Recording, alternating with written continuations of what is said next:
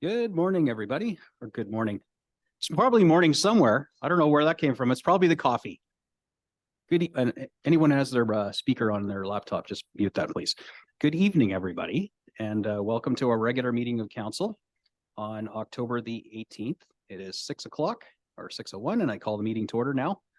I'd like to start with our traditional land acknowledgement that the town of Midland recognizes is located on land, which is the traditional and treaty territory of the Anishinaabe people, now known as the Chippewa Tri-Council, comprised of Beausoleil First Nation, Rama First Nation, and the Georgina Island First Nation. The territory is within the Pre-Confederation Treaty 5 and Treaty 16 and included in the Williams Treaties of 1923. The town of Midland recognizes is located on the land, which is traditional territory of the Huron-Wendat and the historic homelands of the Métis, and that our town is home to a large and diverse community of Indigenous peoples. I'd like to now deliver the following safety message. Should the fire alarm activate, please exit the room in an orderly fashion and proceed to the evacuation assembly area, which is located in the upper parking lot. You may exit through the main entrance, which are those double glass doors, and make an immediate left and proceed out the front doors or through the secondary exit just behind Councillors Main and Bald here, or East, sorry, and Bald. I'm having a time warp moment. And through those doors and up the secondary exit, and up and check the door for heat before opening. And if it's safe, exit onto the second floor, turn right and proceed out the door in front of you. The washrooms are located on the second floor to the left of the seating area, and an elevator is located just outside the main entrance. As Midland has a respectful workplace policy, anyone exhibiting violent or harassing behavior will be asked to leave. And for anyone requiring a hearing assist device, and this is something new, please advise the clerk and she will arrange with our IT staff to provide you with the device. And this is a set of headphones, I believe, and like a little Walkman type device, and you'll be able to hear us even over the incredible HVAC system when it comes on. Recording of the meeting. Council meetings are recorded via Zoom and are posted to the town's YouTube site. The meetings are also broadcast on Rogers TV, Midland Channel 53. And with that, I'd like to call for a moment of silent reflection. There is plenty to silently reflect about right now, unfortunately, and I'll ask council to do so. Thank you.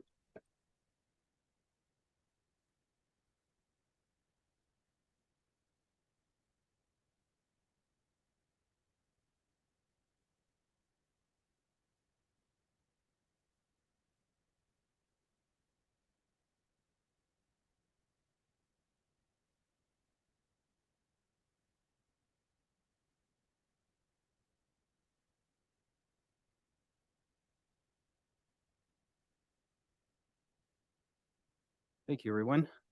Just something new you may have noticed on the way in, our building has a new set of LED lights on the outside. So we can set our building awash with color, which is something we're asked to do quite frequently, recognizing various events or significant reasons or flag raisings, what have you. And I believe they went live for the first time tonight. And I believe they're awash in white and blue. And I'll just be slightly political for a second, which is very unlike a mayor. And for me, the white and blue is representing support for Israel. For people that don't feel that way, it can be for the Maple Leafs. But it is something new, and I invite you to have a look at it and when you're on your way out this evening. So with that, I will call for any declarations of conflict of interest from council. Is there any matters on the agenda this evening that may trigger a conflict of interest? Councillor Downer. Yes, thank you, Your Worship. Good evening. Item 12.2 CSR 69 regarding the parking issues. I am a recipient of a handicapped sticker, so I will be declaring as I did in the last meeting. Thank you.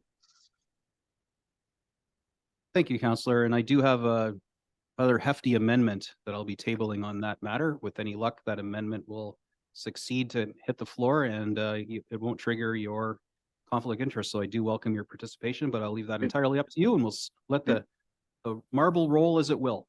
Yep. Any other councillors? Councillor Meredith. So I'll have the same conflict regarding to any conversation that stems with the building owners for the downtown and related to the parking at this time, unless something changes during the meeting. Good to hear. Thank you. And I do hope to change the channel on that, so your participation will be welcomed and encouraged this evening. Councillor Prost. Well, let's hope you can change it. But for now, I'll have to step away from that one as well.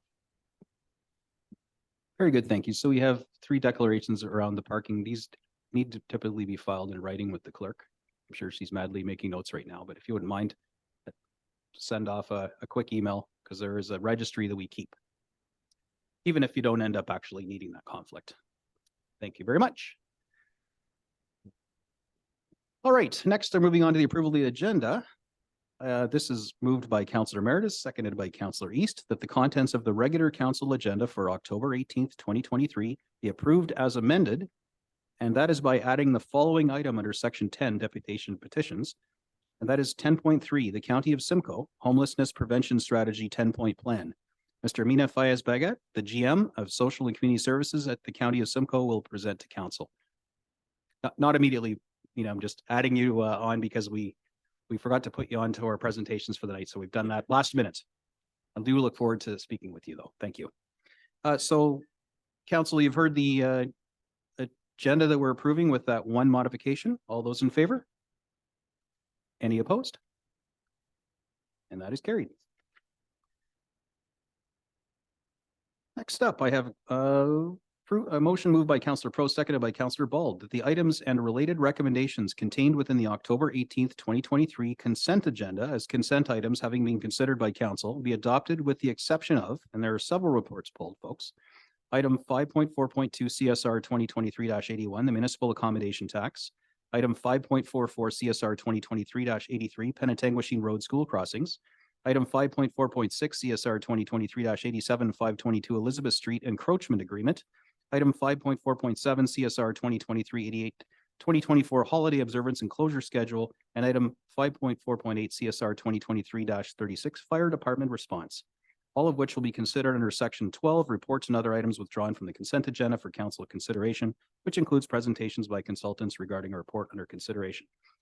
With those reports being pulled out, is there anything council would like to discuss or make comment on that is about to be passed under the consent agenda? Very good. Councillor McDonald.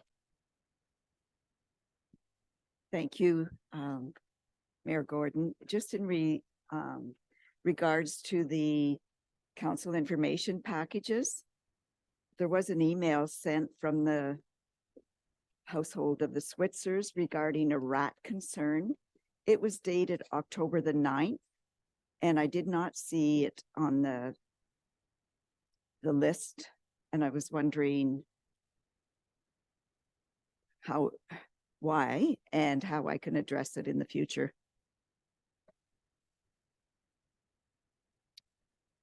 Madam CAO. Sure, through your worship to Councillor McDonald. The letter did not get to the clerk. It wasn't actually addressed or sent to the clerk, and it was sent to all of council. So we can actually put it on the next CIP if that is the wish of council. Okay, for clarification for future references, when people address a letter to council, mayor and council, they should include it to the clerk, or is it up to one of the council members or the mayor to forward it to the clerk? I don't, it's just an additional comment.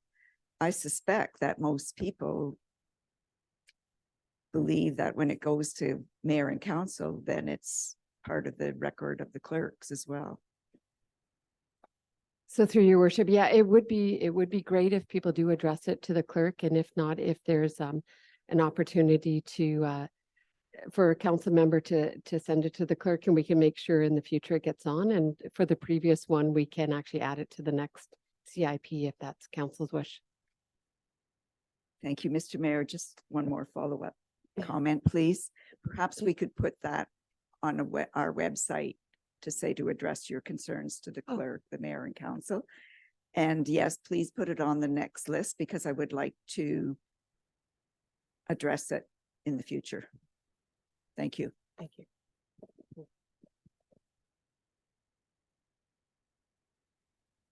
Any other comment from council about anything on the consent agenda that hasn't been pulled? Okay, so looking to pass that consent agenda. All those in favor? Any opposed? And it is carried. Next, moved by Councillor McDonald, seconded by Councillor Ball, the council resolve into the committee of the whole. All those in favor? Opposed? That is carried. I will turn things over to Deputy Mayor. Thank you, worship. Good evening, council staff and guests in the audience. We have a full agenda this evening, so we will begin with the agenda of the committee of the whole. Item number 8 is public meetings and hearings. There is none this evening. Under number 9 for presentations, we have the Blue Sky, Blue Sea presentation. We have Captain Rosemary Deguar, CD and LT Greg Parney to attend tonight's session. So with that, we'd like to begin.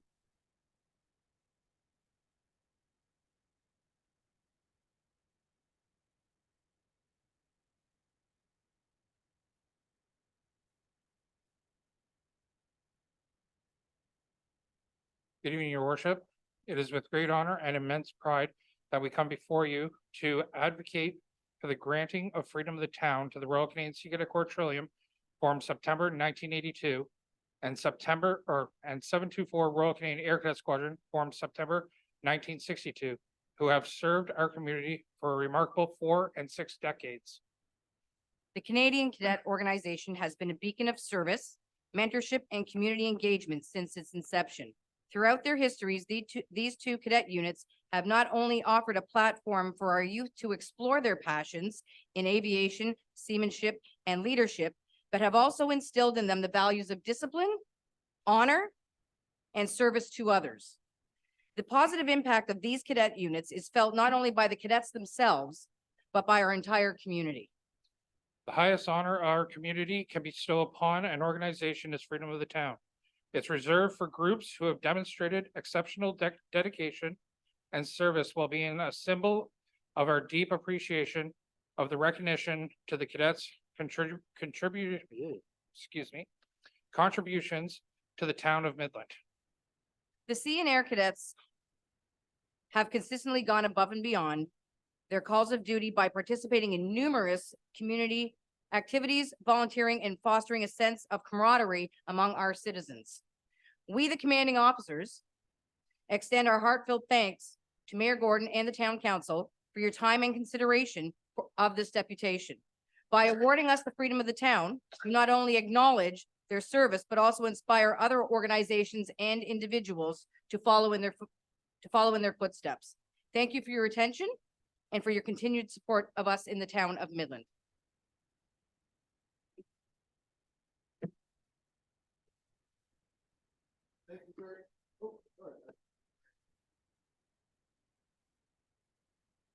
Again, hear me, sorry. I thought I had my button on, it wasn't. So thank you very much for your presentation this evening. Yeah. Is there anything we can do further for you, or?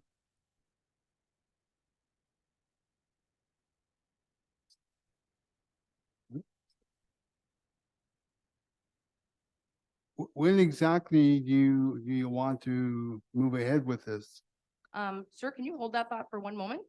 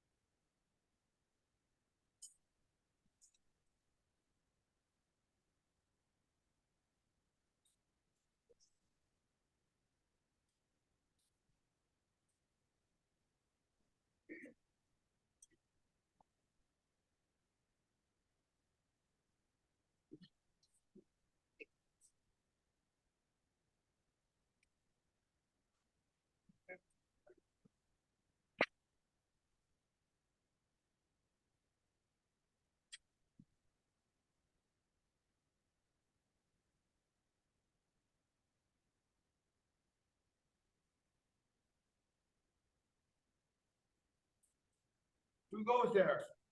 286C. 724 Air. 724 and 286, you're okay to enter. Thank you, sir. Thank you, that's.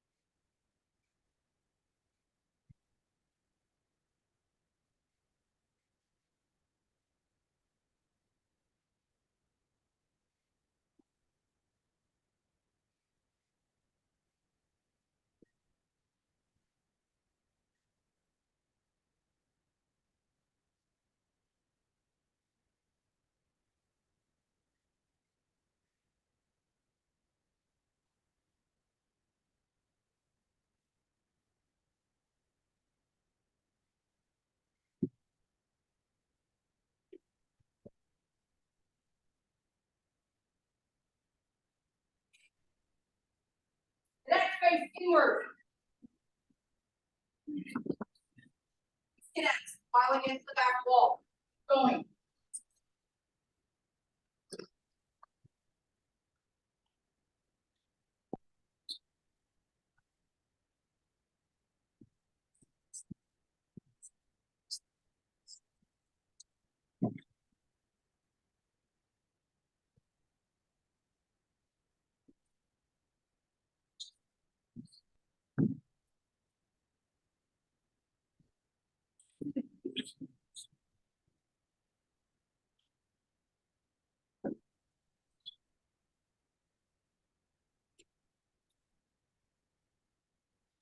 Oh, yay! Oh, yay! Oh, yay!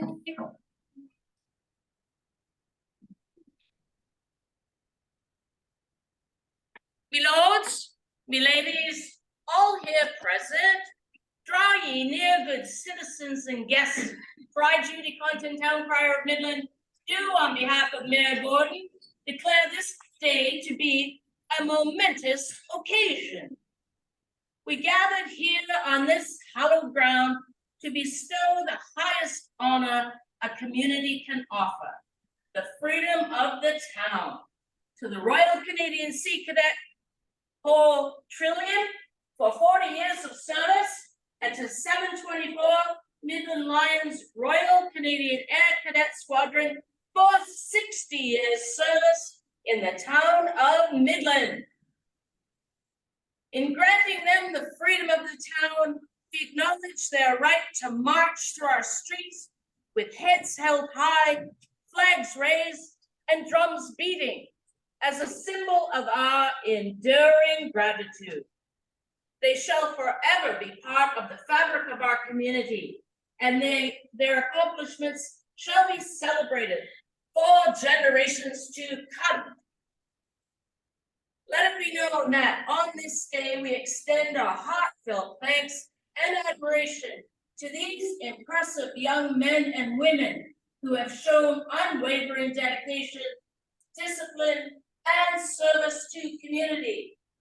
Their commitment to excellence, leadership, and values of responsibility and honor are an inspiration to us all. In this proclamation, I declare that the freedom of the town of Midland, Ontario is hereby conferred upon the Royal Canadian Sea Cadets Trillium and 724 Midland Lions Royal Canadian Air Cadets with all its rights, privileges, and honors appertaining thereto. Huzzah! Thank you.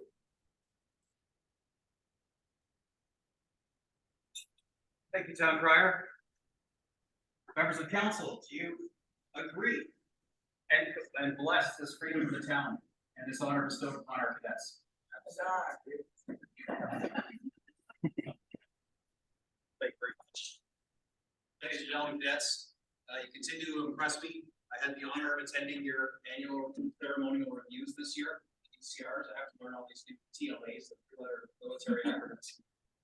And it's just absolutely amazing. I got to speak to brand new cadets and seasoned cadets, watch them get awards, get their ranks. It's just absolutely amazing to see the good work you've done in our community.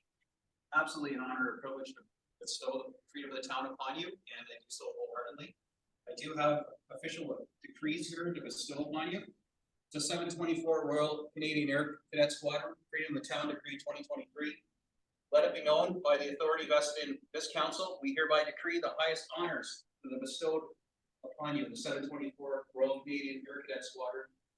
Profound recognition to our youth for the town of Midland, spanning 6 remarkable decades. Further, in granting 724 Midland Lions Royal Canadian Air Cadet Squadron the freedom of the town, we acknowledge your right to march through our streets with your heads held high, flags raised, and drums beating as a symbol of our enduring gratitude. And through this declaration, we celebrate your profound impact on the Canadian Cadet organization and offer our sincerest congratulations on a well-deserved recognition for your dedication and service within the esteemed company, Canadian Armed Forces. Your legacy is interwoven with the values and traditions and mission of our community and is truly appreciated. That's signed by myself on behalf of my council and our clerk, Sherry Baker, dated the 18th day of October 2023. A similar declaration bestowed upon the Royal Canadian Sea Cadet Corps Trillium with the identical wording, and I certainly appreciate the efforts of our blue sky and blue sea. COs, you have a couple words?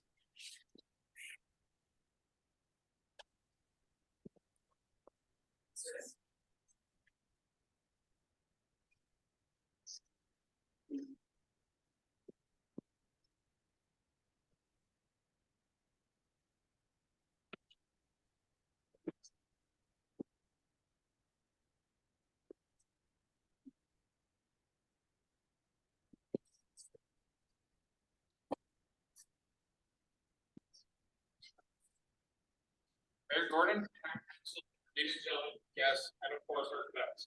On behalf of us both, of both the units, we would like to extend our heartfelt gratitude to Mayor Gordon and the town of Midland for their unwavering support and dedication to our cadet units and the community. Sir, your commitment to our youth and your support to our squadron corps have been instrumental in our growth and success. Your leadership and guidance have not only fostered a sense of community, but also inspired us to aim higher and achieve more. Your presence at our events and your willingness to listen to our aspirations have been a source of motivation for both the staff and cadets. As we receive the freedom of the town, we understand the gravity of this honor and the responsibilities that come with it. It is a privilege we hold dear and will continue to uphold with the utmost respect. Once again, thank you for your continued support, your belief in our mission, and your dedication to the betterment of our community. We look forward to continuing our partnership and making you proud with our endeavors, and for being an outstanding leader and advocate for the youth of our town that we call. Thank you, sir. And town council.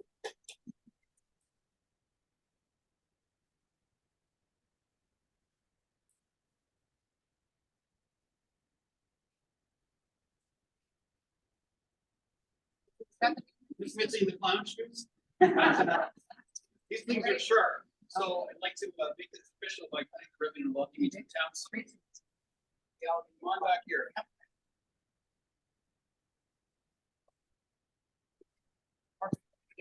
Chief and chief.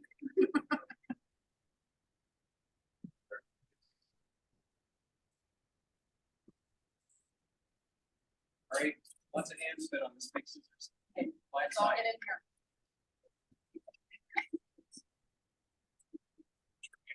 I'm good. You're not gonna chop. Count it down. Let everybody in the audience count it down. 3, 2, 1, okay?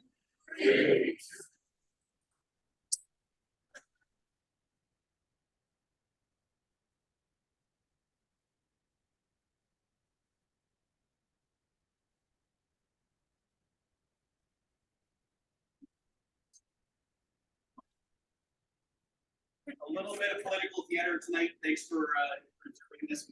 I'm practice this.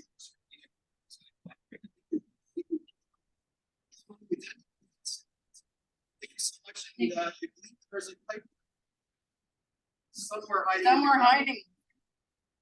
Can't that's actually without a tube. That's probably easiest. Cadets will be heading right back out the same door that we came in.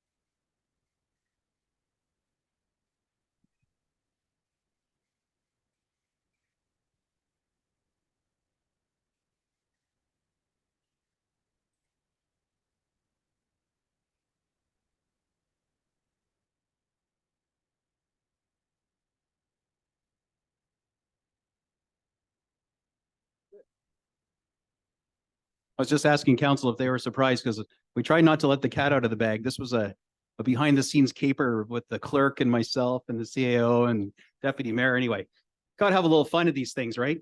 Can't all be all business. Anyway, council, I turn the chair back over to deputy mayor for our second item. Thank you very much, your worship. We're now moving on. I just want to say congratulations to the cadets and the group for getting their freedom for the town. So congratulations to them. We're moving on now to the agenda to number item 10, the Integrity Commissioner Recommendation Report. There is none this evening, so we're going to move on to number 11, which is deputations. We have 3 deputations this evening. We're going to begin with United Way, Simcoe Muskoka. We have Mr. Brian Shelley to present to council. Mr. Shelley, you have 10 minutes and we'll have leave it open for some questions for you if on your presentation. So, and we're just going to receive this as info this evening, council. So thank you very much, Mr. Shelley, you have the floor. Thank you. My apologies for not bringing a pipe band. As the grandson of a past piper, that was quite lovely to see that, and what a wonderful celebration of those young people. Often when I'm doing a deputation to a municipality, I'm asking for something. Today, I'm giving thanks, and that makes it way less stressful for me and hopefully for you as well. So I'm here to give thanks to the town for supporting your United Way of Simcoe Muskoka. If you move to the next slide. So our United Way, or your United Way, we've just launched a new strategic plan over the next 3 years. And so to that end, our goal is to raise more funds, whether that's through donations, through government support, through our own social enterprise, so that we can increase our investment into communities and meet the ever-changing needs of the community. We know to do this, we need to increase awareness. And that's one of the reasons I'm here today, to speak to some of the challenges in the community and how your United Way is addressing it. We want to be very strategic about where we're allocating those funds. And finally, we want to have a voice in advocacy and education to help address some of those challenges facing the community. So if you move to the next slide, you'll hear much more about this, I'm sure, from my friend Mina from the County of Simcoe later this evening. But there are some real challenges facing our community. I didn't wear my glasses, so I have to look at that. So thank you for blowing that up. That's great. We know that for someone to live, to pay for groceries, to pay for rent, put gas in the car, to maintain a vehicle, you need to be making over $20 an hour to live in Midland and the surrounding area. So we know that minimum wage is less than that. So anyone who's making less than that is essentially falling through the cracks. We know that 42% of residents in Midland and the surrounding area are spending more than 30% of their household income on shelter. That is higher than the provincial average. And that means that that's 42% of our residents in this community that are at risk of becoming homeless if something goes sideways very quickly. That's a very, very striking statistic. It's something that we should all be concerned about. We know that food prices have increased dramatically, and that's impacting all of us. I know we all wince at paying for that $7 pound of butter or stick of butter. But again, if you're making less than $20 an hour, that $7 stick of butter is really pushing you towards the brink. And finally, and I think of all the statistics, this is the one that I find the most jarring. Less than 43% of youth across our community have reported to having very good or excellent mental health. And that is scary. And that's something we need to all be concerned about. And so knowing these 4 statistics, what that translates to, if we move to the next slide, is that 13% of residents in Midland are coming from low-income households at this time. And that number is growing with inflation and with some of the challenges coming out of the pandemic. We know that 82 individuals across North Simcoe currently are unhoused. We know that 1 in 6 families are experiencing food insecurity. Often folks don't know what food insecurity means. It means you don't know where your next meal is coming from. And again, this is hard to hear, but 20% of our youth have seriously considered suicide at some point over the past year. So how is your United Way responding to these challenges? If we move to the next slide, we are investing over the next 3 years, $2.1 million into 3-year community collaboratives that will address issues by bringing agencies together to address complex needs and hopefully move the needle on some of these issues. We deliver our Urgent Needs Fund in partnership with 2-in-1. So the Urgent Needs Fund is exactly what it means. It's for someone, when we talk about those 13% of residents in the Midland community who are living in low-income households, when something goes sideways, they can contact 2-in-1 and we will provide them through United Way funding a non-repayable one-time micro grant. The example I like to give is last winter, my furnace went out in the middle of the night. I had 2 sick kids up in bed. And so I had to bite the bullet. I had to call the overnight repairman, and that ended up costing me almost $500 to get the starter replaced on my furnace. And that stung. And the next day, it still stung a bit. 2 weeks later, I'd kind of forgotten about it because I'm privileged enough to have savings. If you are living week to week, paycheck to paycheck, social benefit to social benefit, that surprise $500 bill out of left field makes you start having conversations about what bill are we not going to pay? What meals are we going to skip? And are we that much one step closer as a family to couch surfing and or living in a tent? And so we're proud to be able to administer that Urgent Needs Fund in partnership with 2-in-1, and I'll get to how the town of Midland has supported that in a moment. We also offer the Low Income Energy Assistance Program on behalf of utility companies. We have to start thinking about poverty as being a 3-sided triangle. So you have housing and homelessness, which people understand well, food insecurity, which people understand pretty well, but the third largest expense in a household is energy. And 2 of those points on the triangle can leave you home. You need to pay, or else you can be evicted, right? So if you don't pay your rent, if you don't pay your energy bill, you can be evicted. So what happens is families start thinking about what meals are they skipping, where can they cut out on their grocery bill, and that means we have kids going to school hungry. So that's why your United Way is administering the Low Income Energy Assistance Program, so that those folks in low income households who are in arrears with their utility bills, we can provide a one-time or once a year grant to help them wipe out their arrears and stay ahead of their finances. We've administered the Community Service Recovery Fund on behalf of the federal government. I'm pleased to share that there were 4 projects in Midland that we have funded to the tune of $400,000 to help those charities respond and rebuild from the pandemic. And then last month, for example, we screened a film entitled Birth of a Family, just up the road, which was discussing the long-term impacts of the 60 Scoop as part of our efforts to support truth and reconciliation efforts in our community. Here comes the good part. If we move to the next slide, the reason I'm here today is to thank the town of Midland for your support. Over the last 2 years, the town of Midland has provided our United Way with $15,000 worth in funds to support the Urgent Needs Fund. Those funds stay in the Midland community and go directly to your low-income constituents who are having those one-time financial crises that we can administer and provide the funding to them without a loan as a one-time grant to help them prevent them from entering the spiral of poverty. This kind of support and this kind of leadership from the municipality is something that we're very, very, very appreciative for. And so through your worship, I wish to thank council, staff for your support of this important fund. I'll cede the rest of my time just to help catch up on your agenda, but also to open the floor to any questions that anyone has through your worship. Thank you, Mr. Shelley, for providing that good information about the work that you do. What I heard was there's a need for establishing a quality of life for the community, reaching out to support and meeting the needs of different issues for families and individuals. So thank you very much for that presentation. Thank you. And update, and particularly thank you for thanking the town of Midland. It's a great partnership that's been built over the years. So we'd like to continue with that in the future. So we're going to open this up to any questions by council for your presentations. So I'll ask council, is there anybody from council that would like to say a few words? Yes, your worship. Oh, yeah. Sorry, Council Post. You go ahead.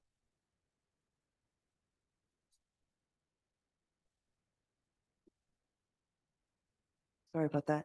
I don't have any questions, but I did want to say thank you very much. And I think this information is valuable.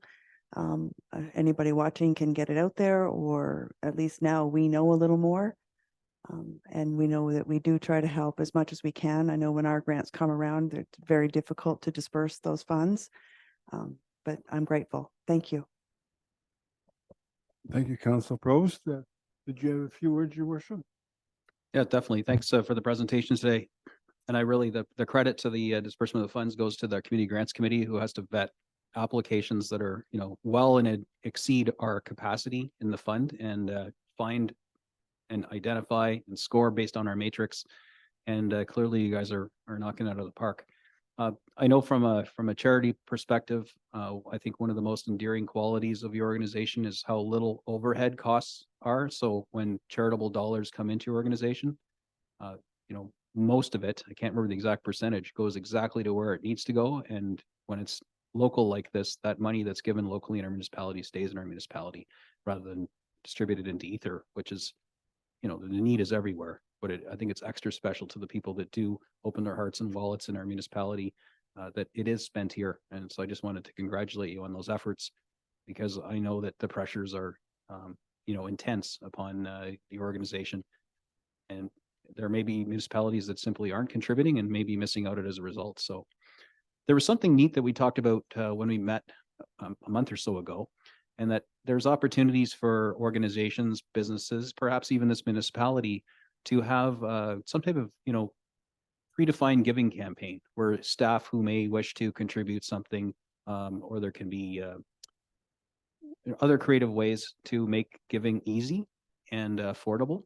I was just wondering, maybe you could talk a little bit about that. I know you're not asking us right now for cash, but it'd be a great time to talk about some of these innovative ways you have to allow people to give to United Way and all the good that you do in our community. Thank you so much, your worship. Yes, for forever and ever, the United Way's fundraising campaigns have been built on workplace campaigns and workplace partnerships. That can look like deductions taken off someone's paycheck, weekly, monthly, one time, or it can be through events, beach volleyball tournaments, barbecues, chili cook-offs. Who doesn't like a chili cook-off? And so to anyone watching at home, certainly if you're interested in doing this, there is obviously a benefit in giving back to your community, but it's also a great way to bring staff teams together. And next month I'll be taking a pie in the face at one of our workplace events. The things that we do for charity, but it is a fun way to bring teams together and as a workplace make a difference in your community. So I would encourage anyone who's interested to reach out to our United Way offices. Thank you. Thank you. Thank you, your worship. Sir, just by way of follow-up, the presentation that we didn't get it in time to get it on the agenda. So people that watch our agendas would like to maybe revisit this PowerPoint. I was just chatting with the clerk briefly, and we'll be able to get that uploaded so people can view this really good presentation and some of those, kind of sobering stats. You'll be able to visit our location online on Civic Web and see that tomorrow, we'll say. And for council, we'll get that PowerPoint distributed to your inboxes, so you'll have it as a reference, because it's very timely as we head into not only the deputation that comes after our groundwater project, but very timely in our community safety symposium joint venture with the county tomorrow. So thanks for being on the podium tonight. You're right on point. I'll yield the floor. Thank you, your worship. I have Councillor Meredith and I have Councillor Ball. So Councillor Meredith. Yes, thank you for the presentation, Mr. Shelley. I'm glad your timing is perfect, because we have there's a group of guys that get together. It's called Guys Who Care. I believe we have a meeting on Monday, the 23rd. I haven't been to one in a while, but I'll be participating in that one, and I will be putting the United Way's name in the hat, and hopefully we get picked out of the hat, and I get to say a little bit of spiel on why I give to the United Way, and hopefully we could put. Usually it's about $15,000 if we could win it. So, but cross our fingers. Hopefully we can support you. Thank you. Through your worship, thank you. Thank you, Councillor. I now have Councillor Ball. Thank you. I just wanted to say thank you, amazing work. And I'm a major fan of collaborative projects, so I love to hear about those. I'm glad that you will be attending tomorrow because I think the statistics that you have listed, a lot of people forget that homelessness just isn't happening when you're already on the streets, that there's a huge risk, which you've shown tonight. So I'm glad that you'll be there, and I'm glad that you can share those thoughts with the rest of the community then. Thank you. I won't be there, but my right hand will be there. I have another commitment that evening, but thank you. Thank you. Thank you. I have Councillor McDonald. Thank you very much. I'm happy to learn more with how we're able to help our those in need in our community. And I actually took a screenshot of one of your presentation folders where it says how you can access assistance for unplanned for expenses, utilities and whatever. Just in my free time, I'm this treasurer for St. Vincent de Paul, and we work very closely with the other agencies in the area, and we often do that as well. So I think you're going to be added to our list for references when we're not able to help. That's what the funds are there for. And that's why we administered also through 211, because often 211 can stack the resources or can find also even a better resource because we have a maximum that we can fund, but 211 has access to all kinds of funds. So it's such an important collaborative and partnership for us. Thank you. Well, thank you. When we're listed on 211 as well, I've learned. But it's very rewarding work, and I appreciate everything that's being done. Excuse me. Thanks. Thank you, Councillor McDonald. I have now Councillor East. Mr. East, Councillor East.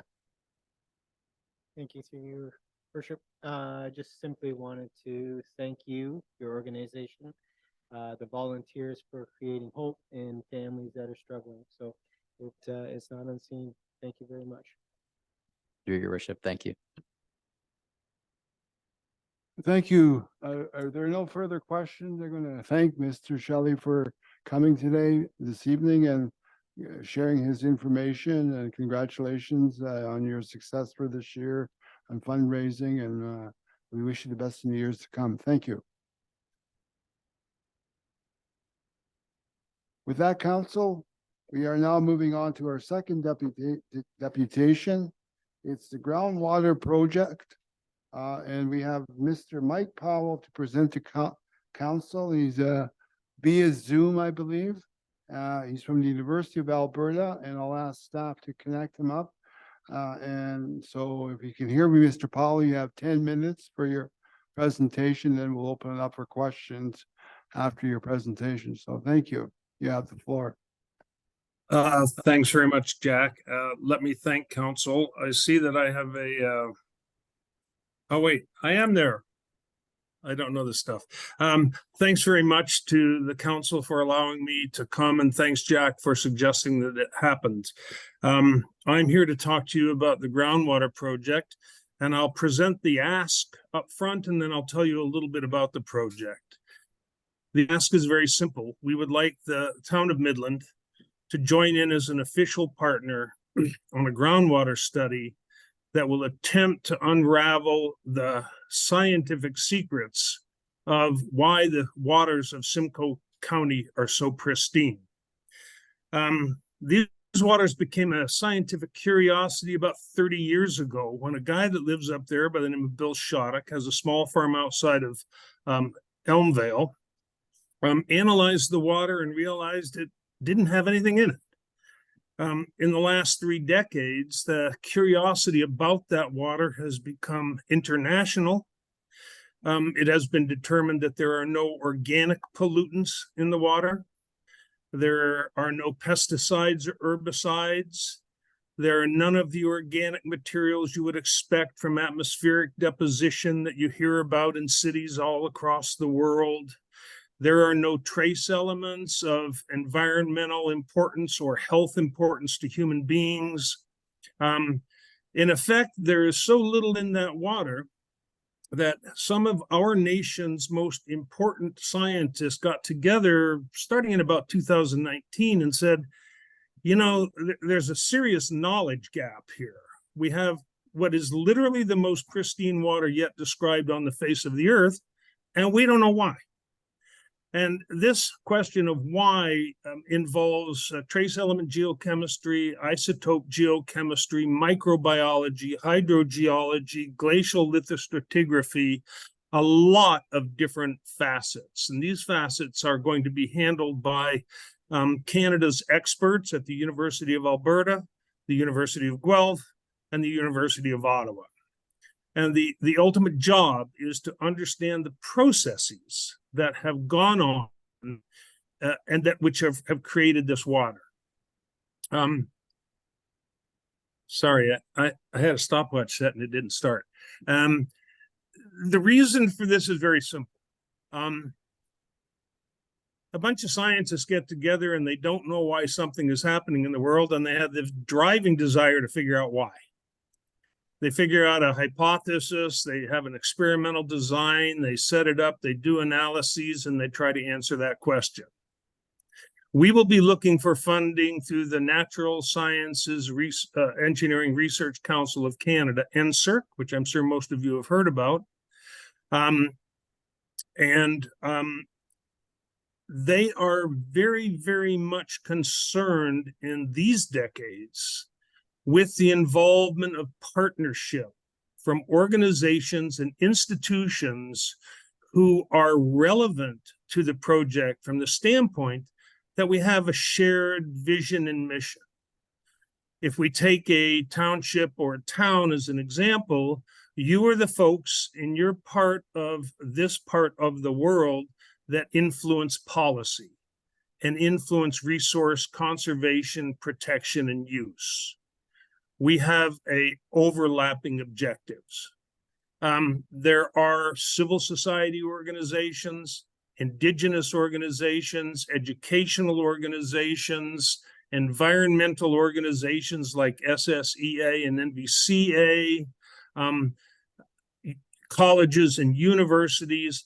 All of these people have overlapping desires to understand why this water has the quality it has, and to be able to impact policy in one way or another, either through education or actual policy inference, to understand this water, not only so that we will be able to fill the scientific gap of what's going on, but also so that we can use this natural analog to look for other water within Canada that might be there based on similar glacial settings and conditions starting 16,000 years ago. Also by industries in looking for natural ways to build filtration systems out of locally available materials that can mimic what's going on in the glacial filled valleys in North Simcoe County. And certainly from an educational standpoint, the ability to train young people starting at grades 1 and 2, going through high school and into university about the importance of policy related to water. And as far as policy goes, right now, if you look at the Ministry of Environment, or if you look at a lot of the townships, you will see that there's a single tiered policy about the evaluation of applications for taking water or land use change. We understand where this comes from. We don't disagree with it, but we think that government should, in fact, have a tiered system of policy in such a way that specific resources are evaluated based on their real scenarios. In other words, all water is not created equal. That's a hard thing to say to people who live in Ontario, and you look all around you and all you see is water everywhere you go. Everybody's got a boat in their front yard or a canoe. Everybody goes to the beach, and we think, well, what's the problem with water? Well, water is not created equal, and the waters of North Simcoe County are the most unique waters yet described on the surface of the earth for those parameters that have been measured and compared to the other waters globally. We need to know why. And that why is not a simple situation. Hydrologists, microbiologists, geochemists, quaternary geologists, all have to come together and add some part of that solution, and then it has to be put into a picture. What we don't want is to do this study and then publish a bunch of fancy papers and stick them in journals in a library and walk away. What we want, and what is now demanded by NSERC, is that we have partners that can use this data, use the results, disseminate it, tell people about it, so that the results don't stop at the end of the project, but continue on. And the partners are not just people that sit around and listen to us spout off every 6 months about what we've done. They are real partners. This means that you, as a partner organization, would tell us about objectives that you have and how our results might impact those objectives. You will help design, and you will help initiate the project. You will be part of it. We will then ask you, what is it about your organization that we can do to increase your capacity to be a better council, to be a better town, to be in Simcoe County or Ontario or Canada? And how do we take all of the partners that will be involved, and there is a lot of them at this point, over 12, and there will be more, and put them all together to form a massive group, all working towards the same goals? And that is resource conservation and protection. It's a good part of history to be involved in. The ask does not include any funding from the town. We ask only for in-kind contributions, which is demanded from NSERC towards direct costs, so that when you come to a meeting or we have a lunch together or whatever, the town would pay for their representative to do that. Release time, travel, office supplies and equipment, that would all be on the town, but it's a relatively small amount. There's no cash coming to us, and we also cannot give any cash to you. That's one of NSERC's mandates for funding these kind of projects. We have done a tremendous amount of work since 2019. We have developed new tools to be used in the field at the University of Alberta, the kind of development that is hard to explain, but total metal-free tools to be used for collecting pore waters from soils at different depths, in order to make sure that the collection and processing of the tools themselves has not created any contamination. Those samples have been analyzed for a number of different parameters. Those analyses have been interpreted, and rationale has been done in order to find out how they can help with the larger groundwater project.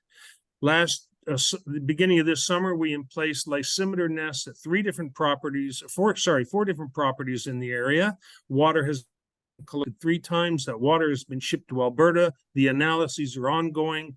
All of this information is going to help design the larger groundwater project. We have done scanning electron am I out of time? Yeah, no, I'll just give you a few more minutes to wrap up with your conclusion, and then we can answer questions. Okay. Thank you. Sorry, Jake, as I said, I started my stopwatch and the darn thing didn't start. I don't know if you're allowed to say damn in a council meeting, but anyway. We're asking for the town of Midland to become a partner in this project, to help us make the project better and to become better itself by the results that we will produce, and to help in the design and implementation, and become part of the large partner organization that we have formed so far. Thank you very much. Thank you, Mr. Paul, for sharing that information about groundwater protection and the future for our aquifer and other sources of water that is beneficial for the community at large. I'm going to open this up now to questions from council to Mr. Paul. So I have Councillor Bald who will have a question. Councillor Bald? It's more of an anecdote. I remember when I was very young in the 60s, we went to the well, and it was really very good water. And you know, a lot of people would line up to fill their cans and whatever with this water. So it's been a long time that this you know, very good water has been pouring out of the area. So thank you very much for your information, and good luck for your information and working with that water. Thank you. Thank you, Counselor. And I'm sure you know this, but that water's still on the side of the road. The Elmville Foundation, started by Bill Shoddock, the scientist 30 years ago that started wondering about this water, makes it possible for everybody who drives by and all the people that come from Toronto to still take that water, take it home. But now we need to know, how old is it? How much of it is there? What about land use might change it? And what the processes are that make it the water that you just take right out of the ground, take home and drink, and is better than any municipal water you can imagine. I'm not sure I should have said that, but it is. Thank you. I now Councillor Prost. Thank you for your presentation. So you don't have a monetary ask, but you would require staff time. On average, what would that look like during the course, like week to week? Like about how many hours is it going to require? I mean, that's a very common question. I sent examples of 3 letters of intent submitted by Tiny Township, Beausoleil First Nations, and Severn Sound Environmental Association to your office. Unfortunately, it was a little late. It was last night. I've also sent documents that outline what the LOI, partnership, and roles is required. If you look at those examples of LOIs, I'm just going to say on average, people are coming in at about $30,000, $35,000, $40,000 over 5 years. We will not require any participation from the standpoint of saying, hey, Councillor Prost, you've got to be in our meeting next Wednesday at 3:30. You will decide what your level of involvement will be. You will decide what the in-kind contribution from that will be. So let's say it's 2 or 1 of you coming to lunch once every 3 months, and you use a town car, or you get somebody to pay for your gas, or you have release time.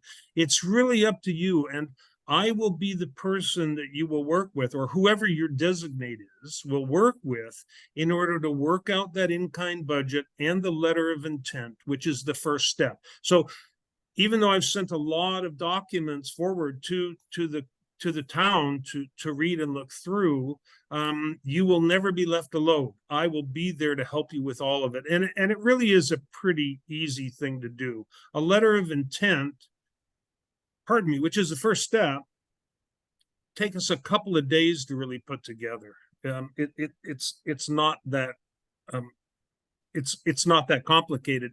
And once we have submitted your name to NSERC, they will then be the people who invite you to join as a partner to the project. So they will send you a great big horrible document that needs to be filled out. But the truth is that your part is only about 1.5 pages. It's very, very simple. And then you become officially listed through NSERC as a formal partner. And as all of you, I'm sure, understand, LOIs or agreements to partner are documents meant to show your intent and support and desire to be part of this project because of what of the capacity that it can possibly help the town build. And for us, how your understanding of what we're doing and your needs as a town council have specific objectives that we should think about, that we won't, because that's not what we do. So this is a very much a two-way street. No, absolutely no demand that has to be met other than what you want to do. Thank you very much. Thank you. Thank you, Counselor. Any other questions from council regarding this item? Yes, your worship. Thanks for your presentation. I think we're all interested in clean drinking water. I certainly know our aquifers are not pristine, but they're certainly in good shape. And even tonight on our consent agenda, our operational plan for the QMS policy around our drinking water in Midland was presented to council, and we consistently score top scores on our ability to deliver clean, safe drinking water. However, I'm very familiar with the aquifer that you're referring to, and I've availed myself of it many times on my way through Elmville, either to a hockey game or something else, and it is absolutely incredible. So, I mean, certainly in the spirit of wanting to support science and to understand what makes it so magical, so that we could recreate that when we need to. I could certainly think of a lot of Indigenous communities that are suffering with no clean drinking water, and if there could be some magic filter we could produce and circulate, that would certainly be helpful. But I just want to, my only concern is that, like, in spirit, I'm fine with, engaging and signing on. I just want to make sure that there's no hidden expectation then from this agency that once we, express our support and symbolic support, which, how could we not, that doesn't somehow bind us in the future to, being some kind of financial benefactor for something that we aren't aware of right now. And my concern is binding future councils or this corporation by signing on to what's ostensibly going to be a 50-page thing, a page and a half of which concerns us. So I guess I hear you saying it's not an ask right now, but clearly if you guys get close to being able to actually unwrap this riddle and figure out what the magic is, I would assume, at least from the government's perspective, there'd be some innate responsibility for the people who signed on early on to then provide some kind of support, and not just in kind and paying for my my beer and my bun when we get together. So I'm just wondering, I just need some assurances, I suppose.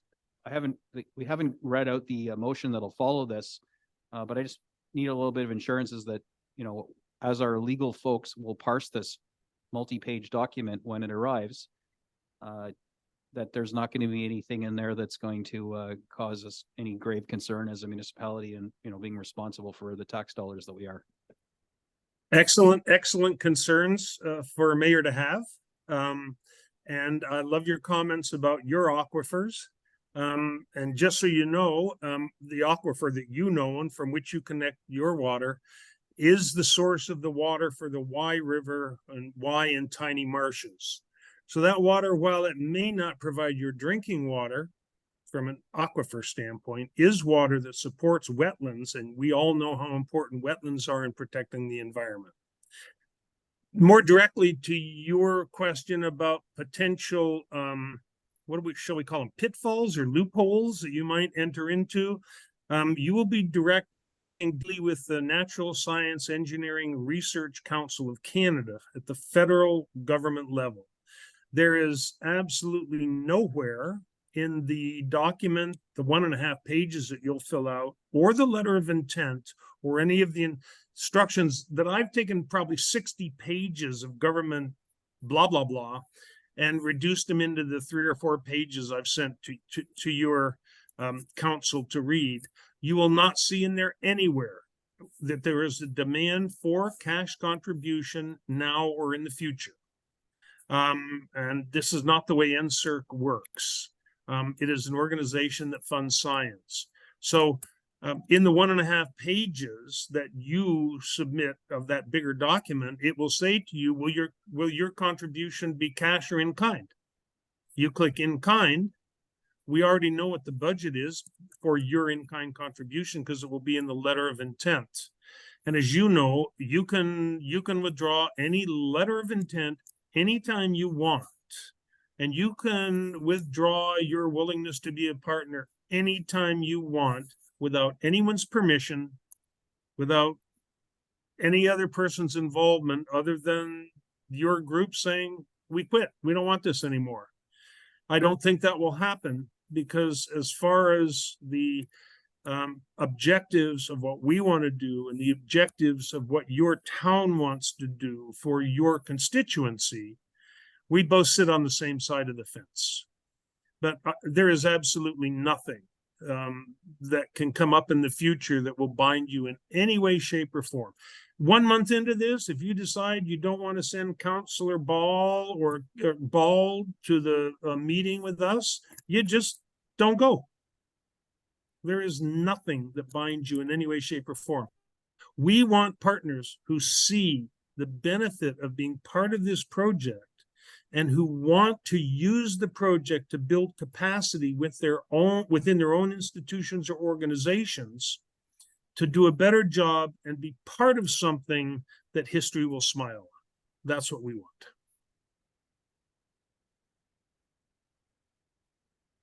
Any other further questions from council? Mr. Powell, I do have a motion here I'll read. And I need the mover and the seconder for moved by Mayor Gordon. Second by Councillor East.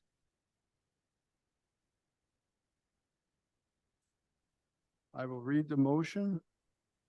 That the town of Midland provided a letter of support to Michael Powell, PhD Project Director of the Ellenvale Groundwater Project, with respect to the ongoing groundwater project to be conducted through the University of Alberta, funded by the NSERC Alliance Grant platform that will take place in the north part of the Simcoe County.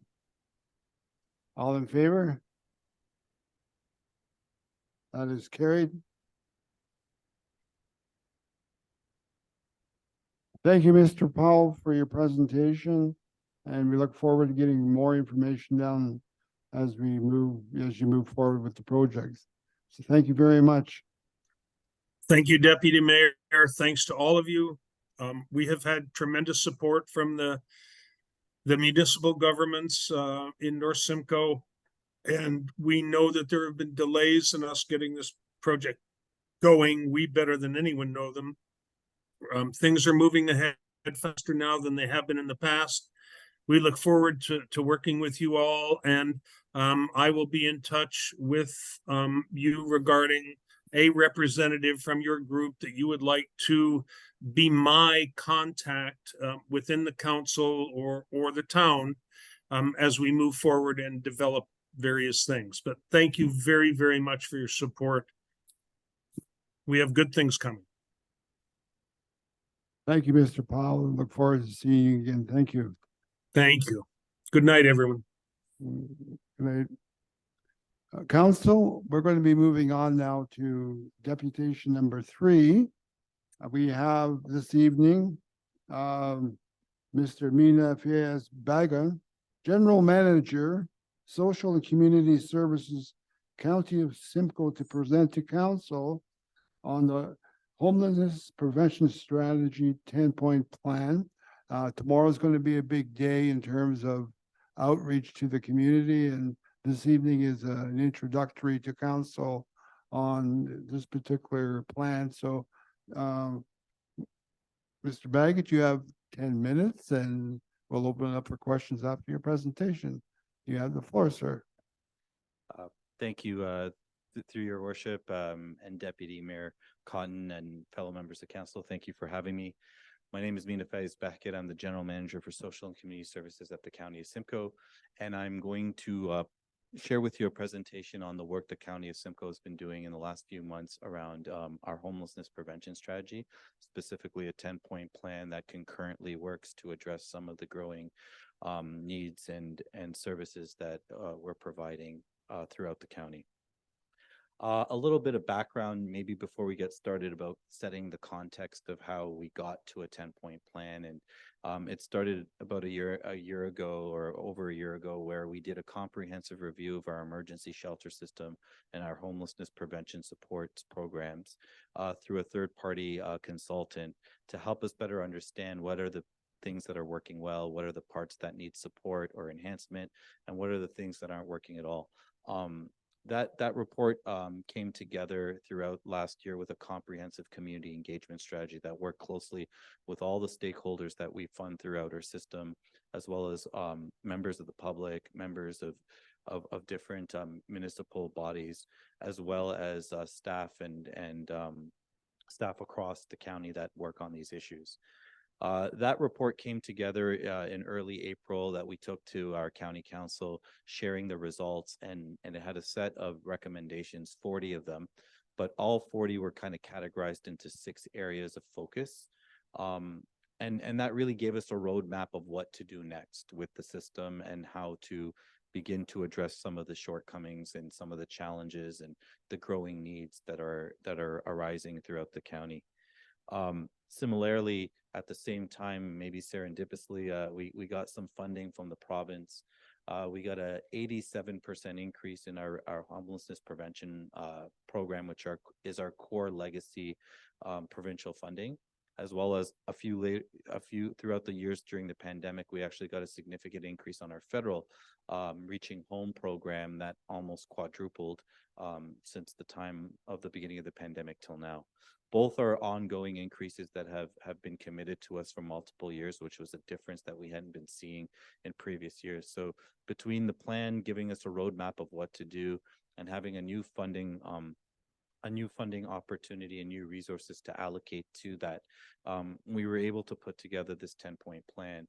And I'll explain a little bit of how we're focusing on increasing supportive housing, standing up and stabilizing the current programs in place, and creating more affordability all at the same time to help address the growing kind of needs in our community when it comes to homelessness.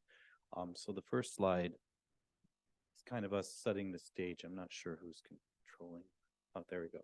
So this is the 10 points, and we'll just jump to the first point on the first slide. Make affordable housing more attainable to end homelessness. So on this slide, maybe the next slide there. Here we're focused on deep rent subsidies. So something that the county hasn't done before is start to increase the level of subsidies to lower the amount of rent that would cost someone who is experiencing homelessness. So right now, if someone's on Ontario Works or ODSP and experiencing homelessness, they get between $300 to $600 towards rent. And obviously with today's rents, that's not going to find them much out there, if anything. So what we decided to do is to introduce a very deep subsidy that could go from $600 to $1,000. And this subsidy would be on top of what you're receiving from your income support contribution, which is Ontario Works or ODSP. So this could be between $1,300 to $1,600 that you could put towards rent in order to make it affordable or draw it down to make it affordable. These are portable subsidies that aren't attached to community or location or geography or even within the boundaries of the county. We're mimicking the Canadian Ontario housing benefit that was also a portable subsidy that you can move around Ontario that is attached to the person and not to the place. So this was one way we heard clearly that affordability in the consultants report from all of our providers. The reason why more and more people are staying longer in shelters is there's no affordability out there. This is an attempt to try to draw down some of that affordability. The next point is creating new supportive housing programs. So this is a picture of our Rose Street modular facility that we purchased in late 2022, and we operated as an overflow shelter for 50 individuals during the winter and in early 23. And then in the summer, we actually used it as a rapid rehousing program that took 20 people out of the shelter systems across the county, not just in Barrie, and focused on a 4-month intensive supportive housing program to get them housed. To date, 16 out of the 20 were housed successfully permanently, with another 3 very close to finding housing, and only 1, I believe, dropped out of the program. So if you look at this approach of creating on-site supportive services to those who are in shelter, who are ready to be housed, but just need really focused casework and support to get there. These programs gave us some flexibility. So something you use as an overflow shelter in the winter can be used as a housing program in the warmer months and then converted back, which part of our winter strategy this year, it'll go back, and starting in November, it'll be turned back into an overflow shelter again. These are mobile. You can place them and move them around to where the need is.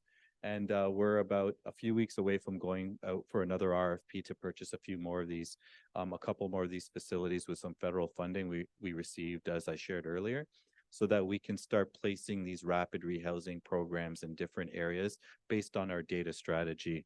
And that's something we launched just last week, open.simco.ca.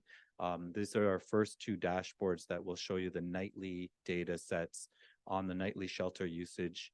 And then the second dashboard shows you a 3-month trend analysis by prioritized populations to show you how we're doing and what the trend is when it comes to chronic homelessness, housing outcomes, the face of the clients and the demographic of the clients we serve, and how those are changing over time, and who we should be focusing on first, second, and third based on that analysis. So if you couple that data with these mobilized kind of flexible models of housing and shelter programs, you can start to narrowly tailor your response to the need in a much better and more focused or strategic way. The third approach is creating a peace of mind for those who are using our services. Another thing we heard is a lot of people don't want to come inside because they are tied to their belongings. Some of them, this is all that they have left from a past life, and can't let go of those belongings. Our shelter systems have very little space to allow for people to come inside with all their belongings. So we created a programmed pilot at Rose Street this summer, where we did storage solutions on site that gave them full storage facilities and a staffed model, so that they could store their items, hang on to the things that are more near and dear to them that they can come into the shelter or into a program with, and focus on their needs and their services and their casework to get housed. So this is, again, reducing the barriers that may already be existing that don't allow people to fully access the services and remain outside. And this was a safe and secure way for people to start to then focus on their needs and rather their fears of what they could lose. Often these things get thrown away when they abandon them to come inside, or they get stolen, or they just have to leave them where they're at. So this was another approach that we did, and we found some success in it as more and more people are doing it.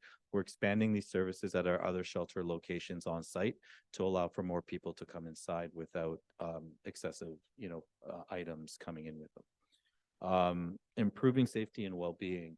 So this was one where we engaged in what we call a mobilized outreach program. And it's not outreach in the traditional sense of engaging people on their homelessness and housing outcomes and their needs. It was more engaging on a community safety response as well. So we did enhance our outreach programs across the county, even including in Midland, and as well. So we're mobilizing more services to get to those who are in camp, to get those who are not able to come inside or unwilling to come inside. And we're actually putting those mobile rent subsidies that I was discussing earlier in the hands of the outreach workers, which is a first here, so that they can discuss housing with those who can't come inside to discuss it, so they can get on housing plans as well while they're outside, or at least be willing to come inside to have further conversations.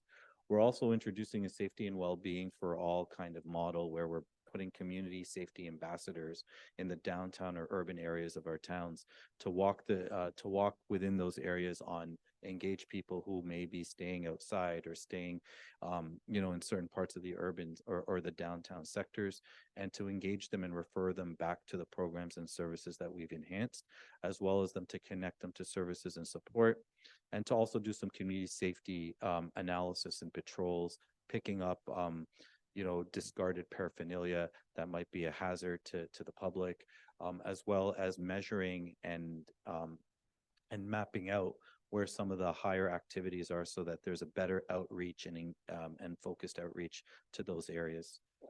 So we piloted this in Barrie over the summer with really good results. the community safety and well-being ambassadors, I believe intervened on multiple overdoses, and I think saved 6 lives in a few different events that the BIAs were putting on throughout the summer. They've been a welcomed sense of a lowered sense of anxiety and trepidation when you're getting more information on what to do. And they're actually here today outside, and I didn't plan that on purpose. I promise you, I ran into them while I was parking. I was like, okay, good, you're here. So they're doing their walk arounds in the last few days. So you'll probably see some individuals walking around and kind of mapping out what they're seeing. That will result in a community assessment plan for this community, and then that will inform how we stand up those services. There'll be an RFP going out since the pilot ended in the late summer, and that RFP is going to come out at the end of this month. So hopefully we can stand up and enhance those services, increase them across a few towns where we're seeing by data that there is a need for this presence and these enhanced supports.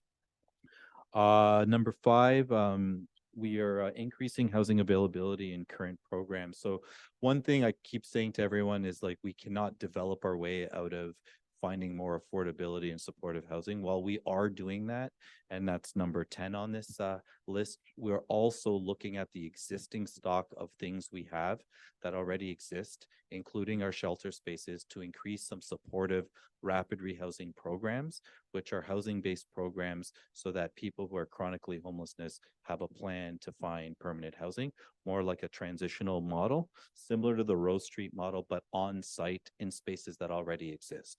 So we're not buying here or developing, we're enhancing what we have. This includes our long-standing domiciliary care program. In our previous iteration of the provincial funding, it restricted us from increasing funds to these programs or standing up more beds.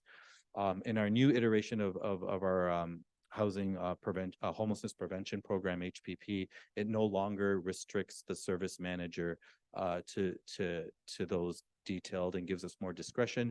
So we've decided to release the freeze on funding, fund them a little bit better, and try to pick up some more beds in these existing programs that are county-wide, which again holistically will serve and give access to more people being discharged at a shelter into light supportive housing, and in order to then again open up more space to bring more people inside and get emergency shelter services.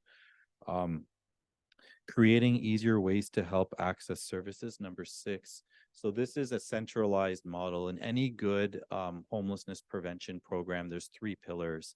There's your emergency shelter system that relies on a coordinated access to housing, where they're placing people into housing. It relies on a by name list that prioritizes people experiencing homeless by name and level of need. So we have those 2 pillars, and we were the first to have what they call a certified by name list that was certified by the federal government in our Built for Zero campaign. We have and that data piece that we're sharing shows you those numbers on the by name list openly now. The second pillar on the coordinated access system we stood up in April, and this is a way to organize people by priority to access the housing that's available.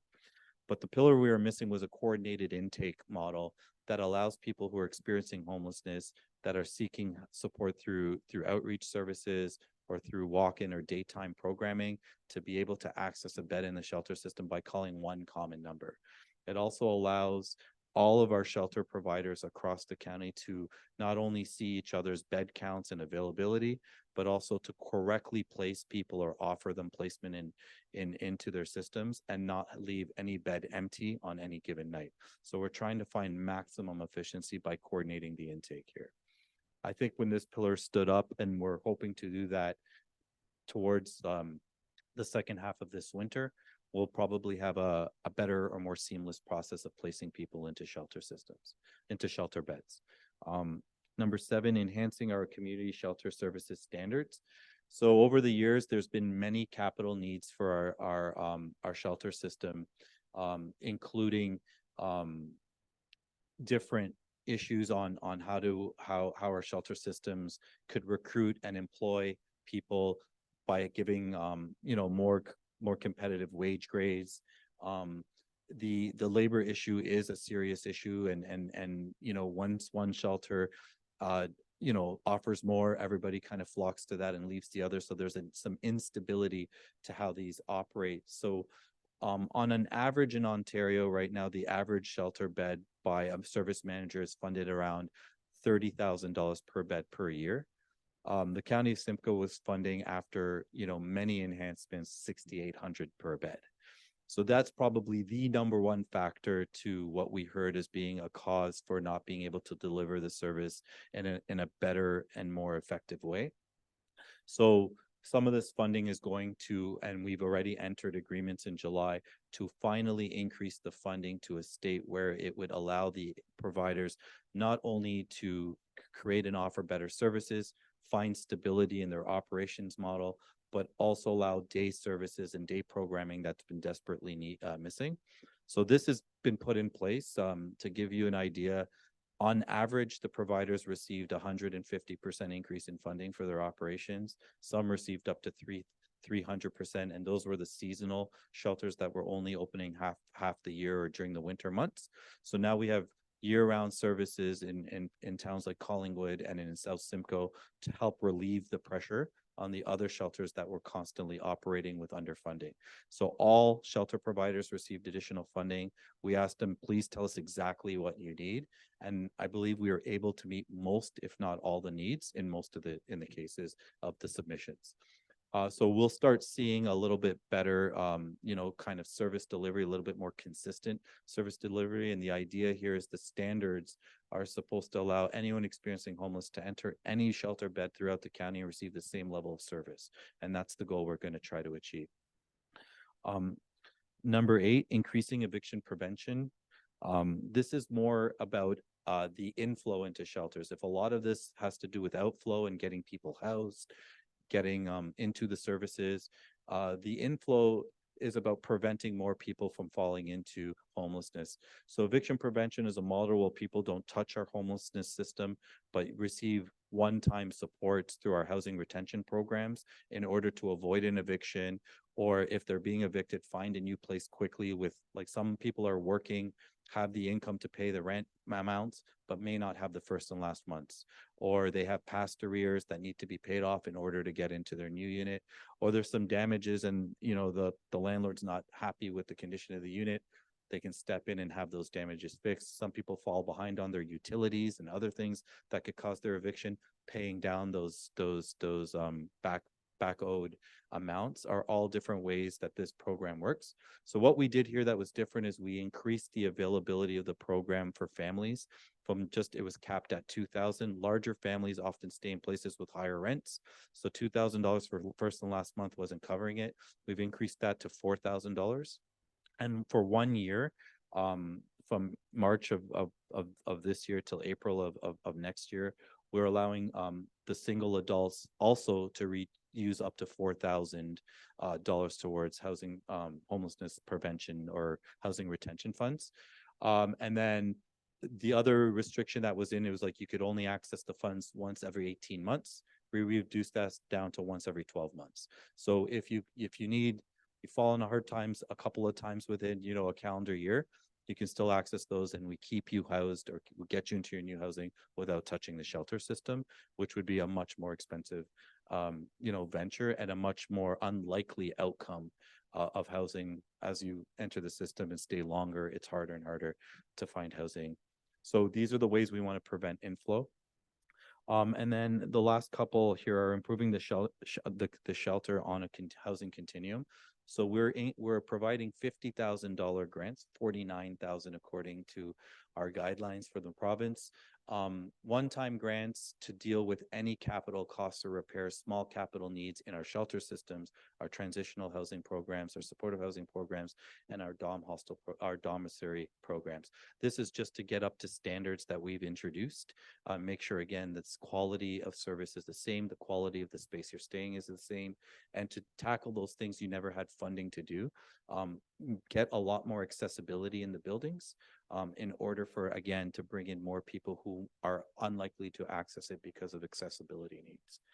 And then finally, finding new opportunities, and this is what I alluded to, while we're doing these 9 things, we're still looking for housing opportunities, development opportunities. We're in the process of completing our next 10-year affordable housing and homelessness strategy, which will set a goal of how much more affordable housing we as a county are going to try to create together. Through the creating an increase of new units and new affordable housing programs. But it's also, we're going to also introduce our Simcoe County Housing Corporation's master plan. These are assets and lands we already own, so there's no land acquisition here. It's intensifying on those lands to create more affordability and more units to be able to house more people who are in need of affordable housing. And then finally, of course, looking for new opportunities. So we had 2 calls. One of them's closed, and this was a call for proposals or expression of interest, to be accurate, with the developers and the nonprofit communities to throw their hat in the ring to see what could they contribute to creating more affordability here. So we're analyzing that response, and we had a really good uptake on responses. So we're excited to see what that maps out to and how many possible or likely units are in the pipeline for the next 10 years. And we will do later in the next few weeks, I believe, a call for all municipalities, similar like to the one we've done in the past. We've shared that with all the CAOs and administrative bodies. That's going to come out formally. And this is a public call for proposals for how each town or municipality can contribute to creating more affordable housing, similar to what we did for the last 10 years. That's the 10-year plan. Sorry it took so long, but it's just to walk you through what we're doing. And then events like tomorrow are a different way we're offering support, more of helping coordinate and bringing together stakeholders, experts, and best practices on how to address community safety, how to address issues of homelessness, and participating in panels and town halls at night for the public at large to discuss the issues and try to explain a lot of the work that we've been planning and doing in the last few months. Well, thank you very much for your presentation. A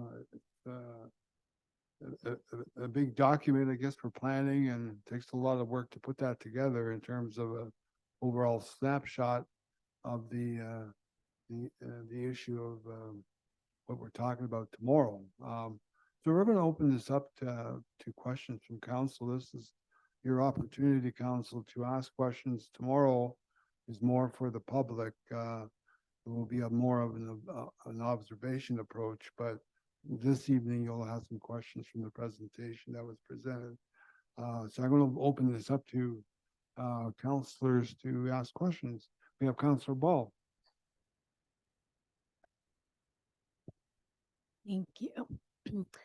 I commend the work that you're doing. I think that finally there's some out of the box thinking that has a real chance at being able to solve some of the problems that we're seeing. So first of all, that's amazing. And now I guess you're going to hear me say, how do we get some of it? So you spoke of uniform service delivery throughout shelters. I think that's great. I also loved the Rose Street Supportive Housing Program, and I'm wondering, how does the Simcoe, County of Simcoe, plan to fund these initiatives across all municipalities within Simcoe County, so that is also uniform service delivery?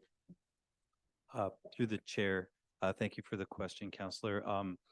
I would say a couple things. Our strategy is going to be comprehensively data informed, and I think last Tuesday at County Council, we presented our data strategy, and I think that's online, so you can kind of see how the tool works. But what it does is it allows us to track the trends of where homelessness is. And to answer your question, Midland is one of the top 3 statistically in needs of focus and services.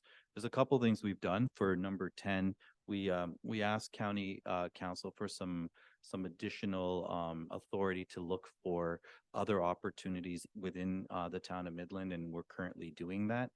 That's just more on the development and possible opportunities to collaborate or partner on some supportive housing and other programs. Comprehensively, we're looking at community safety engagement. That's coming, as I said. So one of those on the list is something that's happening as we speak. Hopefully after the outcome of the RFP and we've contracted some agencies to do this work, that's when you'll actually see boots on the ground, but we'll have the assessment as a roadmap for what to do and what's unique to the town of Midland, and how do we deal with that in a narrowly tailored way. In terms of subsidies apply to everybody. So, you know, people experiencing homelessness in Midland, if they're on the by name list, by priority of where they are on that list, they would be helped and supported and offered. Those that were encamped or living outside or staying outside, the outreach teams have been enhanced in Midland.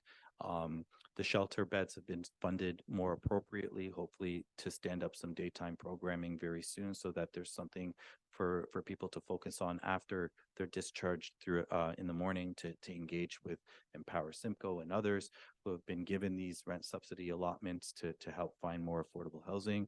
We're also doing post-housing support and services. I failed to mention that part of the Rose Street rapid rehousing model is not that you hand the person the keys and say, see you later. They're working, the same group that was working on them to find housing is also supporting them for 90 days after to make sure the housing takes hold. So these are all things that apply to the town of Simcoe across the town. Obviously, central intake and all those are centralized models that will serve the system and the providers here. And then, you know, again, like the events like tomorrow are where we invited subject matter experts from other areas that are doing unique things to share their best practices with our providers and our stakeholders, to open up conversations and start strategically planning what's best here for this community. And we're hoping what comes out of tomorrow will be kind of a plug and play model that other towns take on as well. So I think there's a series of different things that this town is getting, and it's coming in different variations at different times. Thank you, Councillor Ball. You have a follow-up question? Thank you. I just had a quick question about the safety and well-being staff in Barrie. I was wondering what type of training they have, and if that is funded by Barrie or by the County of Simcoe. Through the chair, the community safety ambassadors that we used are an organization that serves usually and supports a safety and well-being lens to those experiencing homelessness in and around shelters and in other public areas, primarily working in Toronto in like TTC stations and around shelters and around libraries and other areas where there might be a higher level of activity or engagement opportunities with people experiencing homelessness. They got formal background training in security services and use de-escalation and kind of harm reduction approaches to working with people to build relationships with them in order to be able to refer them to services and have them kind of trust the referral process. They were funded by the County of Simcoe as a pilot in Barrie, and now we're doing a larger call out to see if there's other agencies, because we do recognize to stand this up in different areas throughout the county, we don't want to rely on a one organization model. I don't think that's going to be sustainable just from logistics and staffing, and the county is a very big geographic area to cover. But yeah, I think like there's a lot of proof in the concept.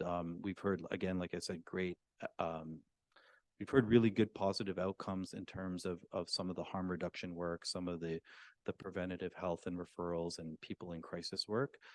But it's just one thing. Like I think it is more about bridging the connectivity between the public at large, members of like the business communities that are impacted by some of the homelessness issues that are happening across the county, as well as bridging the divide with the person who's seeking help and support and maybe is engaging those members of the public or those members in the business community, and they're not aware of how to assist. So the idea is to give more information of how to intervene and support someone, call a number, you know, get outreach out there, you know, things that you can do to help someone that might be in crisis. I just have a follow-up to that, sorry. You said securities background. I want to know if there's any mental health training that any of the security have received as well. You didn't touch on that, so I just want to clarify. Through the chair, So I think there's a slew of different training that they do, including in most, like security-based programs now, like mental health is, and de-escalation and how to do that with like a harm reduction lens is often offered. Based on who they recruit, I can't speak to the operations of who they've been hiring. I know that that industry in general, like post-pandemic, has been hard to find and to train people up and keep them. So I think that's one of the challenges we've heard, and they are trying to hire locally, which is a different approach, and they're making, they're trying to lay ground roots in the communities that they're working, because they want to build the trust. So they want familiar faces working and engaging those experiencing homelessness. So it is not a big population of people you can draw on for this type of work, but I think continuous training is something we strive for and we ask for, and we have some future plans, generally speaking, through our sector to try to get some consistent training standards across all those who work in our shelter systems, in our outreach programs, our supportive housing, and our community safety. So we're trying to make sure everyone's got all the tools in their toolbox to work with like a much more complex, group of clientele that could arise in their day-to-day work. Thank you. I have Mayor Gordon next. Thank you very much. Really appreciate being able to be here tonight, Mina, and this is kind of a big reveal for council. This has been simmering for months now, and I've been just giddy wanting to talk about it more, but I mean, it's not my program to talk about. Since having the honor of being elected mayor, and then by virtue of that, sitting at the county council for the past, 11 months now, and also being appointed to the Affordable Housing Committee, which our deputy mayor has just been appointed to as our Indigenous rep. Midland has had a seat at the table, and Mina and his team, their ears have been wide open to us. I'm sure they are to everybody, but I feel extra loved because, early on, I brought the concerns of our constituents and our downtown businesses and from this council to the county and said, we need some help. Like there are funding deficits and service delivery deficits and perception issues and reality issues that we're suffering with in Midland. Considering the need is so great, please help, right? And so not only did they answer with, yes, we'll help you, but here, have a seat at the table on our Affordable Housing Committee and let's work on this together. And they've been unrolling this 10-point plan and how the supports are going to trickle into all of Simcoe County. But I can tell you, North Simcoe is getting love. And when I say North Simcoe, I really mean Midland, because we are the epicenter for the service delivery, the shelter, most of the supportive housing, and all of the amazing service providers that those that attend the symposium tomorrow are going to get to meet for maybe perhaps the first time. So I can't say enough how much I appreciate the allyship and the partnership in our upper tier at the county, and especially Mina and your team. The outreach that's coming to town is something that there's been a void in since we lost our unicorn. Denis was like an absolute unicorn, and his absence is being felt. So having street outreach, and we're not talking about security guards with bulletproof vests and batons and, beater sticks. These are folks that have that security training so they can be safe and keep people safe, but they are going to build those relationships, and they'll be boots on the ground in our community. And so that's a deficit. We haven't had that, and that's coming, and it's funded by the county, primarily due to the lobbying efforts, quite frankly. From hearing your issues at council, from the community talking to all of the politicians and having that channeled through Deputy Mayor and I to county, and super receptive ears. A couple of things, I think I've let you guys in on privately that are on the go. You kind of heard alluded to tonight. Clearly the county can't talk about some of these things publicly, but there's a lot of background work going on that is going to be super, super amazing for North Simcoe if things coalesce. We don't have control over this, but we trust it's in the good hands of the team at the county to look out for the best interest of tax dollars and whether the juice is worth the squeeze in our town. But all of these things coming together, their willingness to partner on the symposium, we started talking about that months ago. And then, of course, I couldn't really talk about it yet because it was still, hadn't even taken its legs. And council here you guys picked up on it. Your spider senses nailed it. Councillor McDonald puts the motion on the floor. We run with it. And, within a matter of weeks, the team is liaising and planning this really amazing event that we've got planned for tomorrow. So I do encourage members of the public watching this, come out to the event at 6 o'clock tomorrow, come at 5:30 and you get to go walk around and meet the service providers. And then this open panel Q&A and learn more and ask your questions about how deep the support is from the county and our community in funding the shelter, giving them more money to stay open during the day, all the things that were causing us grief and angst, and them, not just us, but it was causing them these problems too, are going to be largely solved through, bags of money, basically, that they were lacking, and the county, through the province, God love them, have bestowed upon the county, and the county is divvying out. And North Simcoe has been identified as high needs, and the county's listening and responding, and I can't thank you guys enough. I'm so glad that we're talking about it now, because dying to talk about the things that are coming to town, and I have a lot of high hopes. Just a quick one, though. I'm supposed to be asking you questions, not monologuing. There's a deep concern in our community about increasing capacity at the shelter. And one of the things that's going to need before that can happen is a rearrangement, reversal, some kind of change with the OLT appeal that we settled back in 2014 that currently prohibits the expansion of the shelter so that people can't sleep on any floor other than the top floor. The biggest concern I've heard from our BIA is, man, we can't even handle what we have now. Can you just imagine another 18 people? And when I explained to the BIA and anyone that asked me about this, which is a lot, that this isn't about adding more shelter beds. It's about a different kind of service in that lower level. And I'd like you to speak to it rather than me. And also the assurances that all these other support services that you're announcing and speaking to tonight are there to mitigate the concerns about bringing more people to our community, or more properly phrased, housing more people that are already in our community and getting them out of the rough or off couches, or those people who are going to fall into homelessness over the next couple months. If you can just offer some assurances to the business community downtown that primarily feels the brunt of this, about what the expansion efforts are all about and why you need their support. Because it's critical to me to do this with them and not to them. And I'm the mayor blabbing on about this stuff. I really would like you to share with the people watching what the plan is for expansion, when we can get around to reversing that appeal. Thank you, Your Worship. And I'm going to go through a couple of clarifications on your comments and then answer your question.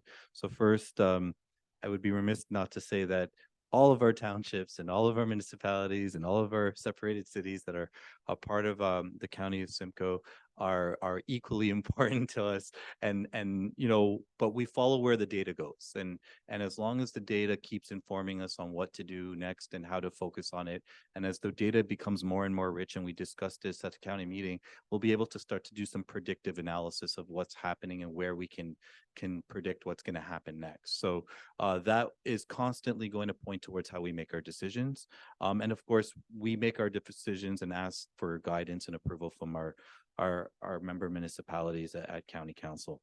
Number two, while the money was very well received and of course we're grateful for it, I do want to manage the expectations. It won't solve all the problems. That's why we took a 10-point approach. So we're concurrently trying different things at the same time so we can measure what's working and what's not, to adjust our approach and not be stuck to one approach. So while I'm confident we will move the needle, I'm confident that things will improve, I can't promise that it's going to solve every problem, because that's not how homelessness works. But I'm very optimistic, and we should all be. The third point to your question around enhanced or increased programming specific to Midland, I want to be very clear. All the funding that we gave did not increase one extra shelter bed in the system. We're not looking to enhance and increase the shelter beds. We're looking to improve the level of service so that the shelter beds are more efficiently used.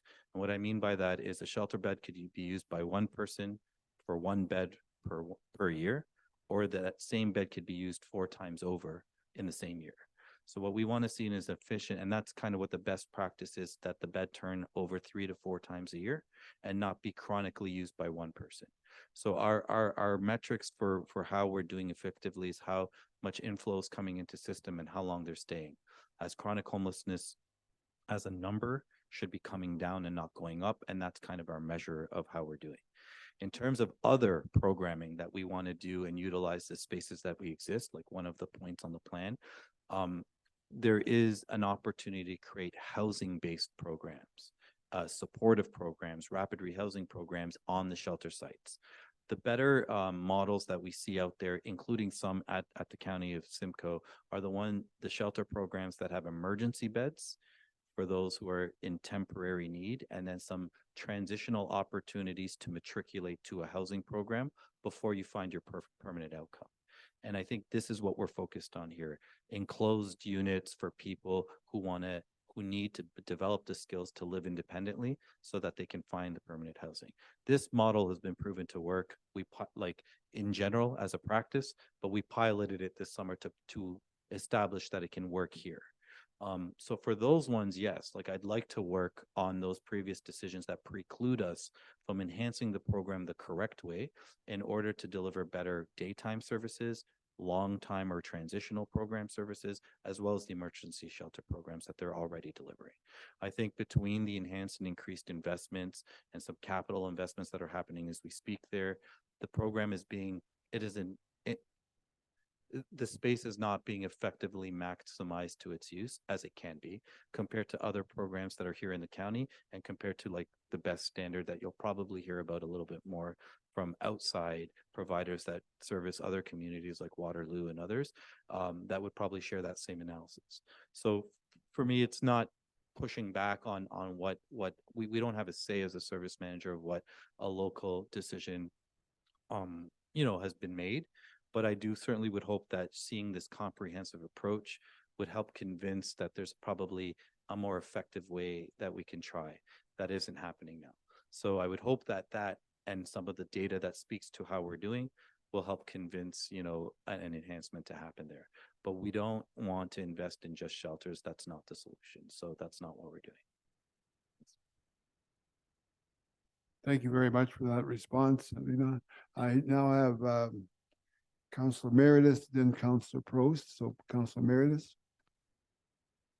Thank you, and thank you for your presentation. I do have some questions here, but just on your last comment and Mayor Gordon's comment, just to get a clearer picture here. So we're not increasing the bed space, but we're utilizing the building more effectively. So initially, ground floor space would become into some type of enclosed apartment kind of living. Is that what we're talking?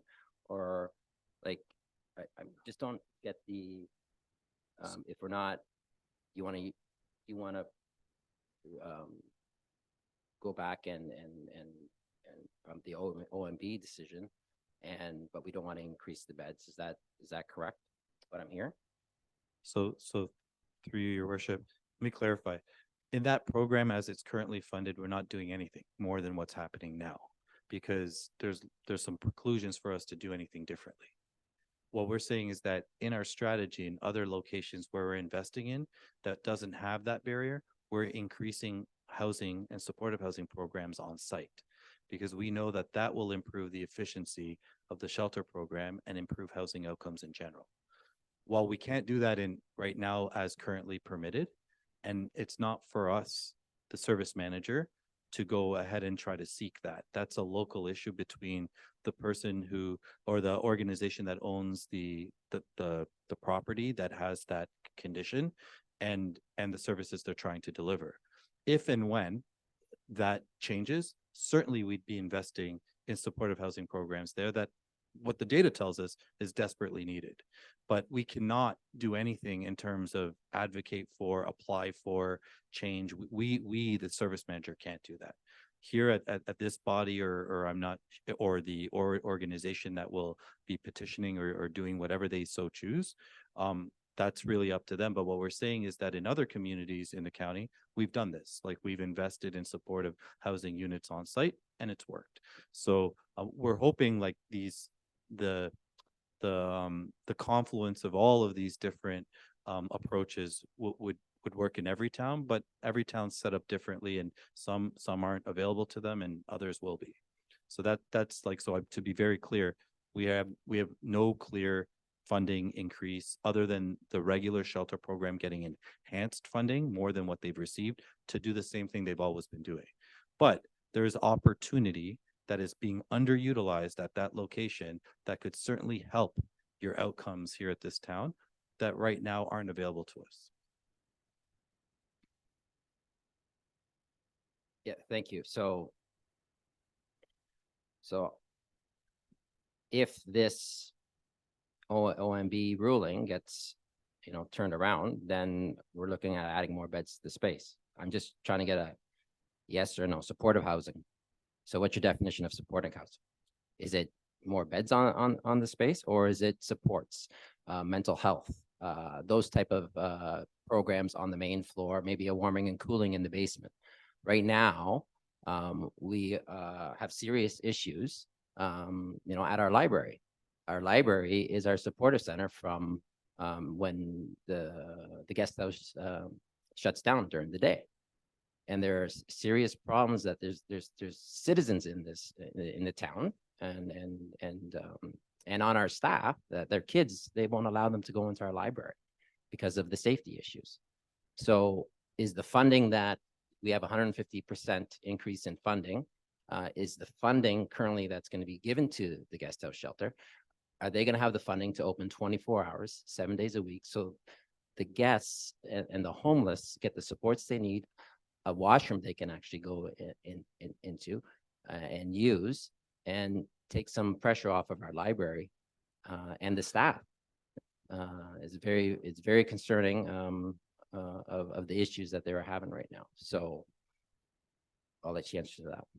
So through the chair, I think there's like a series of questions in there that I'll try to answer. First, the operational funding increase was for operations of shelters in general to be so that they could deliver with the same bed count as they have now, better services, including daytime services, which means to stand up programs that allow people after discharge to be able to continue to access services on site so that they don't need to go to another location or find another place to stay when the building is actually closed. So that's what the funding is for. We asked the provider, what do you need? And based on their submission of their budget is what we granted and funded, as long as it stayed within the guidelines of our HBP and federal funding. There's things that we can't fund. Warming and cooling centers, we do not fund through provincial or federal funding. We fund it through municipal funding and tax levy. So that's what we've done in our winter response plan that was also launched last week and presented at County Council. That plan is funded, those winter and warming and cooling centers. Some of those things cannot be by guideline funded provincially or federally, but we're doing it. To answer the first parts of your question, in terms of warming and cooling, there's no plans to do warming and cooling at that site, like an additional stand-up program.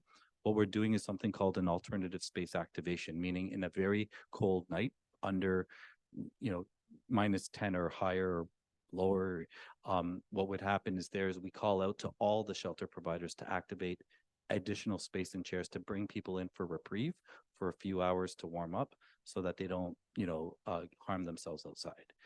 That's one of many different things we're doing in this winter to keep people warm and safe in those really inclement times throughout the year, throughout the season. In terms of supportive housing, so when I use the term supportive of transitional or rapid rehousing, these are housing programs, meaning that the person would be paying rent. They'd have an independent unit and maybe congregate sharing of common space. Usually supportive programs have that with on-site 24-hour care, whether it's mental health and addictions, life skills development, like things like learning how to cook, learning how to manage your budget, how to manage your money. Those are all the things you need to be independently living successfully on your own. These programs are not here in Midland. Without these programs, it's quite unlikely for someone staying in shelter, staying outside, to successfully access independent housing options and stay housed. They'll probably lose their housing without having that type of supportive care and a place to transition from a bedded program where it's just beds in a congregated open area to individual unit type living where you can store your stuff, keep your work boots in your closet so that you can go get the construction job when the construction season opens up. These are things that happen. Those tools of having privacy is the number one thing you hear about why people don't want to come in the shelter system. So you need that secondary program in order to have flow through happen successfully.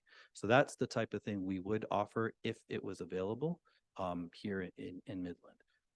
Again, we are taking a system approach to this. So I'm not looking at what I can just do in Midland, what I can do surrounding Midland to support in the pressure that Midland is facing. So that's why standardizing the seasonal shelters in Collingwood and South Simcoe will assist because now there's more beds available all year round. Mobilizing outreach across the county to connect people to open beds no matter where they are in the county. If someone needs a bed, we can get them there, get the bed for a couple of days until a bed opens up in their home community that they're more comfortable staying in. Supportive programs in buildings that already exist. We don't have to build supportive housing if we have buildings that are being underutilized that we can invest in supportive housing. So these are an array of solutions that happen system-wide. Whether they're all going to happen here in the town, I can't, because each town is different with different, levels of occupancy rates, fire codes. They're all different. So depending on where we're at, we customize the service to what's available, what can be available. Thank you very much. We're going to just move on to the next. Okay, just keep it short then. Thank you. So one final question. So the funding, if there's some funding available right now for the guest house shelter, it's listed as a 24 hours, 7-day-a-week shelter. Is it going to be mandated from the county of Simcoe that this shelter is open 24/7 for the current need of it, people being able to go there instead of using our library and the safety concerns from our citizens and so forth? Through the chair, just a point of clarification. Are you asking if the guest house is a 24-hour program now, or could it be? I just misunderstood the. Well, it's listed in the paperwork as 24 hours, 7 Yeah. days a week. So Yeah. So if it says 24/7, then it's 24/7. So it's funded 24/7. And I'm sure you allocate certain funds for it to be open 24/7. So therefore, the manager or whoever's operating the guest house would be their responsibility. Through the chair, yeah, presuming that all those other conditions we've met have helped address their challenges in the past, funding them appropriately, making sure that they can hire and competitively recruit people who will train and stay. We believe whatever they've asked for, we've been able to address so that they can meet the standard, which is a shelter standard that we've set for the whole county. So every shelter operates the exact same way. I can share that standard. It's going to be made public in a few weeks to the agencies, and it'll be up on our website. That will explain exactly what every program can offer. So if it's defined as 24/7 and that's the standard we're trying to meet, that's the standard we're going to try to achieve by making sure they're adequately funded. Whether or not they meet that standard on day 1, 2, or 3 will depend on how they implement and operationalize the standard.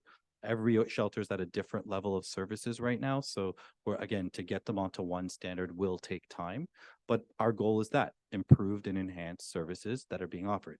I do want to maybe present a little bit of caution to that statement, is that not everybody staying in shelters is what we're trying to serve. We're trying to serve all people experiencing homelessness. The guest house has a certain amount of capacity and that's it. So even if it's open 24/7, it's not going to serve everyone, right? So our outreach programs, our subsidized or deep subsidy programs, our housing retention programs are to help address those other needs. So it's not one solution, but it's multiple solutions at the same time that we're focused on. Thank you, Councillor. I'm going to move to Councillor Prost. I'm happy to hear that the county is gonna take the approach of following through, because helping somebody using a Band-Aid solution got us to where we are now, and it's just not good. So following through and keeping contact so that that everybody's gonna be okay, or they know the supports are out there. But now I'm feeling discouraged. And I realize they're there for everybody. But how does Midland, how do we get to you to say, these are issues that we are having? How can you help us help the people in Midland, regardless of whether they're in the shelter or not? How do we help do that? Through your worship, I think events like tomorrow are a really good start. Having the community come out large and come up with community-based solutions on what's unique to Midland that it needs, and having those stakeholder conversations during the day for the agencies that are actually working and operationalizing the services are now working in unison for a community-based plan. So I do think those are ways you can voice the need or voice the customized need for this community that may be different than other towns or separated cities here at Simcoe. I also think that the data will tell us, well, one of the big things we're doing is a compliance piece to all of our providers. So we're just not like increasing funding without expectations. We've reconstructed our agreements to speak towards our shelter standards, to speak to inflow and outflow data, use shared targets of performance. And then we're coming in with some quality assurance reviews that are happening from time to time to make sure that if there's an anomaly in the data, like how come there was only 3 beds used last night? Did you forget to input the data or did the shelter not open? Like these are things we can go in the morning because we have a 10 p.m. data report that comes in that we've never had before. Before it was 3 or 4 days removed when you'd find out what was happening in the shelter system. Now it's live. So if you go on open.simcoe.ca and check right now, you'll know how many people are staying in your shelters, and how many people are housed that gone up or down from the night before, down to the location and the service provider. You can drill down just to see the Midland statistics if you'd like. So I think between the two is where I feel like the skill building, the informed consent, the centralized intake number, saying call this number if someone's seeking to come inside or needs a shelter. Call this number if you want to activate outreach. So if your eyes are on someone that's in crisis, obviously call 911 if it's a health emergency. But if it's someone that you've seen over and over staying at the same area and no one's engaged them, call 211 to get references to services. When we have the centralized intake number, whatever that organization will be, that number will be where you can say, we need an outreach van to connect with this person and make sure that they know where their services are, referrals. And then with the community safety ambassadors during the day and stuff, that's someone else that you can, they have currently a number you can call, but they'll be part of that centralized model. So is it safety ambassador, outreach worker, or emergency services? Those are the kind of things we'd ask the public at large to get involved in as well. You have a follow-up, Councillor? So as far as the shelter standards, is it the county that enforces them? Thank you. Through your worship, yes. As a system service manager, we're legislated to deliver the services and manage the funds, which includes setting a set of standards. So we'll have a set of standards for outreach, we'll have a set of standards for emergency shelter services, and a set of standards for supportive housing. So those are all completed, and that's based on feedback and engagement, and we've developed it together with the providers.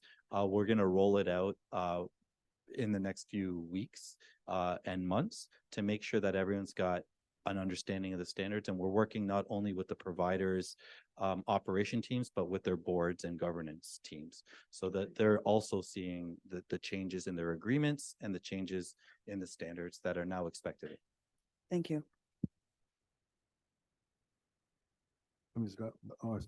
Thank you. Bye. Councillor East. Thank you. It's exciting to see that the County of Simcoe's, looking at solutions for sure. But my question is in regards to, opening up the levels to different programming, which is needed, right? To get people back on their feet, to give them the education, the tools to, essentially live life and be able to self-support themselves. But what my question is the County of Simcoe going to be providing the employees to run those programs, or are we looking toward the current manager of the building? Now, the reason why I'm asking is because I've actually had letters from volunteers and employees that have been stuck in some serious situations that were never resolved properly, very, very dangerous situations. If you want the letters, I'm sure that we can provide those letters as well. But what my concern is that, is the County of Simcoe going to run this programming, or are we leaving it to the current owner of the building? Through your worship,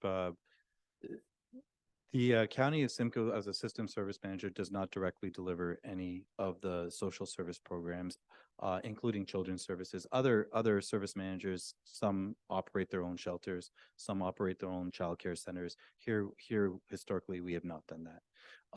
What we do is we fund the agencies under agreement and under the standards to measure performance. So our expectation now that we've addressed the shortfall in funding is that better operations and enhanced operations are happening on site. And that expectation is papered in an agreement with the service standards as a reference point of what standard you're supposed to be achieving. So moving forward, our expectation and our compliance teams will be ensuring that those standards are being met. And if they're not being met, there's a series of different tools or approaches that can be taken to address that shortcoming and or find different services. In terms of support services during the day, what we do is we tend to layer services on site and not have it be one provider providing everything. Overnight services, daytime services, housing help services. So the idea here is to layer different agencies into those programs, running drop-in programs, so that your expertise isn't spread too thinly. You're focused on the one core thing to do: operate the shelter. Have someone else focus on life skill development, safety development, mental health and addiction services. Those come with different skill sets, so you'd want to offer different agency support on site. So the goal is to do that, and the shelter standards speak to how to do that. Councilor Rees, a follow-up. So just for clarity though, that would be left to the current manager, owner of the building, and it would, if I'm understanding this, it would be overseen by the county of Simcoe on a regular basis? Because I just don't see that it has been done the last few years with the knowledge and the letters that have come to me in regards to volunteer safety and volunteer retention. Through you, your worship, yes, the service manager role is a compliance and oversight role. That's what we would be doing. The last few years, they weren't funded adequately. I mean, the disparity in funding by average by service manager per bed was significant. And now our expectation with the enhanced funding that they're not anymore. There is no more disparity or gap. So they should be performing to the same level as other similarly funded agencies that do the work. In terms of brokering those agencies, we wouldn't leave it just to the service provider, because some of the agencies like Housing Help is Empower Simcoe. It's a county-wide agreement, and we ensure that housing help service is offered at all of our locations. So we wouldn't say to them, go find the service. We would try to broker those deals on maybe a county level, a northern geographic area, depending on what services are available by catchment, and we'd try to layer those in. So I'd like to think it'd be collaborative, but at some point, performance on service standards, those kind of things, what the targets, meeting your targets or not on housing outcomes, those are all tools to allow us to know if an agency is performing well or not. Okay, we have, it's going to allow one more question before we close this down. I'm going to ask Councilor McDonald. Thank you. Thank you for your presentations and abundance of information. I just want to say that I'm looking forward to tomorrow's afternoon session when all the local providers are going to be there to share and learn what works and what doesn't work. And my only request or question from you, could you possibly bring your magic wand? Thank you very much. Sure.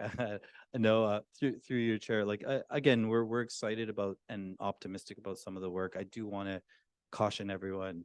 This is a work in progress that we build over time, and we perfect through analysis and informed decision making, and again, strategic investments. So we invest in things that work and try to duplicate it, and in things that don't work, we try to enhance or adjust it or eliminate it if need be. So I think, getting the funding in July and trying to stand up, a lot of these are in play right now. Some of them are coming a little bit later in the season, like towards the end of the year. Some of them will come in the spring while we purchase and procure other modular facilities and things like that. But the idea is, holistically speaking, as we build our data sets, we engage our communities, we work with our municipal partners and members, that the outcomes tend to improve. And we're hoping to do that here as well. So thank you for your time. I'd like to thank the general manager for coming today, this evening, to share information about the program. But also it's going to be a big day tomorrow regarding all types of questions from the community and different partners coming together to share their information and looking at ways to move this homelessness forward for the town of the Midlands. So thank you for coming from county and sharing your information this evening. Thank you. With that, council, we are now moving on to number 12 is committee, local board delegations or memo. This evening we have EDCNS, and they're going to be sharing their 2024 plan. I have Suzanne McCrimmon, Executive Director, Economic Development, North Simcoe, to provide an update to council. And council, the information is for just information. So I will ask the representative, excuse me, Madam Clerk. Thank you, Deputy Mayor. Actually, Mr. Paul Marchino is going to be doing the presentation tonight. Sorry about that, Mr. Marchino. No worries. Thank you for having me. Okay, so you have the floor, and we'll ask questions after your presentation. Thank you. Thank you, Mayor Gordon, councilors and staff and the members of the community for giving us this airtime. Just changing things up a little bit. We've had a few heavy presentations tonight, and I was actually glad to sit through them because I spent a moment just practicing gratitude on my own for the nice warm home that I'm going to later on this evening. And taking just a whole different angle at solving some of these community problems. I'm from the Economic Development Corporation, North Simcoe. We have a belief that the work that we do will help, drive the economy in the area, and that some of the repercussions of that will be, less, hopefully, better funding, better jobs, better outcomes for local families. So hopefully we don't have to lean so much on the charities and the housing committees. So that's our hope. So tonight, it's part one of a two-part sort of presentation, meaning at a future council meeting, Suzanne, our executive director, will be coming and presenting a budget for our overall EDCNS ask. It's an annual thing. For those that aren't that aware of it, of course, the Economic Development Corporation, North Simcoe, is funded by 4 partners, Midland being one of them, and Penetang Machine, Midland, and Penetang Machine, Midland, Tiny, and Tay. And if you could go to my next slide. Tonight, we're going to be talking specifically about what our main driver, let's say we're calling it our North Star for the 2024 and beyond. In fact, it's really a 3-year plan. And we're talking about an innovation hub. So this was a bit of a brainchild of mine. So I'm on the board. I'm a volunteer on the board. I have 2 other board members here, Ron Newman and Tricia Walton, who are volunteers. And we're local business people, or people that have significant experiences in the business world and bring different things to the table. And we're very much a working board. So I'm a member at the Sandbox Center in Barrie. And for those of you that know the Sandbox, it's a really fantastic collaborative workspace that also has fantastic programming and is really an incubator of great ideas where people from all different disciplines come together from the whole ecosystem. So we thought about, what could we bring something like that to our community in North Simcoe? And knowing that EDCNS, like what is our why, the whole Simon Sinek why thing, is 2 things in particular, which is 1, to grow our existing businesses, and 2, to attract new business that want to set up in this area. And then within that, we're really hoping to foster collaboration and mentorship, collaboration across all sort of facets of our business ecosystem. You'll hear that one of the biggest problems that businesses have in the area, of course, is around staffing. So we have a certain offering in that area as far as not only helping people recruit and retain people, but upskill and train as well. And then, of course, we're known for manufacturing in the area and a lot of other opportunities for innovation in both process and products.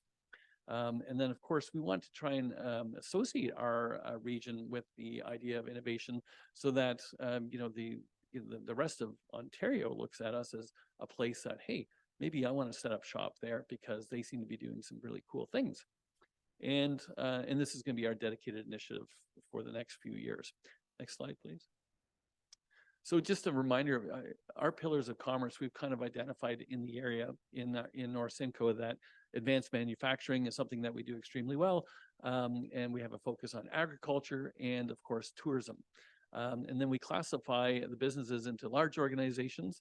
And there aren't really a lot of large organizations by that definition, large organization being something like Royal Bank as an example. We do have branches here, but we don't have a head office of that sort. So really, we're mostly small, medium-sized enterprise in this area. And then, of course, you've got your entrepreneurs and startups. And these can all benefit from what I'm about to share some more on. Next slide. So what exactly is an innovation hub? Well, it's actually a physical place. We've been looking hard in the area to identify a place that would house us and be appropriate. And it's meant to be a space that all members of the ecosystem can come together and an opportunity for a lot of networking and knowledge sharing. So if you look at, you imagine, and you probably remember things that EDCNS was doing pre-COVID. You think about, say, a manufacturing innovation summit of some sort. And we did things in healthcare, we did things in tourism. It was before my time on the board, but I am aware of some success that's happened. And then, of course, mentorship and coaching. And my friend Ron Newman over here is on our committee and working on a special project identifying, he calls it mining silver. He's identified that there's a significant amount of retired to semi-retired people, business people that have chosen to live in this community and that are looking for purpose. They've got time to give back and they've got knowledge and they're wanting to bring that to the table. And so he's actually been, collecting this group of people, and it's powerful and impressive. So for the mentorship and coaching, of course, this being who we are with EDCNS, we have access to great funding at all levels of government. And I'll tell you right now that I've had conversations with both Adam Chambers and Jill Dunlop, our members of provincial and federal parliament, and they're both very keen on this. They're very supportive. They love the idea and have already started to introduce us to the right people as far as looking for more funding at those levels of government. It's building community. It's kind of meant to be like a town center, town hall type of place where people can come and share. And as a small business person, come in and see what sort of support and help can I get. Next slide, please.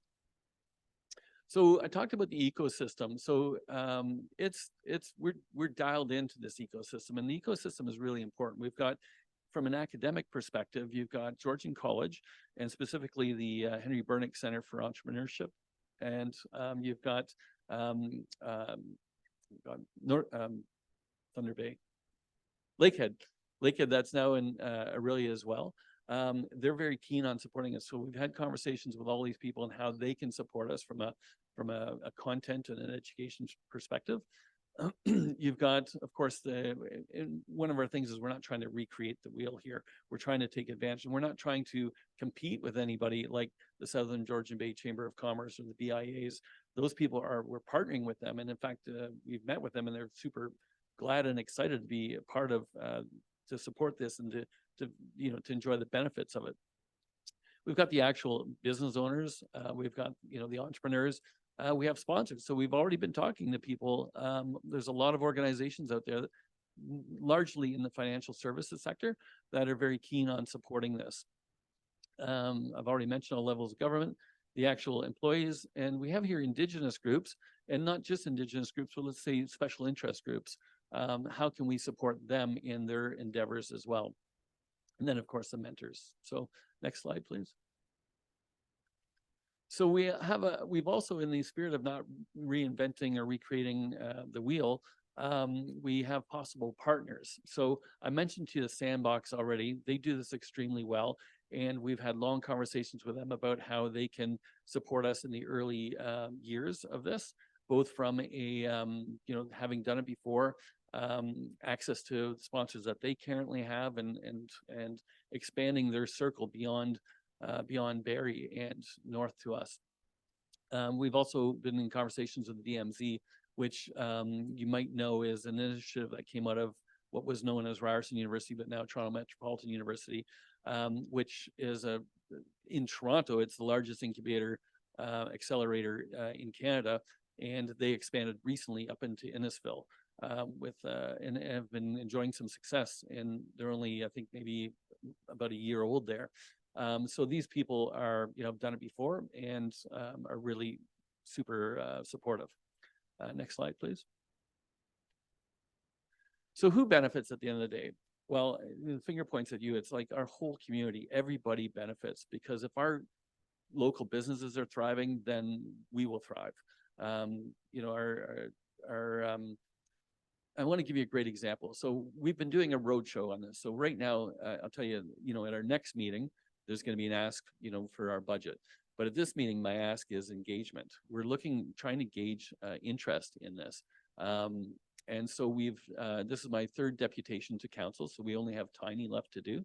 But last month, September 28th, we held a town hall type of event at La Clé in Penetanguishene, and we had 45 people came out to it, and all members from the different areas of the business ecosystem. And I can tell you what happened that night. It was a 2-hour event from 5:30 to 7:30. We collaborated with the Georgian Bay Chamber of Commerce, where they have this sort of monthly thing they call Business After 5. And there was cocktails, there was food, and people came out. So our audience there was a lot more of the small business. However, we had people from Sandbox came up. We had people from Georgian College. We had members of council, members of the community. And it was actually like a recreation of exactly what we're trying to do. So what happened was I give a little talk on what we're hoping to do. And then the networking started to happen. The people started talking. So there's a guy that is actually a member of Sandbox. He's a local, though, Luke Belcourt, who is wanting to talk to a couple of people specifically there because he's got this idea of this housing thing that he wants to propose, and he wants to talk to different councils and planners, that sort of thing. So he worked the room. You've got this lady who owns Dragonfly Bed and Breakfast, who was looking to, how can I sort of improve my business. We had members of the press. So you might have noticed if you get the Springwater News, there was a wonderful article in there about the event. And but it was really just fun to see the people talking, the business and the networking. And it's like, this is what we want to do on a regular basis. And what's so important is that it's an actually physical place, because that's where what I call collisions happen. People actually start to have these conversations. So the space itself that we imagine would be maybe up to a couple thousand square feet. It would be a place where you could go and just bring your laptop and go and work there for the day if you wanted to. There'd be free Wi-Fi, that sort of thing. There'd be coffee station, but there'd also be boardroom space. So if you wanted to actually hold a business meeting, you could bring your team, whatever, or you were pitching to a client, you could have a client come in and listen to your presentation. You could do a hybrid event with an owl and a Zoom presentation. And then there would be open space for these events as well, so that you could have networking events and bring in speakers. So the next event that we're doing, which is like the one that we had in Penetang, is going to be here in Midland on November 8th. So it's from 5:30 to 7:30. It's going to be in the Midland Public Library down in the lower level, the big space that they have down there. We have some catering. And we've already recruited a bunch of great people to come out to that. And in addition to my little spiel on what the Innovation Hub is all about, we've got a guest speaker, Mr. Don Bourne, who is the Director of Client Services for the Henry Bernick Entrepreneurship Center at Georgian College, who's going to speak on how an innovation hub and how a community like ours can benefit from such an innovation hub and how the ecosystem feeds that. And he is definitely an expert on this and will be really engaging. I happened to be at the Manufacturing Innovation Summit on Tuesday of this week. Was that just yesterday? It was. And of course at that we were well represented. That was down at Horseshoe Valley Resort, but both Elcan and Weber were there, and I talked to them at their trade show booth, and they were super interested in coming. And they had people that were in business development there, but they also had people in human resources that were there, and both of them had strong interest from different perspectives. Because the types of things that we do is we have these peer mentoring groups, like you have an HR peer mentoring group, or a sales and marketing peer mentoring group, or a CEO peer mentoring group. And these are really successful at the Sandbox, and I think would be really well received here. And the little bit of the level of interest that they indicated just yesterday was very encouraging. So we're still at the stage of gathering information, trying to build momentum around this. We're going to keep doing a series of these events. My ask of you right now is please come out on November the 8th. It's a Wednesday night from 5:30 to 7:30, and support it and just find out for yourself how these things work. I think I got a couple extra slides, but I've said most of what. Yeah, I think that was my my last biggest slide. Now I'd love to answer any questions you might have. Thank you, Mr. Marshall, for sharing that information, particularly about the hub and the direction it's going for the future. I'm going to open this up now to council to ask any questions on the presentation. Do we have any questions? Yes, Councillor Ball. Thank you. I think that networking events are plentiful around here. So I think the added mentorship that you're talking about involved in this initiative is great. I think the amount of people that I've seen attend those networking events are very easily put into this category that you're trying to reach. I think you'll be successful in this program. I think it's a great program. Good for self-employed people, especially having that ability to have meeting rooms, boardrooms that elevates businesses and self-employed people in our community. And that's a benefit for all of us. I see that Sandbox has membership fees. So I'm going to ask if that's your intention with this program, that everyone would be paying a similar fee to the Sandbox in Barrie. Right. That's a great question. And we've been testing that. I don't think our community would support the level of costs that I pay, for instance. So I'm paying $1,000 a year to be a member at the Sandbox in Barrie. That's an individual membership. And then there's corporate memberships as well. And we're, we've been listening to, for instance, Kathy Tate from the Southern Georgian Bay Chamber of Commerce tells us that I think they ask for $300 or so a year. And she said, we even get pushback on that. We constantly got to be showing what our value proposition is. So we've got in our minds, and none of this is baked in stone yet, but we've got sort of a tiered level thing where it could be everything from like almost a sliding scale to free for certain people. But what we are hoping is that the larger organizations like the LCANs and the Webbers and the Bourgeois Motors and companies that are significant employers in there will buy corporate memberships or sponsorships and will help sort of carry the rest. So that's what, one of the things we're exploring from a membership user fee perspective, because we know that we're pretty confident we'll get significant funding out on the outset, but like all of these, and we've been told by, experts, is that eventually you need to be sustainable. And it's a great question, and it's something we're still working on. And we're literally asking those questions of the public right now. Councillor Ball, you have a follow-up to that? Thank you. Maybe pay per use to use a boardroom, to use a meeting room. That maybe is something on your radar. I'm not sure if you have thought about that, but just throwing that out there. And also there are a ton of new beautiful buildings across from Castle Village. So maybe you want to look that way. I don't know the logistics to that. That's just another idea I'm throwing out to you. That's funny you mentioned that. So that is one place we've looked at, and we've actually had deep conversations with the owner that's developed that space. So that would be on the high end of our wish list, but it's not out of question for us. We have become aware of some other spaces that might be suitable. So thank you for that, and we welcome any other suggestions of spaces. But that would be like top of our list of places that we would consider for sure. Thank you, Councillor. I have Mayor Gordon. Thanks for the presentation. Unfortunately, I couldn't make the last one at the Clay and Penetanguishene. I had a conflict, I think, with the Airport Commission. And I was just looking at November 8th, and that's a council meeting night for us, which starts at 6 p.m. Goodness. So we are going to be collectively euchred. Darn. Well, we'll be there in spirit. But I guess I just wanted to add some color to this and a testimonial. For the past several years, people haven't been feeling the love with EDC&S. No one really understood what they did. You couldn't hang any successes on them. The funding model is a percentage of our levy, which is, growing significantly every year.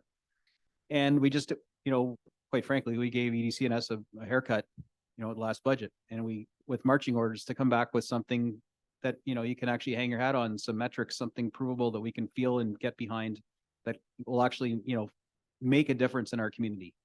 And all four funding partners felt that to one degree or another. I think Midland maybe felt that perhaps a bit more forcefully than others. But long story short is I put myself on on the body of the EDCNS because I really wanted to be part of, you know, not only evaluating its efficacy, seeing the change as the board evolved, and also being part of this visioning exercise. I didn't want to go there to undermine you or, you know, set you up for failure. I really wanted to be part of, let's find that North Star and bring something back to the four partners that is a real deliverable we can hang our hat on. So I'm proud to endorse this plan, council, that, you know, I'm not gonna, you know, I'm part of the board, but the brains of it all are standing, you know, in council here tonight. But this, to me, seems like a viable effort and worthy of our continued funding at our normal rate. And it's going to be a 3-year budget ask, council, and just a spoiler alert, because you can't start this and then just drop the ball and decide, oh, after a year, we don't really like it.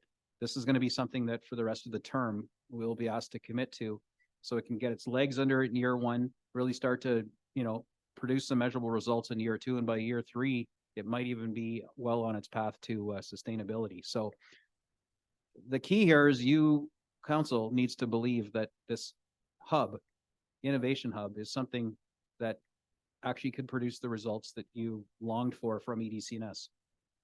And that really is what not only this presentation's about, but also this invite that unfortunately, you know, I guess unless you want to skip a council meeting, we're not going to be able to get to. So we'll have to try and get to maybe the next one after that.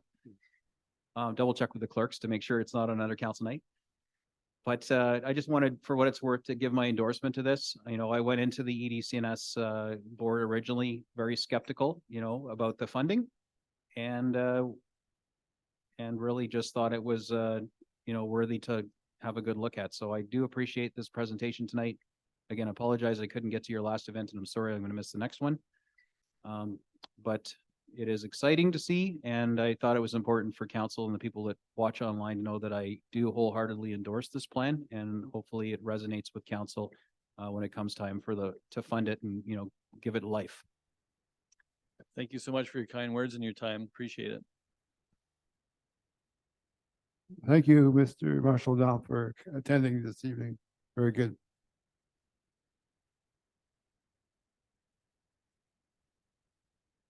Well, council, we are now into the reports and other items withdrawn from consent agenda for council's consideration. And we're including presentations. But before we start with this, we're going to take a 5-minute break, and we'll return in 5 minutes to continue with this agenda item. Thank you. We come to order. I'll read item number 13. We're under reports and other items withdrawn from consent agenda for council's consideration, which includes presentations by consultants regarding a report under consideration. I'm just going to read the next item. It's on the Midland Bay Landing Development Update. And we have our Deputy CAO, Mr. Campbell, will be doing a presentation. Before we begin that, I have Councillor Downer, who has his hand up. Mr. Downer, Councillor Downer, you have the floor. No, it's okay. It was a mistake, Deputy Mayor. Okay, thank you, Councillor. We will continue then with the item of the Midland Bay Landing Development Corporation. I do have a motion, but I'll read that after the presentation, and we'll go through a series of questions regarding this item. So, Mr. Campbell, you have the floor.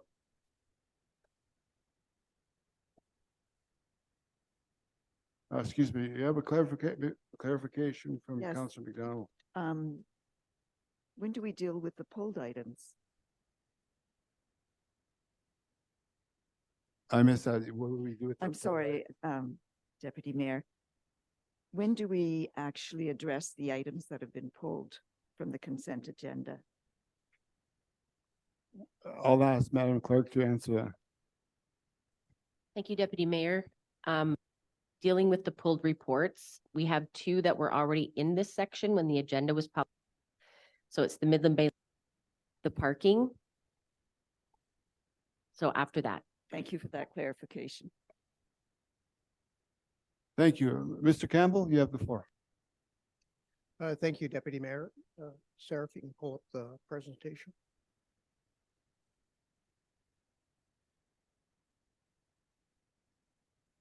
Next slide. Middle Bay Landing, we've been working on this project for the last 10, 11 years. It's gone through a lot of different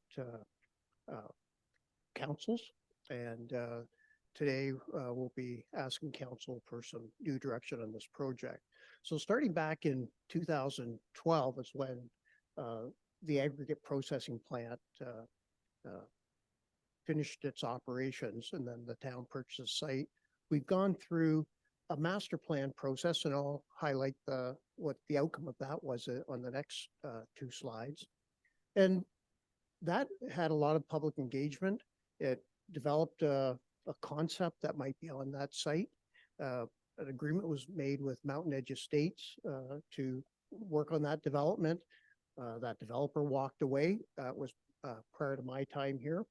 I think it was the financial issues didn't stand merit. In 2018, the town created the Midland Bay Development Corporation, and their role as a service corporation for the town, and the town was the sole shareholder, was to put an RFP together and see if they could find a developer to develop all or part of the site over the coming years. So in 2021, an RFP was issued, and the Georgian Communities was the developer that was selected through that process. In 2022, the Ministry of Environment issued a certificate of property use, which is how the environmental impairment of the site would be dealt with, so that the developer would know what they had to do to deal with the environmental issues on the site. And then this council, at budget time in January, we were informed that Georgia Communities did not want to continue on the project and withdrew from the project.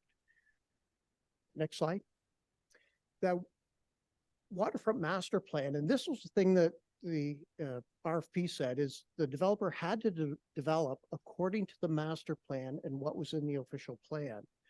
So that master plan, some of the design principles you can see there was 9 main things they tried to accomplish with the design: economic viability, clean, green, connected, a lot of motherhood apple pie statements. The first one, it was really key, and part of the problem where we're at today is the economic viability. At the bottom, you can see this site is 40.4 acres. Of that, in the master plan, 10.7 acres, or 27% of the site, was park and open space. And on that diagram, and that's a visual from the master plan, they had a big park kind of in the middle of the site that you can see there with they had a pool and maybe some piers in it. Those rectangular large buildings would be mixed commercial and residential. To the left and top of that picture was some townhomes, lower density residential, and what's not in this diagram was a park at the other end. Out of all of that 40 acres, about 13 to 14 acres is what was planned to have buildings on it, which isn't a lot. It's only about 34% of the site. There was also water lots. And what the water lot is, the Uniman, because they had ships coming in, they had ownership to the surface of the water and the floor bed of Georgia Bay for a certain distance out from the dock wall. And that is what's called a water lot. So you can't build a building on it because it really is water. So if you took out of that 40 acres, the amount that might be on roadways, park area, and water, there's only about 14 acres left. Next slide.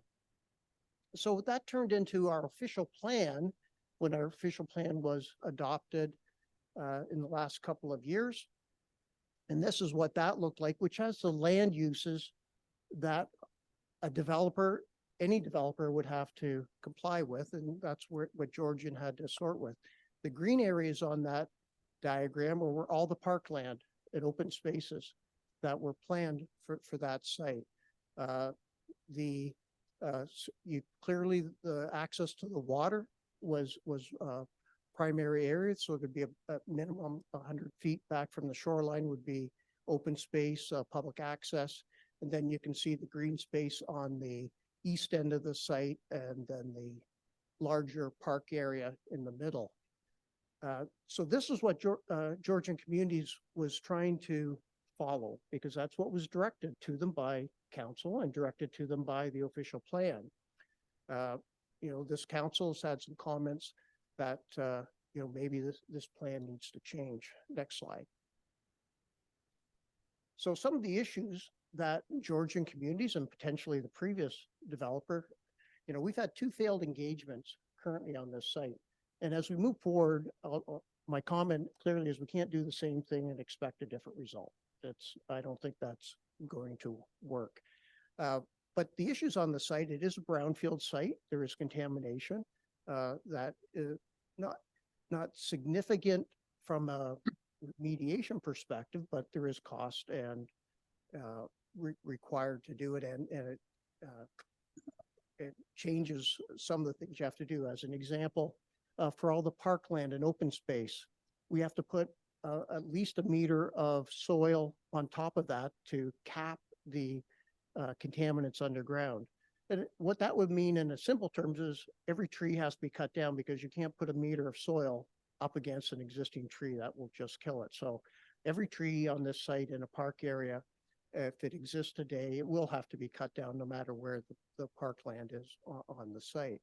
The buildings need to have special design in their foundations to ensure any contaminant vapors might not get into the buildings when they're built. So there is cost and there are consequences to that CPU, the certificate of property use, that is the design guidelines from the Ministry of the Environment, Parks and Conservation that we have to work to. There's also a high water table on the site, and that means there'll be no underground parking unless significant engineering and design is done on an underground garage is done. So again, if you're looking for the homes on this site, you're looking for some commercial parking, adds into the complexities and the economics of the site, because you lose footprint out of that 14 acres as an example to do parking. The seawall, that needs to be remediated.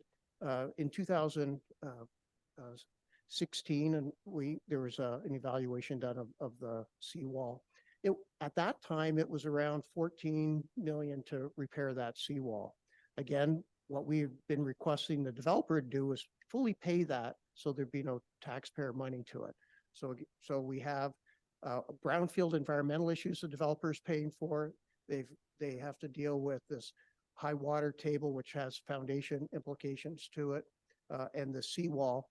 And then the public realm, that 27 acres, 27 acres of land for parks. Let me correct that. 10 acres of park, 27%, has a consequence. In a normal development, a developer has to pay for equivalent of 5% of the land as a parkland dedication or cash in lieu. So on this site, that parkland dedication under a normal development might be worth $500,000. But in this case, we're asking for 10 acres or 27% of the site to be at the cost of the developer, which again would likely add 10 million minimum to the cost of this project. Instead of $500,000, 10 million. The economics aren't there for the developer per se. The sanitary sewers can't flow by gravity from the site, so a pump station would need to be built. And typically, depending on the size, $1.5 to $2 million might be the cost for a pump station versus just a gravity feed into our existing sewers. And lastly, where people thought there's 40 acres for development, really looking at around 14 acres. So Good. the developer having to do a business case when you're trying to, get enough floor space and units, if you have to distribute all your costs over 14 acres, not 40 acres, that's a significant financial constraint. Next slide. So in the report, I identified, there's, some 5 potential options we can do, each of them having consequences. Really, it's about time and money. Time is the longer we take to go to market, the longer it'll take to get a return. The less building space we have, the less economics it is for the developer. The more park space we have, again, hurts it's a negative economics. It's also a constraint on us on future operations. So the recommendations of the report, next slide. And apologize for going quickly here. It's really, the recommendation from staff is let's go back to market. There are some concerns around how much, I don't want to say how much parkland there is, but where the parkland might be is an issue. But to change even the location of that big green space from the middle to a different location on the site requires an official plan amendment that we'll have to go through. It's not just, we can't easily do it. So we could start this process by doing an official plan, updated staff, hiring consultants, going through it, and then going to an RFP process. Or what some of the development companies have said is, let them, because they have to do the official plan amendment and get the zoning to fit whatever they're planning to build anyways. Let's turn it over to them. Let them lead that process, undertake the public consultation, and redo this master plan. And with input from council, input from our community, should the park space look like something different? They'll be hiring, architects on their building design and concepts. They'll be hiring architects, landscape architects on the park design. And why don't we, the suggestion from staff is let that developer re-envision this site with some new constraints that we might give to them. And, the real issue there is because I believe the economics have failed on this site the last 2 times we've done it. It's really the 3rd bullet point on there. How can we get a shared understanding of how to make this financially viable? Because one option is the town makes it a park, but that's just a tax burden ongoing. The more development we can get on it, in that 14 acres that was in the official plan, maybe moved around on the site, it gives us tax revenue in the future that helps offset some of our future burdens. But I think we have to let the developer and a partner come to this project. It's kind of a public-private partnership moving ahead that, how can we be at the table, the developer be at the table, and find that new design, that new option that meets, some of the community's interest of having a larger park at one end of the site instead of splitting into 2 potentially. Or, should there be higher density where the residential is because, you rearrange the parks. But I think we have to be at the table together to find that solution with the developer. And then, after that discussion, that's when you get into, revising the official plan and the land uses and the zoning, and the project can move forward. But the last point in the recommendation is I still don't believe the economics are there for the developer to do it on their own. We're asking for a lot of public realm improvements. It's easily in the $25 million range. I think the town is going to have to contribute to that. So in the report I mentioned, instead of us getting some revenue for the land, is that part of our contribution to it? Do we take some of the money from our sale of proceeds of the hydro company? That was to be invested in a long-term investment. Is this park development and seawall down at Midland Bay Landing a good investment for some of that money from the sale of the hydro company as an example? Or are we going to throw some tax dollars into it? So today, I'm asking council to consider, a new approach with the developer to see if we can get something that's going to work and be viable and be built, because we've been 11 years at this already, and we haven't got too far. So, I think we have, as I said, we can't do the same thing and expect a different result. We need to try something different. And as far as funding, it's really just an approval in principle today about the town and investing in this site. What that might be and how much it might be, would certainly be some discussions down the road once we get a partner to the table. Our challenge, if approved to go out to RFP, will be how do we describe in the RFP how this partnership might work and potential financial grants towards the project. So that's the recommendation from staff, how we might take this project and re-envision it a bit and kick it off again and hopefully get something built both from a public realm, park space, and some economic development. Thank you, Mr. Campbell, for your presentation. Before we ask any questions, we're going to read the motion. And after that, it will be open for discussion by council. So let me read the motion. I do need a mover and a seconder on this. Councilor Prost. Seconder. Mayor Gordon.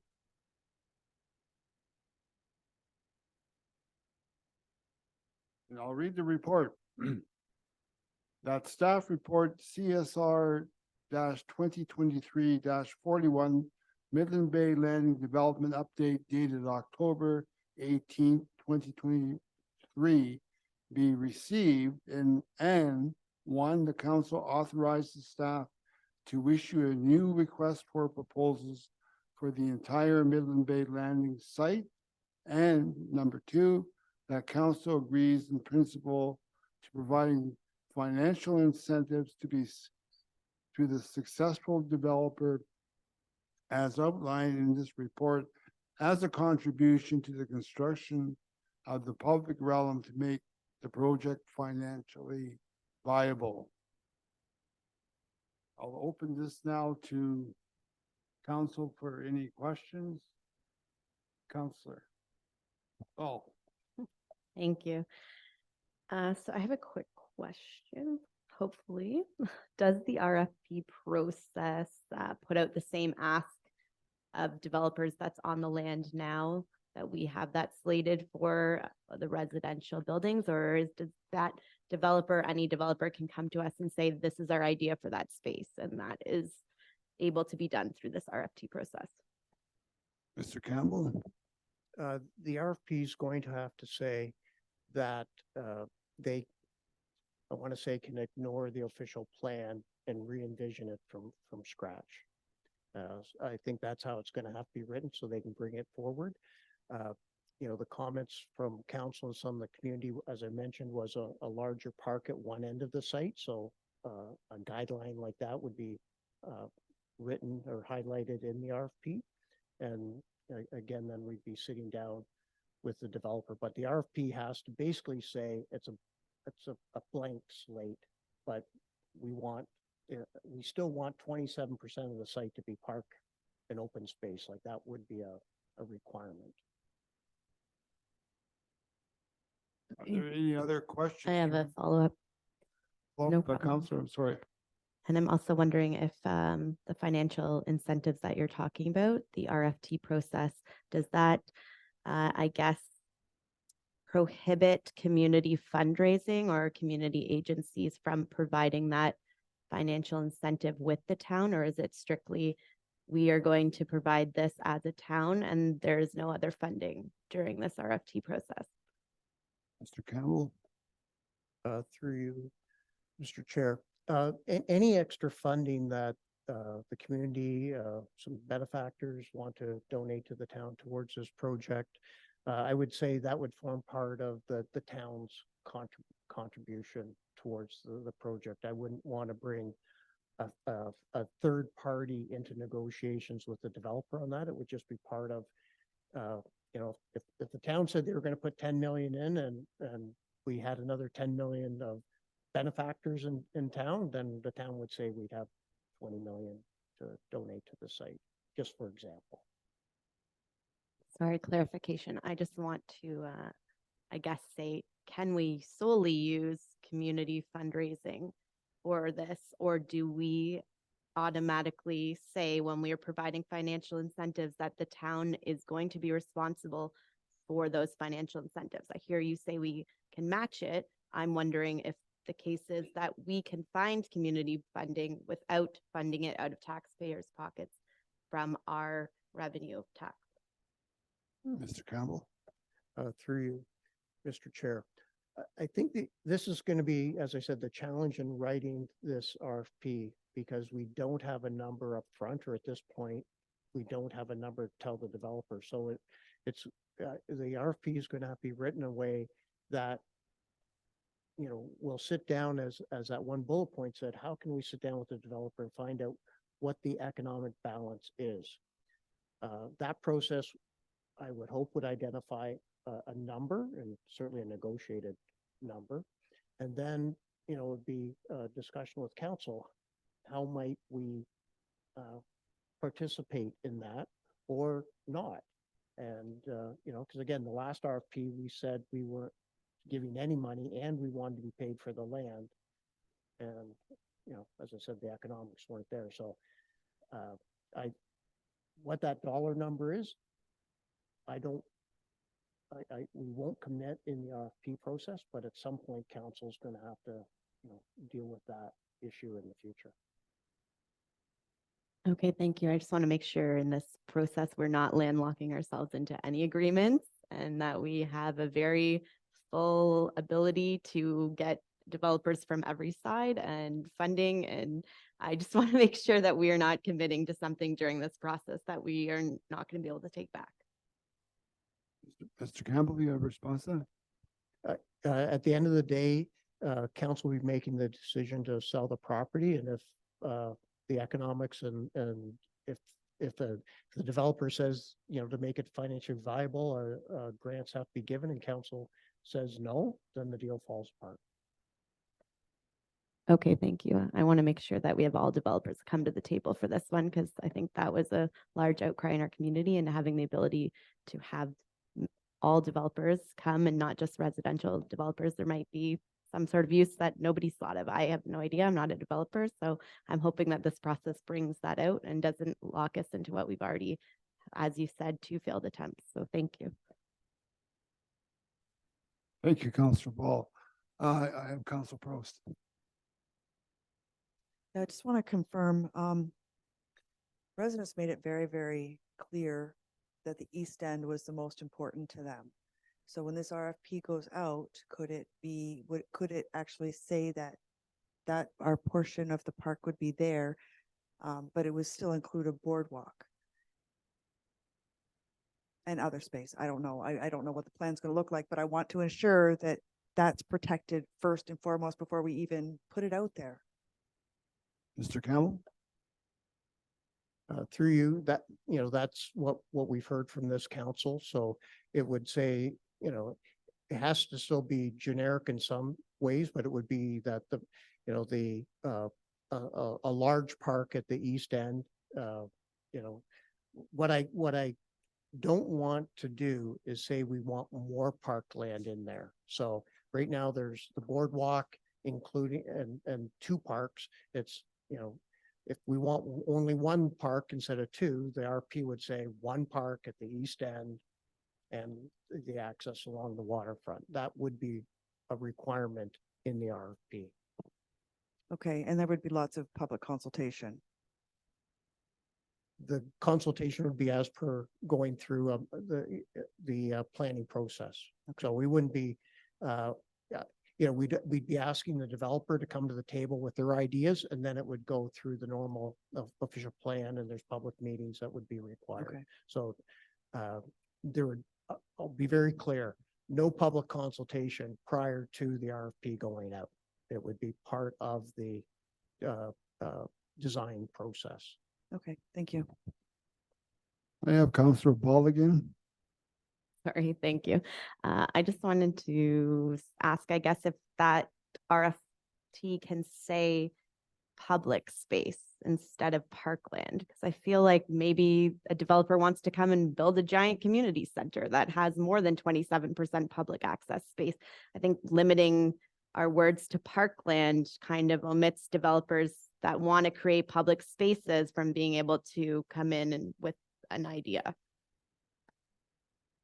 Campbell? Through you, Mr. Chair. And that was the issue with some of the misconceptions of the last RFP process. As you saw, there was a large public space.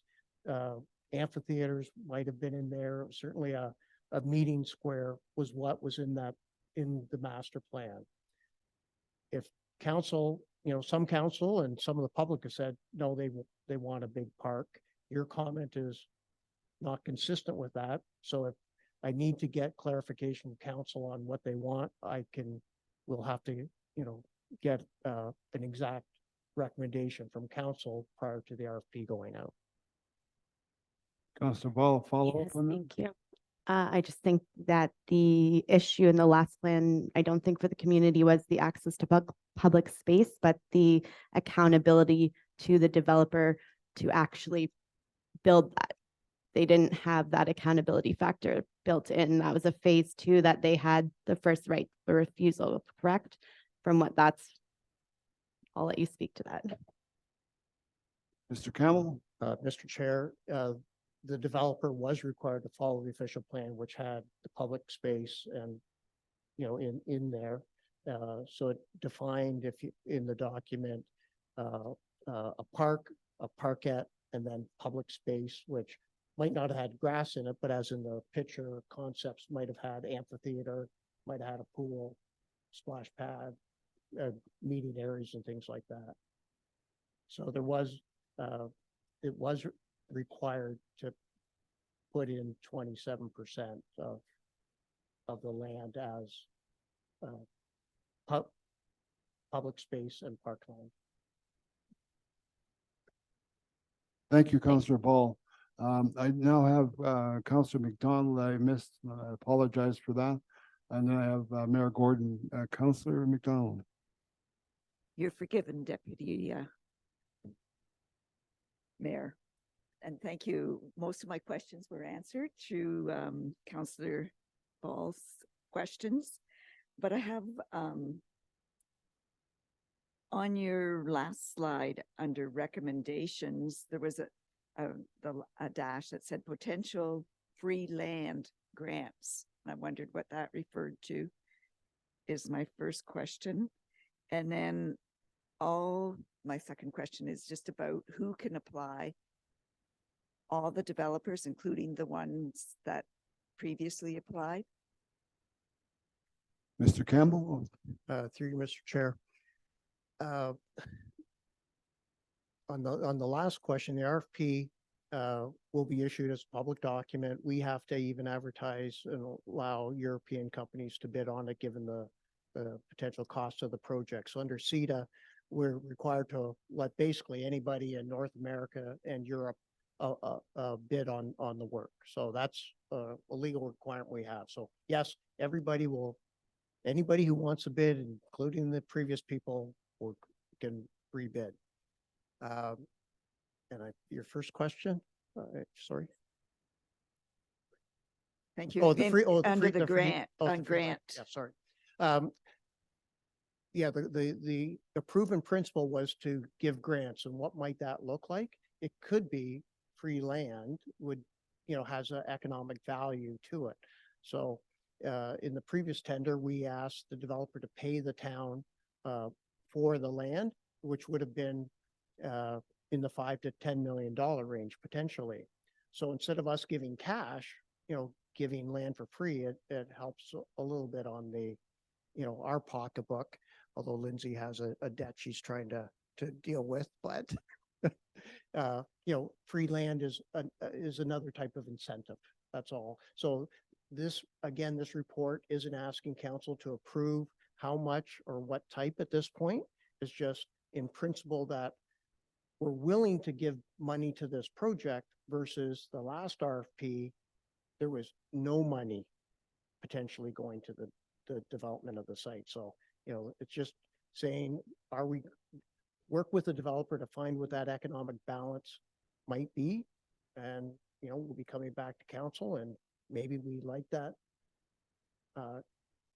partnership cost sharing, maybe we won't, but we won't know till we get somebody at the table and how they have re-envisioned the site.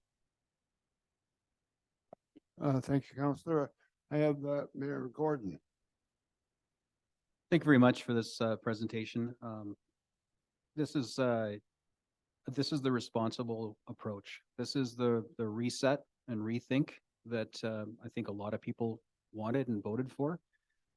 Casting out this, or dropping our hook back in the water, shall we say, with a fresh worm on it, rather than kind of the shriveled one we had before, is in a blank slate, not constraining development community and all of their creative juices to a plan that we envisioned a decade ago.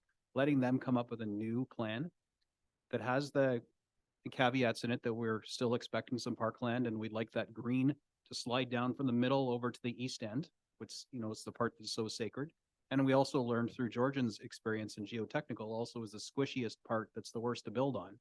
So it can't handle density of building because it'll start to sink. What a perfect place to have our green open space. And that's the part everyone loves anyway.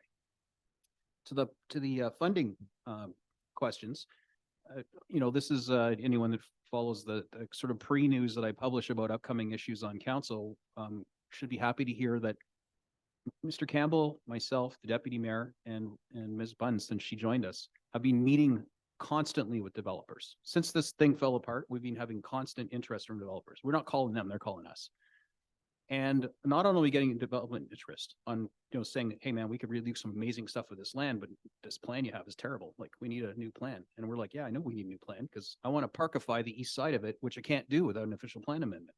So do we go through all the machinations of trying to do this ourselves, or do we build it into this process where we effectively put this blank slate out, let the development community at large, anybody and everybody can contribute to it? The public consultation part, I'd like to see just run just like we did with the playground equipment.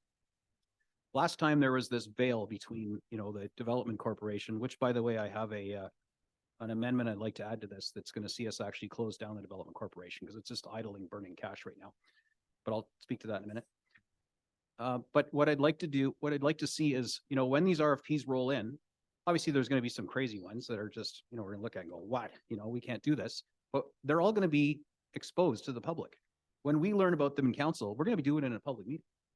Negotiations and stuff's going to happen in camera, but like receiving these things and getting the pitches of what could be is going to be in the public realm. That's something that didn't happen last time. It was decided by a few people by design who did their level best, but this time we have an opportunity to do this collectively with our community. So that public, input on the designs we get is going to be probably the most meaningful public engagement we've ever had. Rather than dreaming stuff up at charrettes and a round table as we did a decade ago, we're actually going to be vetting these submissions and weighing their worth and bouncing them off the community and letting them vote, if you will, by participating in this process. Which one do they think is really the best for the community? Which one encompasses that park on the east end, if that's what it ends up being? Which one, maybe we end up selling the property right out the water lot. We don't actually have to own the seawall and the water's edge anymore. We can just have deeded access to that walkway along the water that's baked right into the steel. So we don't need to own it, which also means we don't necessarily have to pay for its upkeep. Maybe a Ritz-Carlton will come to the table and decide their big cruise ship needs a wall to park against, and they're going to put a hotel, but they need to own the water lot and the water's edge because they need that dock for their ship, not for another beautiful ship that comes to town. But we don't know any of this stuff until we put that worm back on the hook and cast it out there. We're going to build the safeguards into this that's going to say we need public access all along the waterfront, but we don't need to own it. We want the park that's defined in the current plan, that percentage, but it doesn't need to be where it is now. We really would like it over in the part that's going to be terrible for you to develop anyway. And as we started talking about with the development community about this and with the community at large, because you all know I've got a big mouth, I like to talk about things. my phone starts ringing and the emails start coming in. And so far I've got $5 million pledged towards helping us parkify the east side of this, as long as we don't go back on our word and fill it with condos again. $5 million. And that's just one meeting. I haven't even started to beat the bushes yet and put that challenge out to get more public money, to your point, Councillor Ball. People want to help with this, but I've got $5 million pledged already. So, you know, when we talk about maybe we're going to have to dip into our PUC reserve, toss another 10 million in there, and there's $15 million we're putting into this project, put our money where our mouth is, and we could have something absolutely amazing that the public is going to be receiving that information and looking at the designs and the conceptual drawings at the same time as we are. This will be the most collaborative approach ever considered for this downtown waterfront. And in the end, we're going to pick the best result that resonates with the community. Of course, we're not going to make everyone happy, but collectively, we're going to decide which one's the best one, and we're going to do that with the community. We're going to award that RFP, and it's going to get built. And we're going to close that deal this term, so that we know that the next council, you know, hopefully it's us again, gets to carry that on and actually see shovels in the ground. So, you know, as much as we tried machinations earlier in the year, let's split this 50-50 or 70-30, or we're playing around with any kind of thing. How can we reset this so that development communities are more interested? Well, the development community told us, don't constrain us. Don't put caveats on it about percentages. Put this land back for sale. Let us come back with some amazing designs. We'll make sure that there's an area for you to parkify, and you know, we'll ensure that there's public access along the waterfront, even if we don't own it. And to the sale of the land, well, you know, maybe like a lot of brownfield sites, a lot of communities will pull it up for $1 in best use, because we're going to make money off taxes in the long run, and the economic development and the tourism and all the goodness that comes with something amazing on our waterfront. So this plan, as simple it is. I mean, this isn't complex at all. What we're being asked to vote on tonight, I think, is the big reset. It's what everybody wanted, and this council knows fully well just how important the public engagement component is, and we'll make sure that as we learn the information, the public learns the information, and we're going to do this together. And I'm super, super excited about the opportunity here. And as I say, I don't want to change a word on this motion other than to table an amendment that would add a third piece of direction to it. And I'll just read what I'm proposing, and then I have a move by myself, obviously seconded by Councillor Ball, and I'm proposing that we add to this that the town of Midland, as the sole shareholder, deems it prudent to dissolve the Midland Bay Landing Development Corporation, and the council directs staff to take all necessary actions required under the Business Corporations Act, RSO 1990. And that's going to effectively allow us to shut down this corporation that we kind of, you know, pump the brakes on and put into park mode, and the only director is our CFO. We're just going to formalize the shutting down of that, because we have the capacity to run this RFP ourselves, and we have the desire, I believe, and the mandate from the election to make sure that we do the selection process publicly with our residents, and we don't need the veil of a development corporation to do that. So that's right now on the floor as an amendment to this motion. And before we can continue with any other conversation on this, we really need to deal with my amendment. So we can talk about the amendment that's on the floor, and then if it passes, then we go back to the conversation about 1 and 2. If this amendment fails, then this is off the table, and then we're back to conversing about 1 and 2. So that's the procedure on it. So this is your meeting, Okay, Deputy Mayor. thank you, Your Worship. I do have 2 other councillors who want to speak before the amendment. Because the amendment's on the floor, we have to deal with the amendment on the floor, just procedurally. So this doesn't derail anything to do with our main conversation. This is just an additional piece of instruction that I think is rather housekeeping, but I need to put it on the floor while I have the mic, so it's on the floor. Okay, so the clerk is aware of this, and she nodded to me that we can do this, but we do have some, yes? Yes, yes, okay. Well, we read the motion then.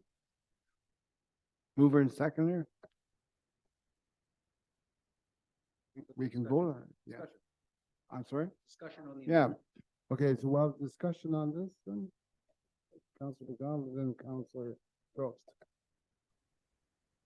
I won't support the amendment because I prefer to keep this clean, and that it's just housekeeping. It could come back on another evening. Yeah. Council Meredith? I'm just wondering what's the advantage to dissolve the corporation, the Midland Bay Landing Corporation right now? For some reason, if something fails with this RFP process, which I hope not, we might have to revert back to a corporation possibly, but is it costing us money to keep this going, or?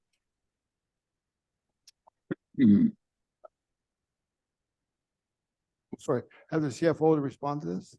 Thank you, Deputy Mayor, through you to Councillor Emeritus. So we do have to have the Midland Bay Landing Development Corp financials audited annually. And so there is obviously a process and a cost to that. Other than that, I would say the cost is quite minor. One of the things we will have to do when we do the 24 budget, though, is to reallocate. You don't like that, time. Bill Gordon. So right now we have some staff time that is allocated to that corp because we were meeting on a regular basis. And so that will need to be distributed, but that's a just a reallocation of resources. It's not an extra cost that the municipality is paying. There's some of my time, some of the CAO's time, some admin time, that type of thing. But yeah, that's a wash, right? It's really those the annual audit of the financials, as well as any sort of minor legal costs that we have at this time. Just to follow up, so we typically get reports from staff recommendations. So does staff recommend this? Like, I'm not in that realm of, I don't know how much it costs, but I know it's a staff time. It could be minor, but is there an advantage of keeping it, basically? Mr. CFO response, or is it Mr.?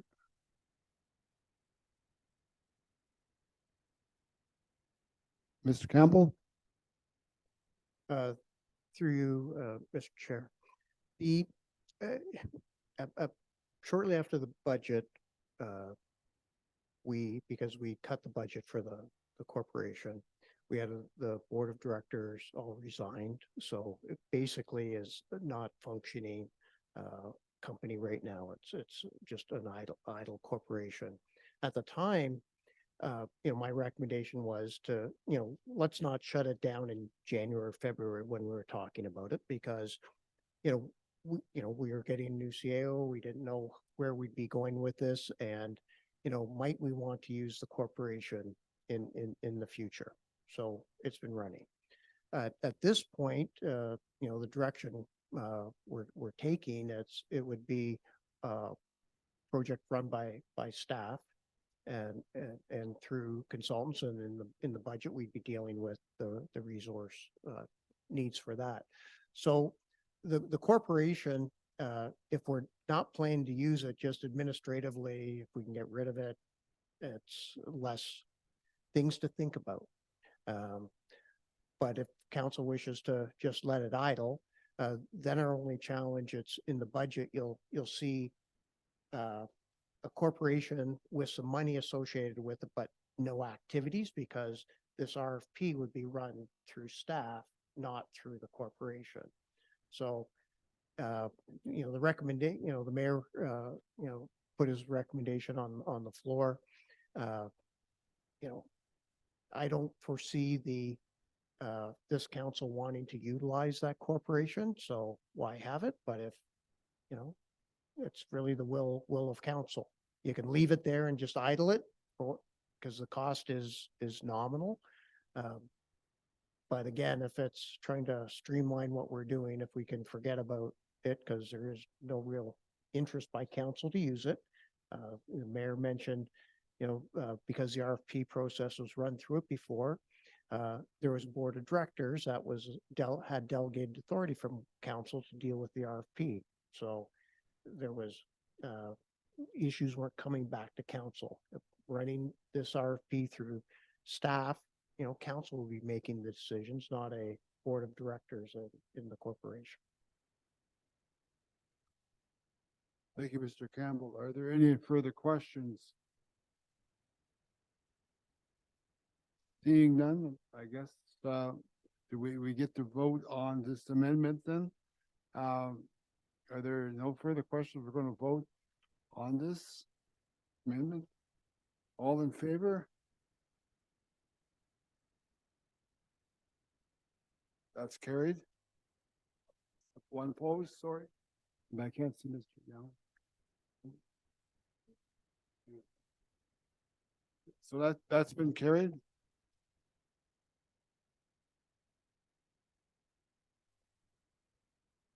We're back.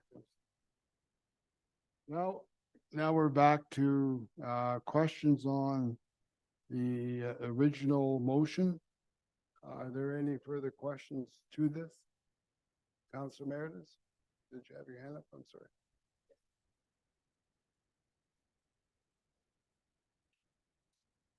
Thank you, Deputy Mayor Conton. So when this Georgian Communities pulled out, we did find some more information on that kind of spongy east end area, which they determined that it would be a lot more costly than what the originally was, and part of the reason, I can't put words in their mouth, but I was told part of the reason why they pulled out. So now we're finding that the land is deemed not sellable, and we're gonna give it away as an incentive to a developer. So I just wanted to put that out there to make sure I have the correct information, and if that is actually what we're proposing to do. Mr. Campbell, you respond to Through you, Mr. Chair, the intent of the recommendation is that council agrees in principle to financially contribute to the project. What that looks like isn't decided. Would it be free land? Would it be cash? Would it be donations that we received? So none of those are decided upon today, because giving the developer, I'll just use a number, $5 million cash versus having them not pay us $5 million for the purchase, it's a wash. So I think it's semantics. If how we will contribute to this project once we, determine what that number might look like. So to specific, there is no decision on free land. It's just one option to make a financial contribution when we get to that decision in the future. Thank you, Mr. Campbell. Follow up, Mr. Meredith. Just to follow up on that, it's more of a comment and possibly going forward and talking with a potential developer. I have been following the Collingwood grain silos and their developers, Dreamscape and Streetcar, and they did a fantastic presentation on an RFP proposal in front of council and to the community with beautiful, 3D renderings and so forth. So the type of renderings that we got when we were dealing with the Midland Bay landing site was nothing compared to what I saw. So I think it's important that to visualize the new plan when it comes back to us at some point, that we would get those renderings for the public and for ourselves to kind of give us a sense of what it's all about, instead of concrete Lego cubes on in the newspaper. So I think that's important going forward. And then that's just my comment on that one. And next, just what would the question? What are we looking at financially to put forward for the RFP process? Is there an estimated dollar amount? Are you suggesting the cost that will incur putting the RFP out, or? Correct. Yeah. Is there anything, any monetary funds that is there an insane amount of money like in the budget coming out like $100,000 or $200,000, or is it $50,000 or? Yeah. Or Through you. Yes, currently there is approved capital money that we can start the RFP process out of what's already approved, that we haven't spent on Midland Bay Landing. During the budget process, there'll be further asks for likely staff resources or consultants to take this through. This RFP process will be a two-step process. First, we will try and create a short list of developers, and that will be, looking at their competencies and financials. And then we'll choose, the RFP will say we'll shortlist to 3 or 4 developers to then bring in the pretty pictures and a financial proposal. And the reason we want to do that is, one, to put a proposal together, even the one that Georgian did, it cost more than $100,000 for them to prepare the submission to it. And you mentioned, if the more pretty pictures you want, the higher the cost that developer will have to undertake. So I'll say my career, I haven't expected 10 vendors to put together $100,000 plus proposals when I know I'm only picking one. I just don't think that's fair. So I've always tried to shortlist so that, only 2 guys end up spending a lot of money and no return versus having, 8 or 10 potential.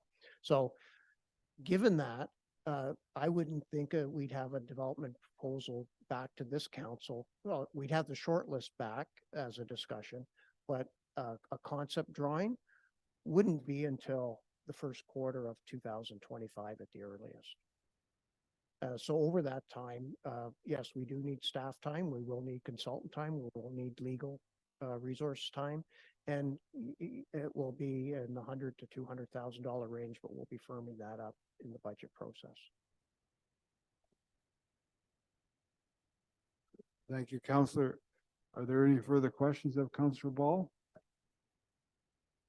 Thank you. Can you speak to what consultants you feel like you would need in the next year's budget? I know you're asking for that in a budget ask, talking about that, but what specifically do you envision needing a consultant for? Mr. Campbell? We would certainly need legal counsel. So that's a consultant. And they would be reviewing the RFP, depending on I have to look at the previous RFP, how they did the financial request, but we would likely need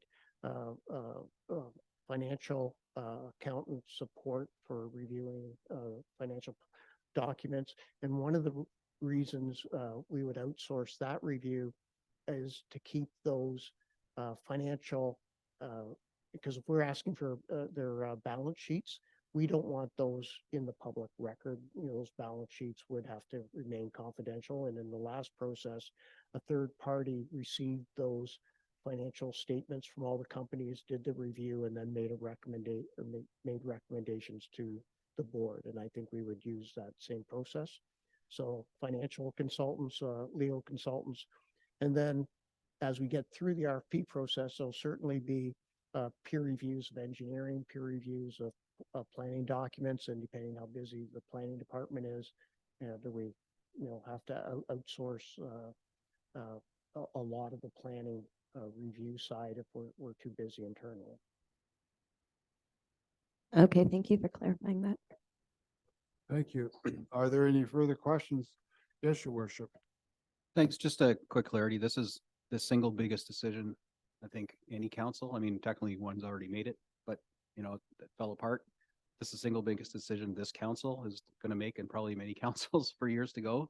So this is a really big deal and a fantastic opportunity for us. And it's going to take a while to realize, and it's going to cost money to get there. So, we are going to see a budget impact over this term to make this happen, but we're going to be doing this hand in hand with the community, which was not the perception last time, arguably the reality. And we have a real opportunity in front of us. At any rate, I just want to take this opportunity, Madam Clerk, given the magnitude of this, I would, request a recorded vote on this one. This is a big one. Thank you. Are there any further pressing questions regarding this motion? Seeing none, I will read the motion again.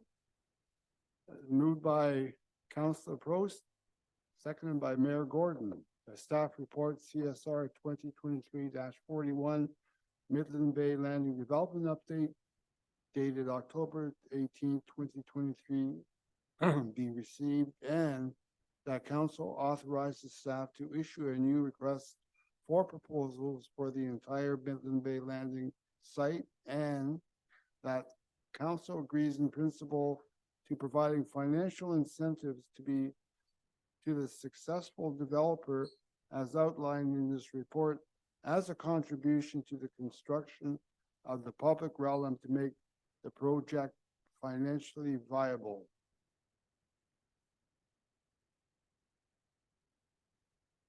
I'm sorry. Oh, I'm sorry. There is, I didn't have it in front of me. Thank you, Your Worship. And number 3, that the town of Midland as the sole shareholder deems it prudent to dissolve the Midland Bay Landing Development Corporation, and that council directs staff take all necessary actions required under the Business Corporations Act, RSO 1990, and this was moved by Mayor Gordon and seconded by Councillor Ball. So in its totality, all in favor? Oh, I'm sorry. Clarification, Madam Clerk? Thank you, Deputy Mayor. Members of council, you've heard the question. When I call your name, please say yes or no. Councillor Ball, Yes. Councillor McDonald, Deputy Mayor Contin, Yes. Councillor Prost, Yes. Councillor Downer, No. Councillor East, Yes. Councillor Meredith, Yes. Councillor Bald, Yes. and Mayor Gordon. Huge yes. The motion is carried 8-1.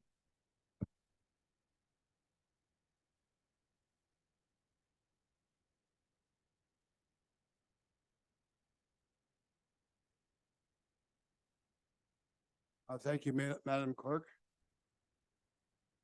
Put my paperwork together. Done.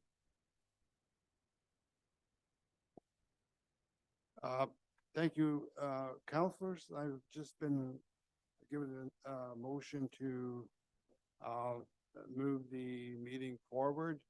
I need a mover and a seconder. Moved by Councillor East. Second by Councillor Ball. And that pursuant to section 6.2E of Procedure Bylaw 2022-2, council agrees to remain in session past 10 p.m. in order to deal with the remaining items included on the agenda. All in favor? Anybody opposed? That's carried.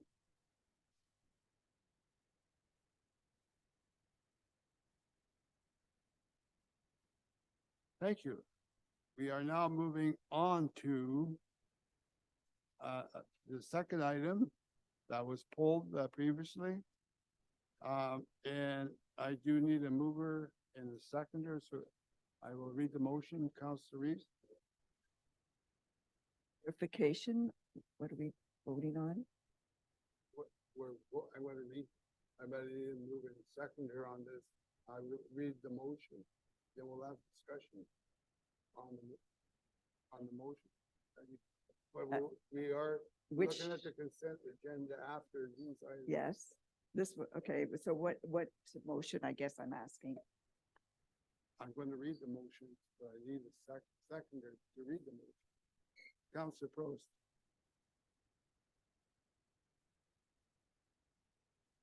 Now I will read the motion, Councillor.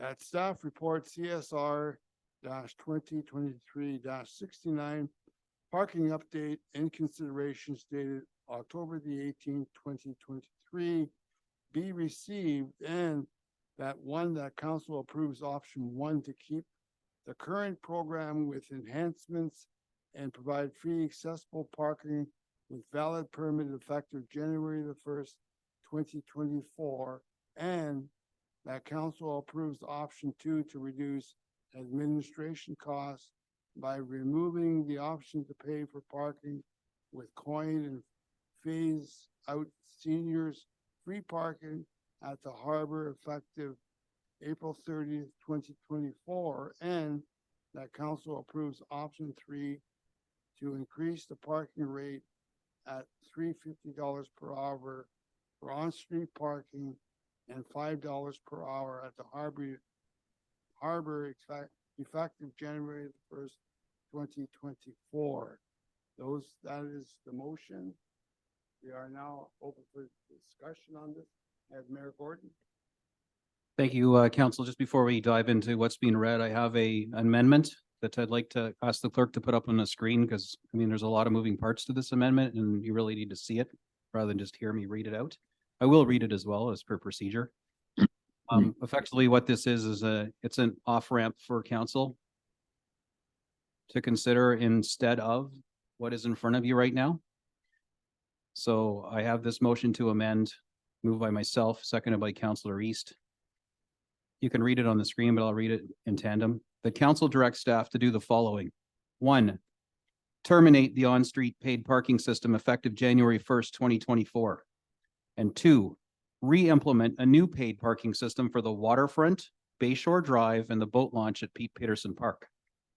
And 3, prepare a report that details the costs attributed to maintaining the town-owned parking lots, implementing an on-street 3-hour parking, along with cost recovery funding options for this plan that should include, but not be limited to, a special levy for the entire downtown core for the 2024 tax year only. And 4, the council consider cost recovery options during the 2024 budget deliberations. And lastly, that an ad hoc committee be established with stakeholder participants to review cost recovery and revenue options and report back to council in advance of the 2025 budget. Now I'll give you the rationale as to why this is on here. We had this report come to us last council meeting, and the consensus on council was that not enough consultation had taken place. At that last meeting, we heard from the BIA. We heard from Mr. Scott Campbell, who I'll name because he is probably the most passionate and involved person when it comes to lobbying for free parking that I've ever met. And he'll make darn good arguments about it. And he has a lot of influence in this community. Nonetheless, we deferred this for more consultation. I trust and hope that councillors that wanted to do more consultation spent that time over the past 3 weeks doing so, because I know I did. As late as today, this afternoon, I'm visiting with downtown merchants, trying to get a feel for what I believe is probably the best thing to do, and that's to stop throwing good money after bad on this system. There is nothing we can do to these machines to fix the screens or to make the user experience better or to overcome the stigma that our town has collected over the past 2 years in, provincial news, print news, internet, and the general negativity that is around paid parking and the way it was implemented originally by the last council that I was part of and this council. We have tried pauses. We have tried rejigging the system. We've, taken equipment off of the parking lots and made those free that I lobbied hard for and went to just on street. And consequently, we've been losing our shirt. It looks like it costs us around $500,000 to keep our parking lots alive. That's taxes we pay on them, which are I'll remind council, are sitting artificially low because of 2016 assessments from MPAC. It's the insurance we have to pay, the cost of materials to maintain them, lighting, snow clearance. They all have a tangible value. So a notion or concept of free parking is fantastical at best. Nothing's free. The question is, who pays? I was floating an idea that many of you may have read or probably heard about in the news, that we rip the Band-Aid off, discard this system, take our lumps, spread the cost of abandoning this equipment and the program across the broader tax base, and not punish, the downtown or anybody for our mistakes. And then proposing that after we did that, we recoup the true costs of these parking lots from the people who ultimately benefit the most, which is the downtown core. And when I say downtown core, I'm not referring to the BIA. That's a tiny fraction of the downtown core. Our real downtown is everywhere from Yonge Street down to Bay, from Midland Avenue to First. That rectangle is our true downtown, and that really it should be what the BIA is, but for a variety of reasons it isn't, and is honestly not likely ever to be. So I'm looking at methodology to do cost recovery, and the original plan I sort of floated with the community was, let's put that cost on, and you'll see it on the report as the very last option on the report. Let's put that cost on that rectangle. And I understand that triggers some conflicts of interest with a couple of my peers tonight. And I'm not suggesting we're voting on who's paying tonight. That way I can keep you guys at the table. It's really important to me to keep you at the table. And to Councillor Downer, we're not going to be, if this amendment passes, we're not even going to be talking about touching, accessible parking. So your conflict can vaporize and you too can participate in this. This is important that we all talk about it because we know how much it impacts our community. We've got a black eye right now, arguably two black eyes. So I did some soul searching. I spoke to merchants. They're concerned with just having no paid parking, which most of them love.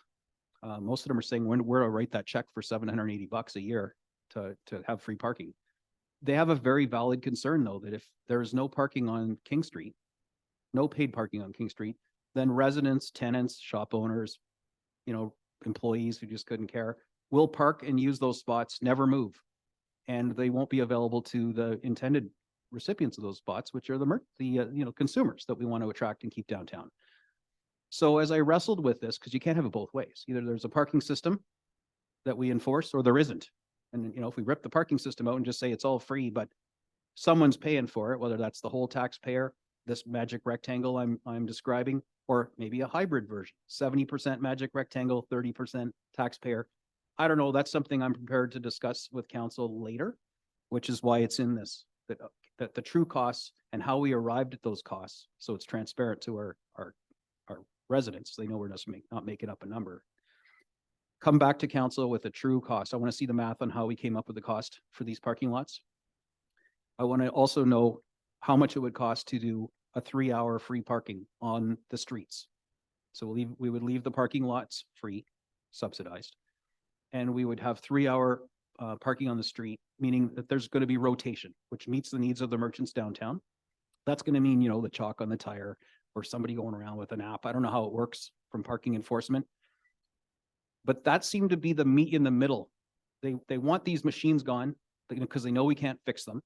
And they're not that they're broken. They're in use all over Canada. I mean, I use these things every week in Barrie, exactly the same machine, and they seem to work for me there. I don't know what the problem is up here. There's nothing we can do to change this. So let's stop spending good money after bad, tax money.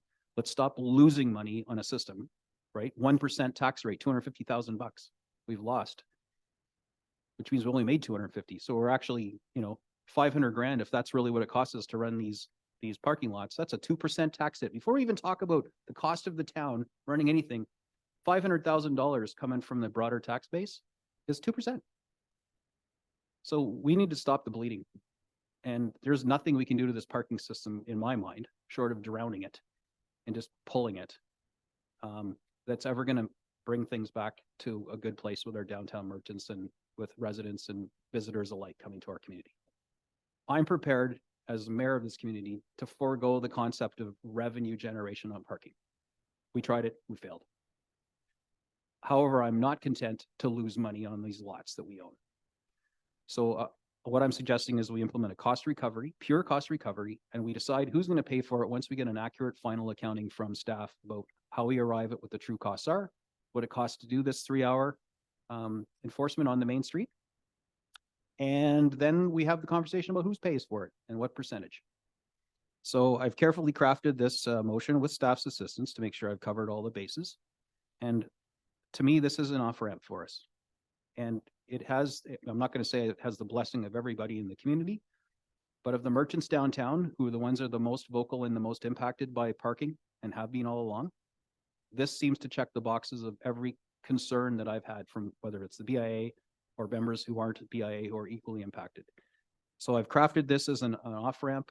It's a peace offering. It's a way to stop the bleeding, stop losing money, and come up together with this ad hoc committee with downtown merchants as stakeholders.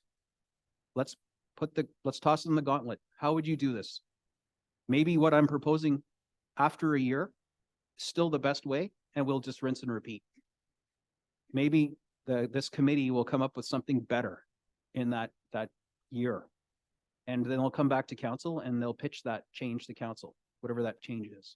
But we're going to make the community responsible and the stakeholders have say this time rather than just having council decide. But we can't lose money while we're letting that process happen.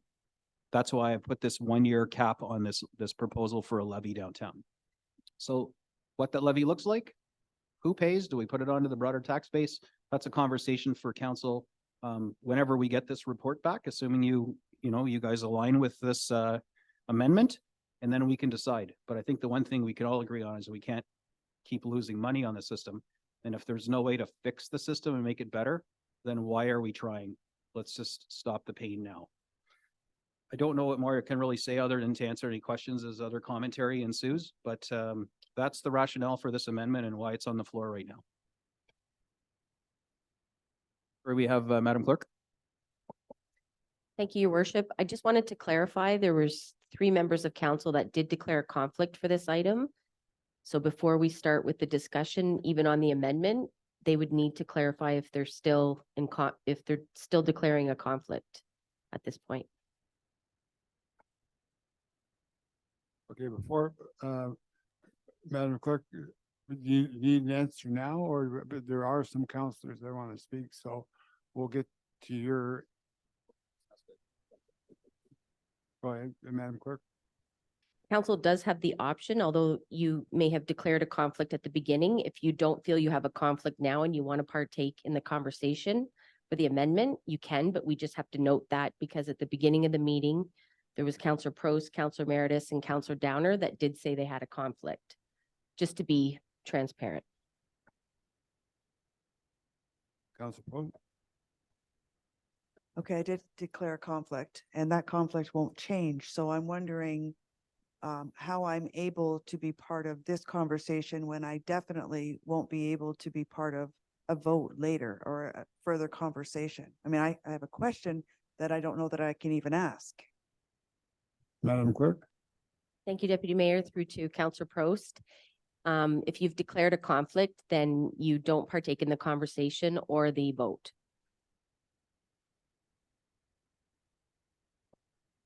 Can you put Councilor Meredith? Can you put that motion back on our screen, or please? Oh, did you? Or send it.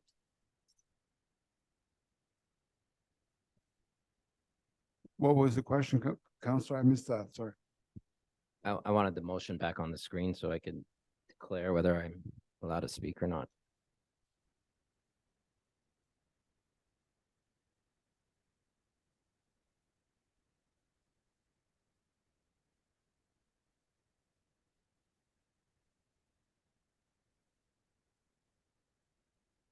Just for clarity, since I wrote this thing, the direction to prepare a report and come back to us, that report might trigger your conflict depending on the advice you receive from the Integrity Commissioner. And I would strongly suggest council avails themselves of that.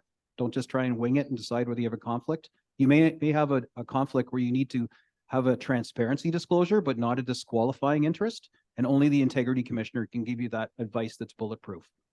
But the way this is read tonight or written tonight does, in my mind, because I tried to do this with you in mind, does not trigger any of the conflicts that you believe you have. That's my perception. You need to form that opinion on your own, but that was the rationale behind me writing this the way I did. I think I'm okay. I will speak to this matter. Thank you. On the new motion. Thank you, Councillor Meredith. If you could just say that you withdraw your conflict, that would be great. I withdraw my conflict. Thank you. Councilor Prost. I'll withdraw my conflict for now, but I will contact the Integrity Commissioner to make sure that going forward that I'm in the right position. Anybody else would like to speak on this conflict?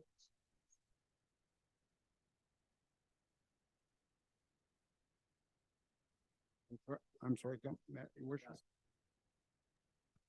Can you hear me, Deputy Mayor? Councillor Downer? Yes, I'm staying with my conflict. Councillor Downer staying with his conflict.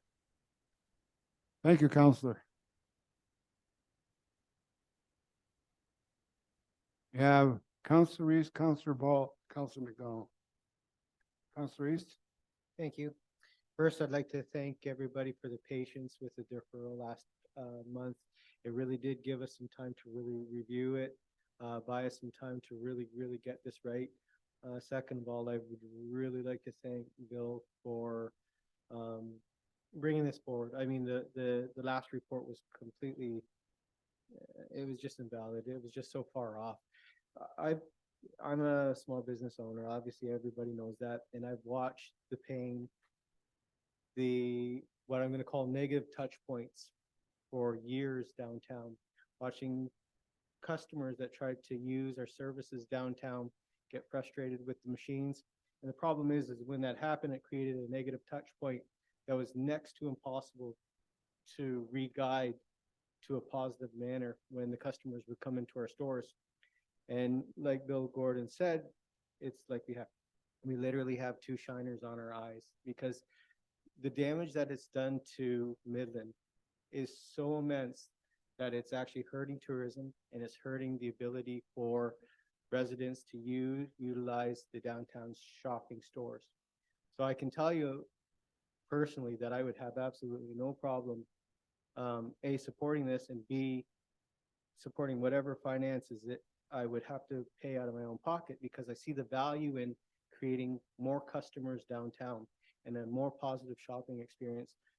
To me, something like this is a godsend. We've been praying for this for years. Downtown businesses struggled through the big dig, struggled through COVID, and now we're dealing with inflation. And not only that, but many of the stores took government assistance during COVID, and that's coming up in December 31st. That's $60,000 loans that have to be paid.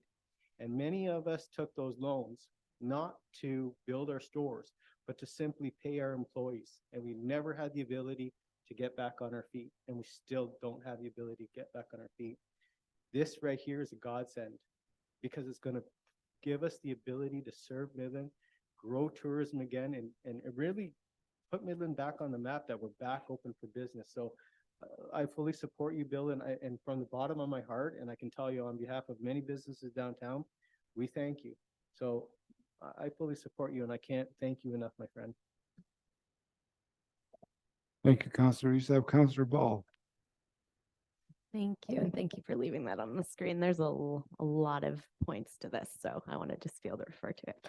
I have a question that may sound like it's for the last one, but it's not. I want to segue into something. So I'm wondering what the cost and how easily it is to, I guess, change the amount on the paid parking meters. Is that something that we can easily do for a day rate, or has anyone looked into that and can tell me the specifics on that, please?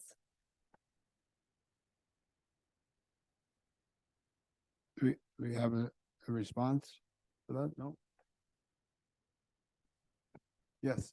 Through you, Deputy Mayor, it is fairly easy. It's a program change that we would be able to do. And then it would update to all the various parking machines. Supervisor Smiley is on the meeting, so if there's anything further to that comment that he wishes to add, then I'll turn it over to him. Thank you. Yeah, thank you. Through you, Deputy Mayor, the cost to do a program change is $585.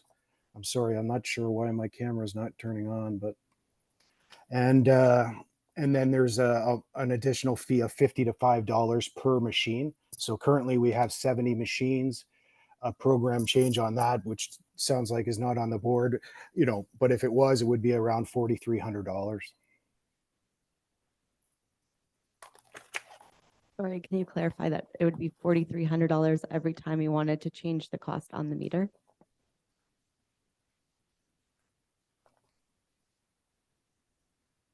Yeah, anytime you make a program change, if you wanted to change it again the next day, it would, you would incur the same fee again. That's why if we were going to do some changes, we'd want to get it all organized and do them all in one shot. And I believe we'd be able to get it all done for that one fee. Thank you. That was my next question. If we could pre-program like a year in advance, several dates. So thank you for answering that. So what I've been floating around for a while, and I see based on the email that I received today that it's not a unique thought, it's not a new thought, is that we have parking passes.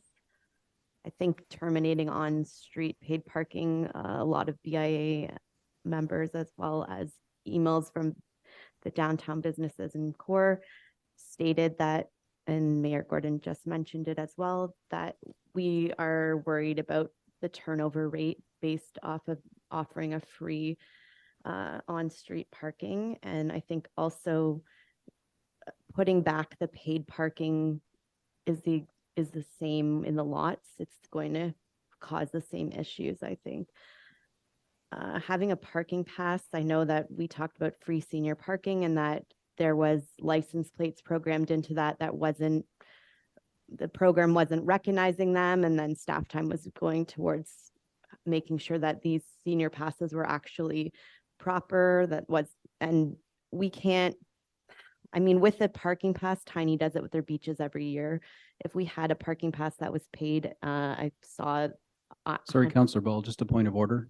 We are debating what you see in front of you. We're not trying to visioneer something new. These are the recommendations, and what you're talking about has nothing to do with any of those. It's like something completely different that you're suggesting. You want to put another amendment on to create a new parking solution, that's notice of motion another day. This is what we're debating right now, this amendment. So if you have questions, I'm not trying to be rude or anything, but this is process. You need to focus on these 5 things, and if you can support them or you can't. Quite frankly, that's really where we're at.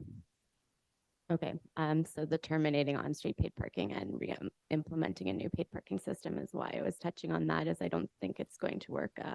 As for a new plan that I'm speaking to, that's fine. I don't want to amend an amended motion, but I do think we need to consider other options. So that's my opinion, and based on the 1 and 2 is I don't think that this solves the issues that we're having. Thank you, Councillor Ball. I have Councillor McDonald and Councillor Post. Councillor McDonald. Thank you. I'll just be speaking to the amendment. In number 1, you said no paid parking. That doesn't address what happens to the meters. And number 2, re-implementing a new paid parking system. I don't know what what is envisioned by a new paid parking system there. If I could have those clarifications, I'd appreciate it. Thank you. Your worship, can you clarify that? Certainly, rather than get into the weeds with number 1, where I define the whole process of dismantling the system right down to unbolting these machines, I left it with a single word: terminate. Staff will do what they do. That will involve taking the machines offline, canceling the contract for the cloud service, having staff go and literally unbolt these things and put them in a warehouse or something, put an ad on Kijiji or whatever we're going to do to sell these things to another community or back to the manufacturer. But the end result for the consumer, and what council really, we don't need to worry about the minutia of how they do it, is that there will cease to be a paid parking program in Midland on street. So that's what number 1 means. Number 2, re-implement a new paid parking system. I'm not content that anything that we want to do to freeify parking needs to extend to the waterfront, Bayshore Drive, or the boat launch, all of which we've chosen to monetize. What I'm suggesting is that these current machines, we can't do anything about them to make them better. The same head scratching user experience we've all seen of people down on the waterfront will continue. Therefore, my words are, I think, fairly succinct: re-implement a new paid parking system. That could be in a new system from a different vendor that's a touchscreen, or one, a novel idea, one you can see in the sun, and one that actually works consistently. Could be implemented down there. We could decide to put, like the hospital has, a gate up and down, you pay to get in and out. I don't know. We're not approving the kind of system right now. I'm just suggesting that if we're going to abandon the on-street parking system, part of my abandonment is that we don't abandon the waterfront Bayshore Drive or boat launch parking. So that's the spirit behind that wording. I meant to make it as clear as possible. Does that clear up your question? Thank you, that does. I have Councilor Post. I just have a quick question to staff. We have authority to implement a special tax levy when we need to find extra money? We have a staff member, the CFO. Thank you, Deputy Mayor, through you to Councillor Prost. So we do have the authority. There are some special rules in the Municipal Act around basically a special area charge. And so there were some points included in the report of things that we need to consider. And so staff would definitely like to come back with a report on what that type of program would look like, what properties would be in that area. So we'd want to nail down that area that the mayor spoke of, as well as we also need to make sure that we've nailed down the costs that we're going to be distributing, because we need to demonstrate that there is a benefit to those property owners. So there are some very specific rules that we want to make sure we just check all those boxes. But in short, yes. Thank you. Are there any further questions? Councilor Meredith. Thank you, Deputy Mayor Cotton.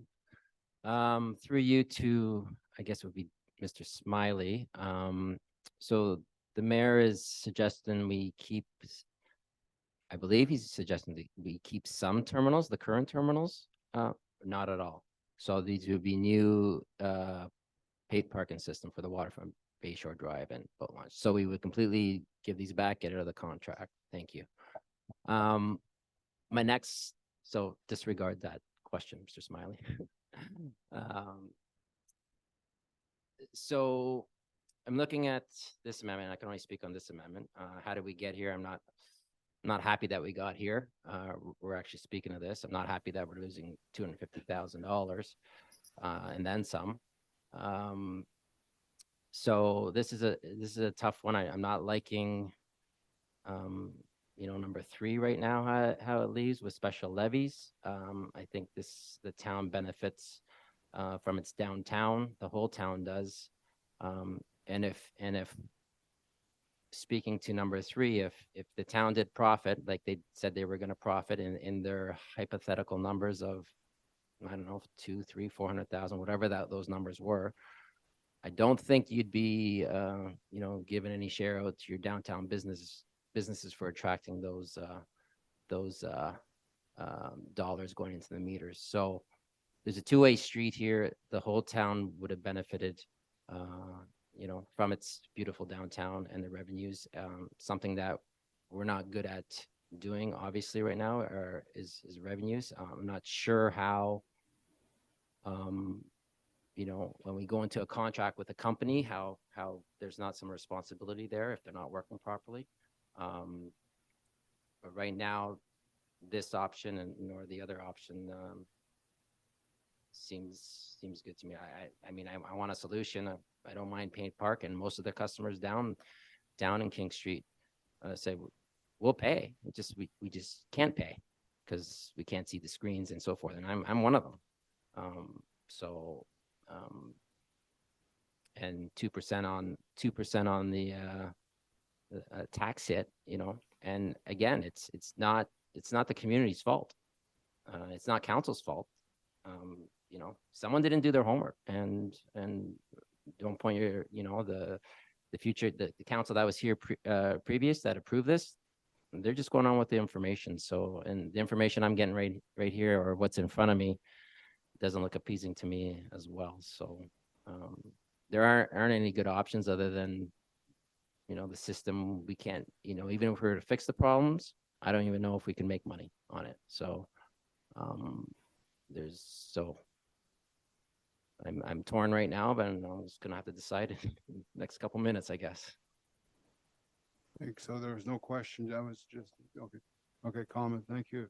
Are there any questions? Councillor Ball, you just be focused on the amendment here. Thank you. That's okay, thank you. I think those machines are already paid for. They're already working in other communities. So I think eliminating them entirely, I'd like to know the cost of that. So I think that number 3 is great. And I said I didn't want to amend a motion, but I think that I'm going to, so don't shoot me. I would like to have number 3 and 4, but I would like to add that report also tells us what the cost of is maintaining it, as well as implementing a parking pass system that has different costs for different users. So Midlands would have a lower rate than surrounding municipalities. I'd like to know the cost of implementing that as well, so that we are able to debate that, I guess, if that's an option even, because that has been one that is brought in previous councils and it hasn't been actually implemented. So I would like to amend the motion for 3 and 4. If I can just Yep, your speak to worship. that, the number 5 is an entire better part of a year for the community staff through this ad hoc committee, which is a real committee from council, to sit in and come up with these ideas. Because a parking pass works for residents, but does nothing for the the visitors of our community. So these are all things that I wasn't expecting, and I don't think that we should make a an armchair quick knee-jerk reaction on, hey, let's come up with a new way to fix the system tonight. That we've had so many kicks of the can, like Midland Bay Landing, this thing needs a reset, right? If we can agree that Midland Bay Landing needed a reset, then this shouldn't be like mental math to figure this out. The way we've got this in front of us tonight is to do that reset, and then we give the community a chance to weigh in and come up with options, whether parking passes work, whether they want to pay as part of a levy. Maybe they want to say, no, we don't want to pay anything. We want it all be borne by the taxpayer. All of that comes from that ad hoc committee. So effectively what you're asking for is built into this motion. It's just not something we're going to decide tonight or next week. We're giving people immediately the break from this nightmare for a year, 1 year. And then this council is still going to be here, and we're going to decide after a year, based on all the community engagement and input, what the best option is to move forward, which could be rinse and repeat, or it could be something wholly new. We don't know what we don't know. And that's why I'm suggesting we put this out to the community and not try and solution here at the council meeting by, amending amendments. Thank you for that clarification, Your Worship. I have Councillor Ball. You have that? Yes, thank you.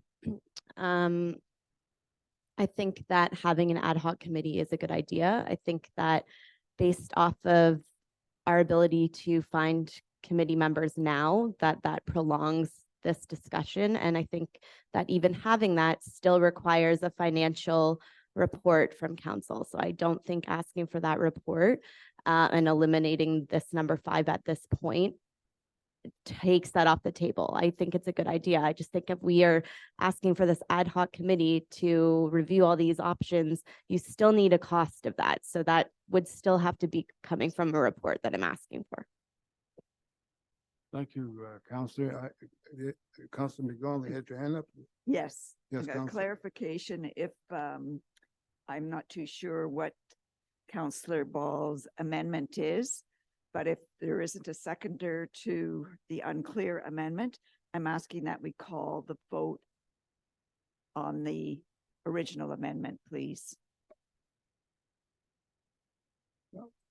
Okay, Madam Clerk, we're going to, I guess, vote on the original. Is that what the request was from A Council? recorded vote, if I could, on this, please.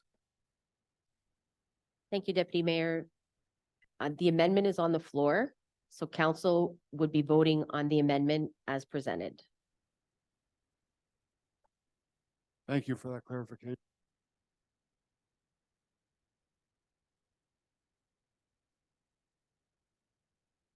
I wasn't clear, if I may, Madam Clerk, Deputy Mayor, I was not clear on what your amendment was, so, or your amended amendment. So because it wasn't made clear, I thought it was just left and it wasn't a seconder. I'm calling the vote on the original one. Madam Clerk, what's the response? We're still back on this amendment before we go to the original amendment. So we're going to vote on the proposed amendment by the mayor. We're voting which is on the screen. So we're on the recorded vote. Thank you, Deputy Mayor. Council, you've heard the question. When I call your name, please say yes or no. Councillor Prost, Yes. Councillor East, Yes. Deputy Mayor Contin, Yes. Councillor Meredith, Councillor Meredith,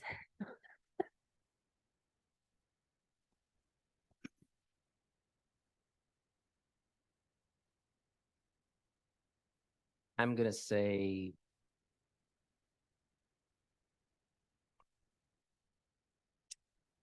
no. Councillor Ball, No. no. Councillor McDonald, Yes. Councillor Bald, Yes. and Mayor Gordon. Yes. The motion is carried 6-2.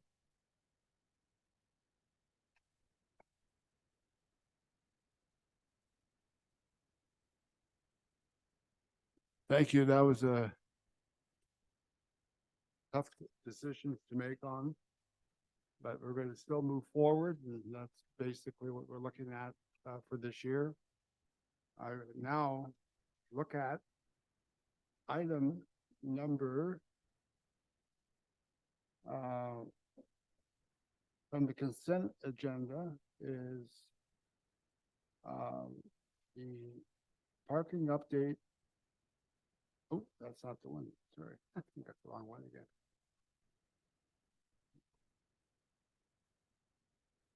again. I'm looking for a mover and a seconder on the staff report CSR 2023-81 municipal accommodations tax dated October the 18th, 2023 be received. And I'll read the motion. Sorry, Your Worship. So you're asking for a mover and seconder. I'll move it. Yeah. Thank you. I was just going to, so moved by Mayor Gordon. Mayor Gordon. I was talking about Travis in there. Second by Councillor McDonald.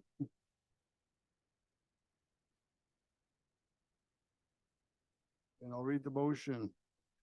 That staff report CSR 2023-81 municipal accommodation tax dated October the 18th, 2023 be received, and that council approved the draft municipal accommodation tax bylaw and direct staff to implement the bylaw beginning on January the 1st, 2024, and that council directs staff to enter into an agreement with the county of Simcoe Tourism County to act as the eligible tourism entity and utilize the municipal accommodation tax funds directed per the agreement, and that council single source the Ontario Restaurant, Hotel and Motel Association as per procurement bylaw 2018-52 and direct staff to enter a 3-year agreement with the option of a 2-year extension to collect municipal accommodation tax from the accommodations on behalf of the town, and the municipal accommodation tax funds retained by the town be directed to tourism and cultural projects and activities in tourism and cultural infrastructure. You read the motion.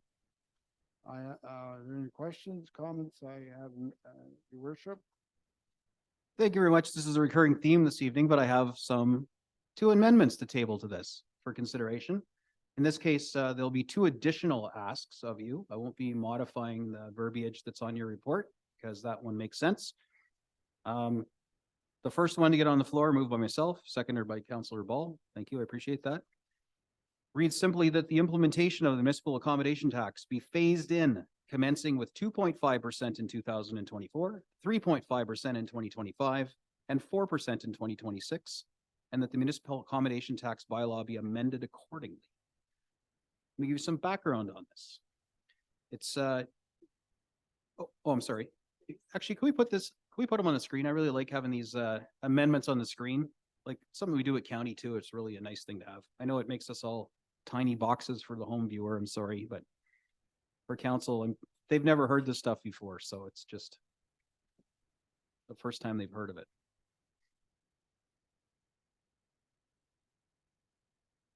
Lovely. So there it is. And while you're reading it, it's no shock that I opposed the municipal accommodation tax last term. In speaking with the hotel operators and motel operators, this was a highly untenable thing. Like they're trying to claw out of the pandemic. You know, tourism is down still. Nothing's bounced back. You know, a lot of arts and culture is tanking, like going bankrupt. Symphony orchestras, like just things are, and you're going to hear the MCC coming and asking for forgiveness again this year for the insurance. Like things have not come back. They're having a hard time. I was against this as a result. You probably saw my signs on all their property. So you got to think to yourself now, if I'm moving this motion and I've got this amendment, there may be some, you know, synergies with these folks. Deputy Mayor and I called a meeting to speak to the hotel operators.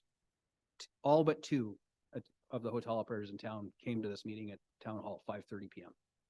We sat down with coffee and we debated the merits of what the municipal accommodation tax program is all about, how the money has to be spent exclusively in Midland, how there's going to be a committee formed that steers how that money is spent, so that, you know, any criticism in the past of, you know, why did we spend the money on this stupid flyer? It didn't benefit anybody.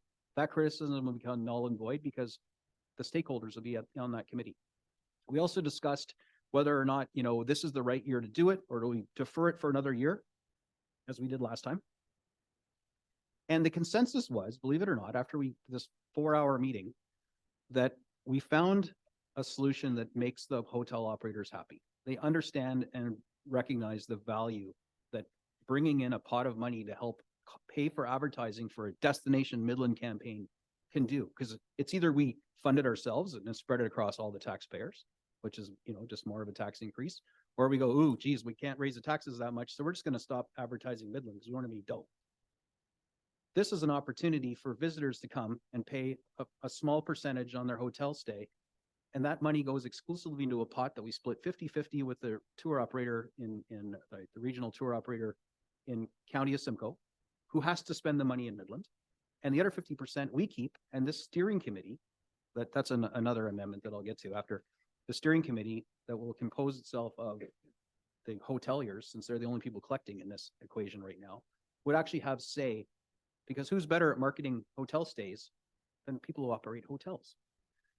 So, I mean, I was really, really happy because my contention with this is I didn't want to do this to the hotel operators, even though we can, as council has the ability to do things to people. I wanted to do it with them. And so that was the mentality I went into this meeting and negotiation. And quite frankly, we played let's make a deal. How do we find a compromise? Right? My favorite word. How do we do this? So we came up with this.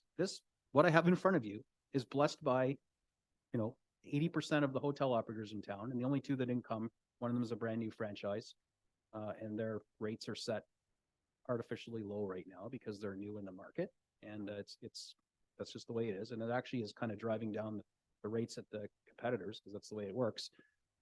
They didn't come, but I'm happy that 80% of our hotel operators, the ones that definitely are struggling, the ones that went to bat for Team Midland and housed people during the pandemic, you know, that offer long-term stays, they're good with this. So I just want council to go into this saying, understanding that this is a negotiated deal with the hotel folks. And I'm so impressed that they're helping us. Their one bone of contention I couldn't fix is that short-term rentals are excluded from this. And there are a lot of short-term rentals in Midland. And all we could ask for at best would be voluntary compliance. and we don't even know who they are because we don't have any regulatory framework. So my pledge to the hotel operators, if council passes this and looks at this phased implementation, which reduces the, the hurt a bit for a couple of years as we try and climb out of the recession and the pandemic. If council passes this, my pledge was to introduce the next amendment, which we'll deal with separately, about putting together this committee that involves them. They're on it to help steer the funding. And the other pledge is that over the next year, I would work with council to put into operation a short-term rental framework in our community that, on top of, a fee to register so that we know who you are and we know who to call when your tenants are being terrible neighbors, there would also be a requirement that thou shalt collect our MAT tax and remit. So now it levels the playing field, and it's not just the hotels taking one on the chin. It's other people in the hospitality industry that house people overnight in bed, which is our V&Ps. So that's not on the floor tonight, the short-term rental, except that I'm just announcing publicly that that's part of my pledge when we were making this compromise and deal with hotel operators, that I will pledge to revisit that in the next calendar year and try and find a way to get the short-term rentals to join this MAT tax implementation. And it would be the same, phased in. So that's the deal. And we have the support of the hotel operators, and I was so impressed and so grateful that we were able to work this out with them. And I wanted to share that expression of gratitude and the fact that they're working with Midland to help fund a Destination Midland campaign, and how much I appreciate that. And I wanted to make sure that was formative to this amendment tonight that we're talking about. That's my pitch, subject to any questions. Thank you, Your Worship. We'll open the floor to the amended question that's on the screen. I have Councillor Ball and Councillor Prost and Councillor Meredith. Councillor Ball. Thank you. I seconded this motion to get this on the floor, but I also pulled the original one because I wanted it on the floor. So I think that this tax is a good idea. My concern with it is having the tax at all. People complain about going to Niagara Falls and paying this tax. I can't imagine people paying it in Midland. I don't know if we can justify having this tax. So that's my one concern with it. And I wanted it to be on the floor as a discussion and not just for us to pass it through the consent agenda. And this applies to phasing it in. I really love that the hotels are on board with this. I think that is an extremely important step, and it sounded like a lot of hard work. So thank you for that. But again, I would like to just have a conversation about the justification if we feel like we can justify it. Thank you, Councillor Ball. I have Councillor Prost. I'm glad you guys took the time to meet with everybody.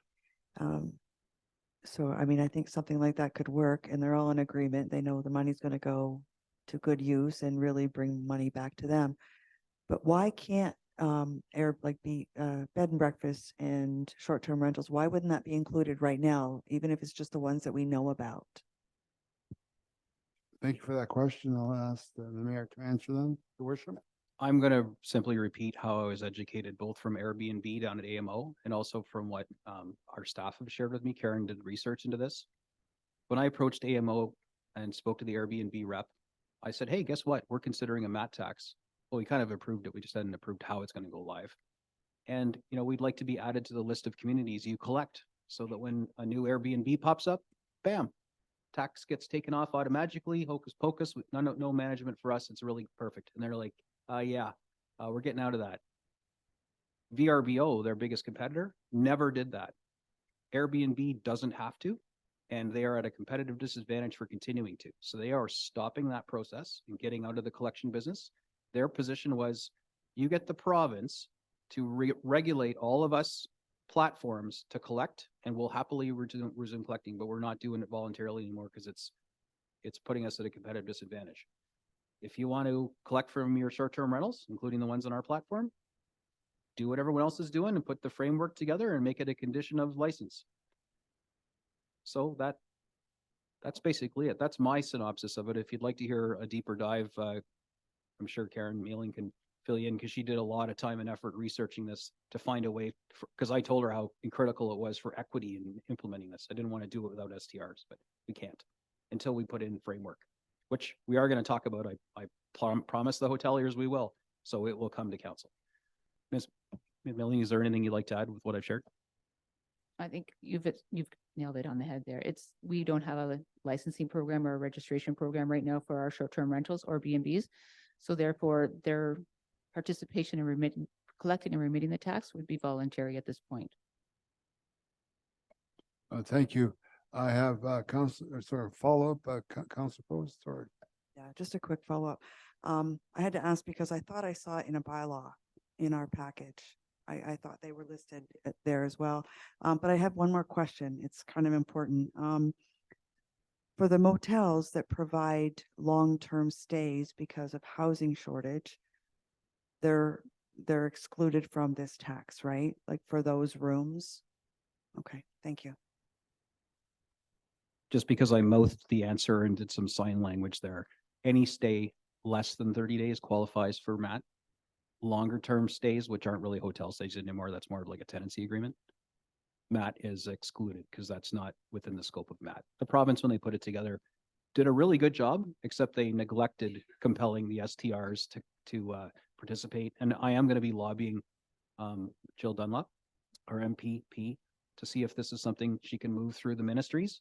And I think actually this Friday, I might be rubbing shoulders with the Premier, and I've already asked him a bunch of stuff and other things I've bumped into him with, but I will commit to bringing this topic up about this inequity and just plant it in his ear for the 10 seconds of FaceTime I get with him.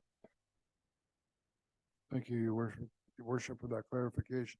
I'm not quite sure about Catherine McDonald, but I have Councillor Meredith and Johanna. Yep. And then I'll have Councillor McDonald. Councillor Meredith. Thank you, Deputy Mayor Conton. Just looking at this, the percentages here, I'm just wondering about administrative costs to collecting these fees. Just our past track record, I don't want to read a report where our administrative costs are exceeding the revenues. So that's my worry right now. Not sure what this process looks like in collection. I'm not sure who can answer that one. Of a staff member, I'm sorry, answer that. There we go. You have the floor. Thank you, Deputy Mayor. Councillor Meredith. The recommendation is that we would contract I always say the mother acronym, sorry, so I'll read it out. The Ontario Restaurant, Hotel and Motel Association. They would do the collection on our behalf. They will take a percentage of the tax that they remit as their administration fee. It's 1.8% for hotels and motels and 5% for STRs. That's the fee. That's their take, 1.8%. And the hotels are okay with this? Yeah. Thank you. Yeah, thank you, Councillor Meredith. Councillor McDonald. Why, thank you. I was just, my one question was answered, the track record on the revenue generating things. And I'm going to speak to the part 1 and 2 because there's an amendment there. Can I speak to 1 and 2, not just the amendment?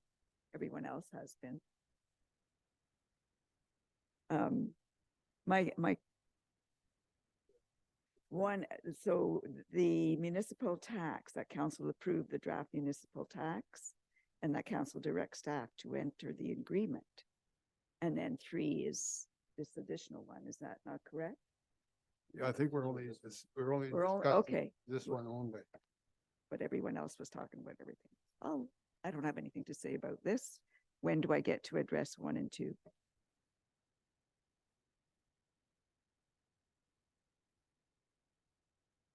Back to the original. Gotcha.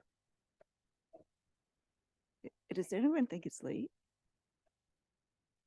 Are there any further questions from councillors regarding the amended motion? Okay, we'll take a vote on this. There's no request, so we're gonna all in favor then? That's carried. Any opposed? No, seeing none, that's carried. And then Deputy Mayor, I have that last piece of it. Yeah, so that's our like the bolt on. But You I can you go read it ahead, out. your worship, with your other amendment. Their motion moved by me. It's an amendment to this. And that will complete this package. And I need a seconder to get it on the floor. Councillor East. So what effectively, this is not modifying the verbiage because it doesn't speak to it in the main motion that we're going to jump back to. But this motion reads that the terms of reference for the Municipal Accommodation Tax Committee, which is alluded to there, include more than one hotel representative and one one council representative, and that the committee's mandate include providing the public with information via QR codes, signage, as well as documentation to explain the purpose of the mat and the benefits to the community. So rationale for this bad boy, this was part of our meeting too, which is why we're doing this together, is that the terms of reference in the current draft bylaw that we're improving tonight does not really lay out representation. And part of the deal with the hoteliers was they will get a voice at the table. And the consensus was that one voice really wasn't enough. They wanted more than one. We didn't nail down a number because, I'm not really into that level of let's make a deal. But suffice to say, I agreed in principle that I would pitch to council that more than one representative from the hotel industry who's doing all the heavy lifting for us will be sitting on this steering committee that decides how the funds are spent. Clearly, we can expect a lot of stay and play packages, right? that includes staying at the hotels, not STRs. And secondly, that mandate, this is something I volunteered to them, rather than, and we see this when we go to, down to Niagara Falls, wherever when you ask, hey, what's this tax? And everybody has a different number too. It's totally fraud down in the way Niagara Falls is, right? I'm gonna exercise a bit of license here that I'm in council and I can say that, but everyone has a different number. Everyone will give you a different story where it's going for. Some people will say it's optional, some people won't. It's just hocus pocus magic, and to me, it's fraud. And matter of fact, it's been the subject of a CBC W5 or Fifth Estate documentary if you're interested. What I'm proposing is none of that nonsense in Midland. We, because we're imposing this, will produce POP or signage that would sit on the front desk of all the hotels, would have a QR code that most people know what to do with their phone. The ones that don't, it could have a web address. And that would take people to a landing page on our website that we would host that would explain what the tax is, what the tax rate is currently, why we're collecting it, where the money goes, and why it's a benefit to this community. And thank you for visiting Midland. So this provides a uniform way to communicate to interested public that wonders why is this extra charge on my bill, and is it mandatory? Yes, it is. Why? And this way we don't have to have the people working the front desk at 2 a.m. Everybody educated and trained. They can just point to this POP, this advertisement thing on card or whatever it is, however we do it, that we provide, that will point everybody back to the source of truth. So now we're not putting the onus on the hotel staff and their front desk people, everyone to toe the party line and sell this tax, which it is, to their guests. That's our job to do that, our job to justify it. So I volunteered that, part of the funds from this initiative would go towards a central way to educate so that their staff don't have to defend the tax and come up with a different story and potentially misinform their guests about whether it's required and where the money goes. So it's really just a way to try and centralize communications and make sure that it's clear and concise and accurate. So those are the two parts to this amendment that bolt on to the last one. So all we're doing is kind of refining the original motion and putting some actual granularity to it that, survives in the spirit of what we negotiated with the hoteliers. That's all I got, unless you got questions about it. Thank you, your worship. And open it up to the floor. I have Councillor McDonald. First of all, I'm going to comment on the procedure of this. I think when someone is coming up with so many amendments in terms of reference in a report, that in order for us to make sane decisions, that report be pulled and put it on another agenda item, especially when it's not time like, there's no reason why we couldn't discuss this at another time. We have 6 additional agenda items that I think we are not giving anyone any justice by trying to do this till 1 o'clock in the morning. So the terms of reference, is this here's my question. I had to vent. My terms of the terms of reference you just proposed, is that in addition to the municipal accommodation original motion? Is it something totally different? Terms of reference are in the draft bylaw, Counselor. If you read the draft bylaw, you'll see where it's defined, but it's loosely defined. I'm putting some meat on the bones. That's all Is part of it this motion. part of this original? It's something totally, It's part of the draft bylaw. It's included in this. It doesn't appear in words in the heading 1, 2, 3, and 4. It's part of the draft bylaw. If we're approving the draft bylaw, which is part of this, I'm just simply adding some definitions to it through amendments so that it's prescriptive rather than loosey-goosey. And this is the proper way to do this, Counselor. This is the way it works. And the fact that we have to run late, well, a couple of big things were deferred, and that's the way it works. So. Okay, we will carry on with any further questions. I mean, the logical sequence is the amendments fall into place with the original one. There is movement here. And I think, anyway, any questions regarding further questions? Seeing none, we will read the motion again and vote on it. All right. I'm sorry. We could probably skip reading the motion again because it is getting late. To Councilor McDonald's point, we don't need to belay this. We've all read it on the screen. I think we get it. If people are uncomfortable with it, vote against it. If you're comfortable with it, vote for it. And then we move on to the next item. We still have lots to do tonight. You got the motion on the screen. All in favor? Any opposed? One opposed? That's carried.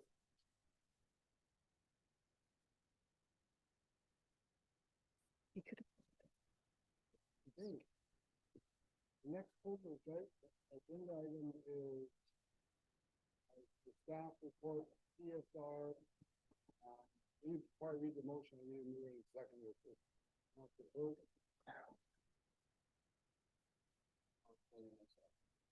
So I would, sorry about that. As I said, I need to move a council post to the motion. Seconder, Councillor Meredith.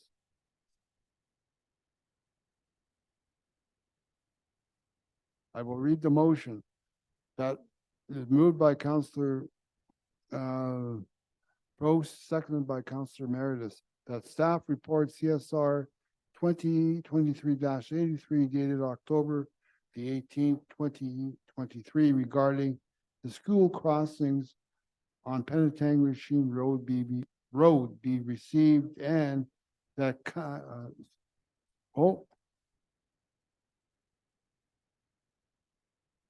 Thank you, Deputy Mayor.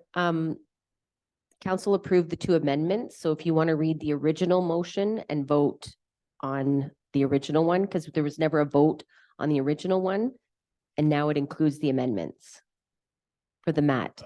For the MAT. Yes. Okay, so read the original motion from the MAT and vote on that, and then if it. Yes. Okay, so I will read the motion.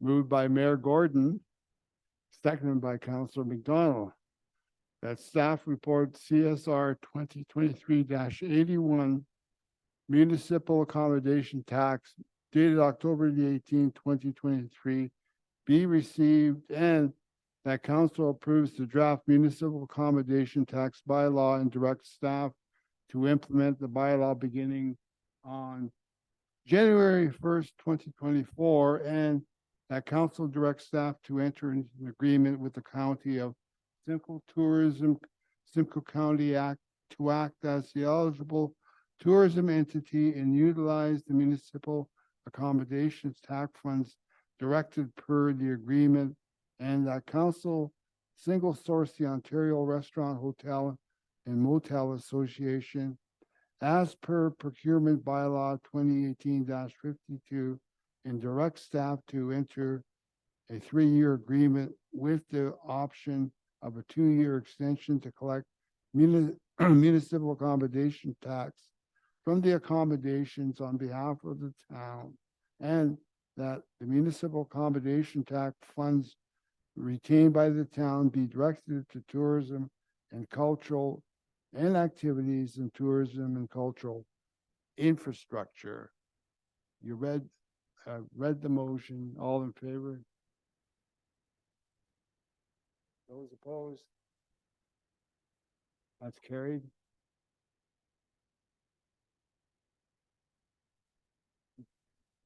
Now we're moving on to the school crossing. I read the motion. We're not going to have discussion now on this. Are there any questions regarding the staff report regarding school crossings at Penetanguishene Road yet? Sorry, got the wrong one again. No. Nope. Thank you, Deputy Mayor. You just have to read the motion because we Yeah. stopped you. Oh, I thought I did read it before. No, No. I'll read it again. Yeah, Sorry. so have a mover and a seconder for Yeah. that one and then Okay. read the motion. Okay, so but I do have, this is the school crossing one, right? Okay. Okay. Okay. Okay, so this is moved by Councillor Pro, seconded by Councillor Meredith. That staff report CSR 2023-83 dated October the 18th, 2023 regarding the school crossings on Penetanguishene Road be received, and that council directs staff to implement a new community safety zone on Penetanguishene Road, and that council directs staff to implement the recommended improvements on Penetanguishene Road as described in this report, and that council directs staff to update the traffic bylaw 2020-65 as per the details within the report. You read the motion. We have Councillor Ball with a question. Councillor Ball. Thank you. I think this is the wordiest night we've had ever. So I don't want to speak a lot to this because I think we're tired. So just out of transparency, I pulled this. I was at AMO conference. I had a discussion with a really unique company that's out of Quebec. They're using technology that is in Europe and has been in Europe for, I want to say, a decade, but I will pass that presentation along to everybody in council after this, and they have agreed to come and do a deputation if we so wish. I did reach out when I pulled this to ask the cost from our manager of engineering. So I have got that cost back, that this initiative that we're proposing moving the pedestrian crossing would be $2,500 approximately. So the initiative I wanted to speak to, I think maybe would be better in our next budget cycle, just based off of wanting, the funds are already there to do this and wanting to move this in general, but the, sorry, it's very late. Okay, so the pedestrian crossing that I was in touch with everyone about is an actual smart light. It is red when people are not doing 40 kilometers an hour, and it turns green only if you are going 40 kilometers an hour. So I think it's an initiative that we should look at. I brought it forward just to tell you about it based off of this report already asking us to move one of these zones. I wanted to see what the cost would be to just move it based off of installing one of these new platforms right off the bat. But we already have the budget for this. So I think I'm going to just defer that idea and give you the presentation and ask at budget time that we look at this better, smarter technology that's controlled by an app. We can we can change the speed limits so those lights don't flash all the time. It can be done with an app. It can go in the summer. And so I will forward that all to you. And that's the reason why I pulled this report. And I got the financials from Mitch before that. So I am just transparent, telling the public that I asked the question, I got the answer, and I think I'm going to just tell you about this later and defer it to budget time. Thank you, Counselor. Any responses from staff on this? No, we're good. I guess. Thank you for your comment. I have Counselor McDonald and Counselor. No. Okay, Counselor Meredith. Yeah, just a quick comment on technology. When we're purchasing technology items, we just have to make sure we understand the maintenance costs and administrative costs, i.e. parking meters. So just to let you have that in our back of minds when we do make these kind of decisions and bring them to council with those maintenance costs. Thank you. You'll like this one, I promise. Thank you, Counselor Meredith. Are there any other further comments, questions regarding this? Counselor McDonald? Comment to Councillor Walls. I've experienced those lights and they work beautifully in Portugal. And I appreciated the safety concerns addressed in this report. And I think the recommendations are going to certainly help. So thank you. Thank you, Counselor McDonald. Any further? Oh. Yeah. Counselor Downer, sorry, I missed your hand there. Yes, go ahead. Thank you. I received a call from some parents from Howard Street to come up and witness this crossing where the kids cross at Howard Street on Penetanguishene Road. There's nothing there. They don't know where to cross. They're all confused and they're worried about somebody getting hit. So I took the information back to the engineer, and he was kind enough to go up and have a look. And I guess I agree with his recommendations. I think we should move ahead with it before somebody gets hit there. And I think we should move as soon as we can on it. Thank you, Counselor Downer, for that. Any other questions regarding this motion? Okay, we're going to take a vote on this now. You've heard the motion. All in favor? That's unanimous. It's carried.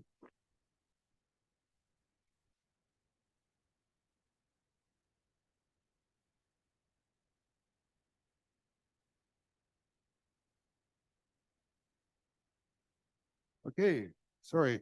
We are now moving on to staff report, but I need a mover for this, for Elizabeth Street encroachment agreement. Do I have a mover? Councillor East. Seconded by Mayor Gordon.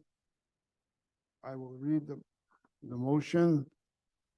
That staff report CSR 2023-87, 522 Elizabeth Street encroachment agreement dated October the 18th, 2023 be received, and that the town enter into an encroachment agreement with the guest house shelter respecting 522 Elizabeth Street.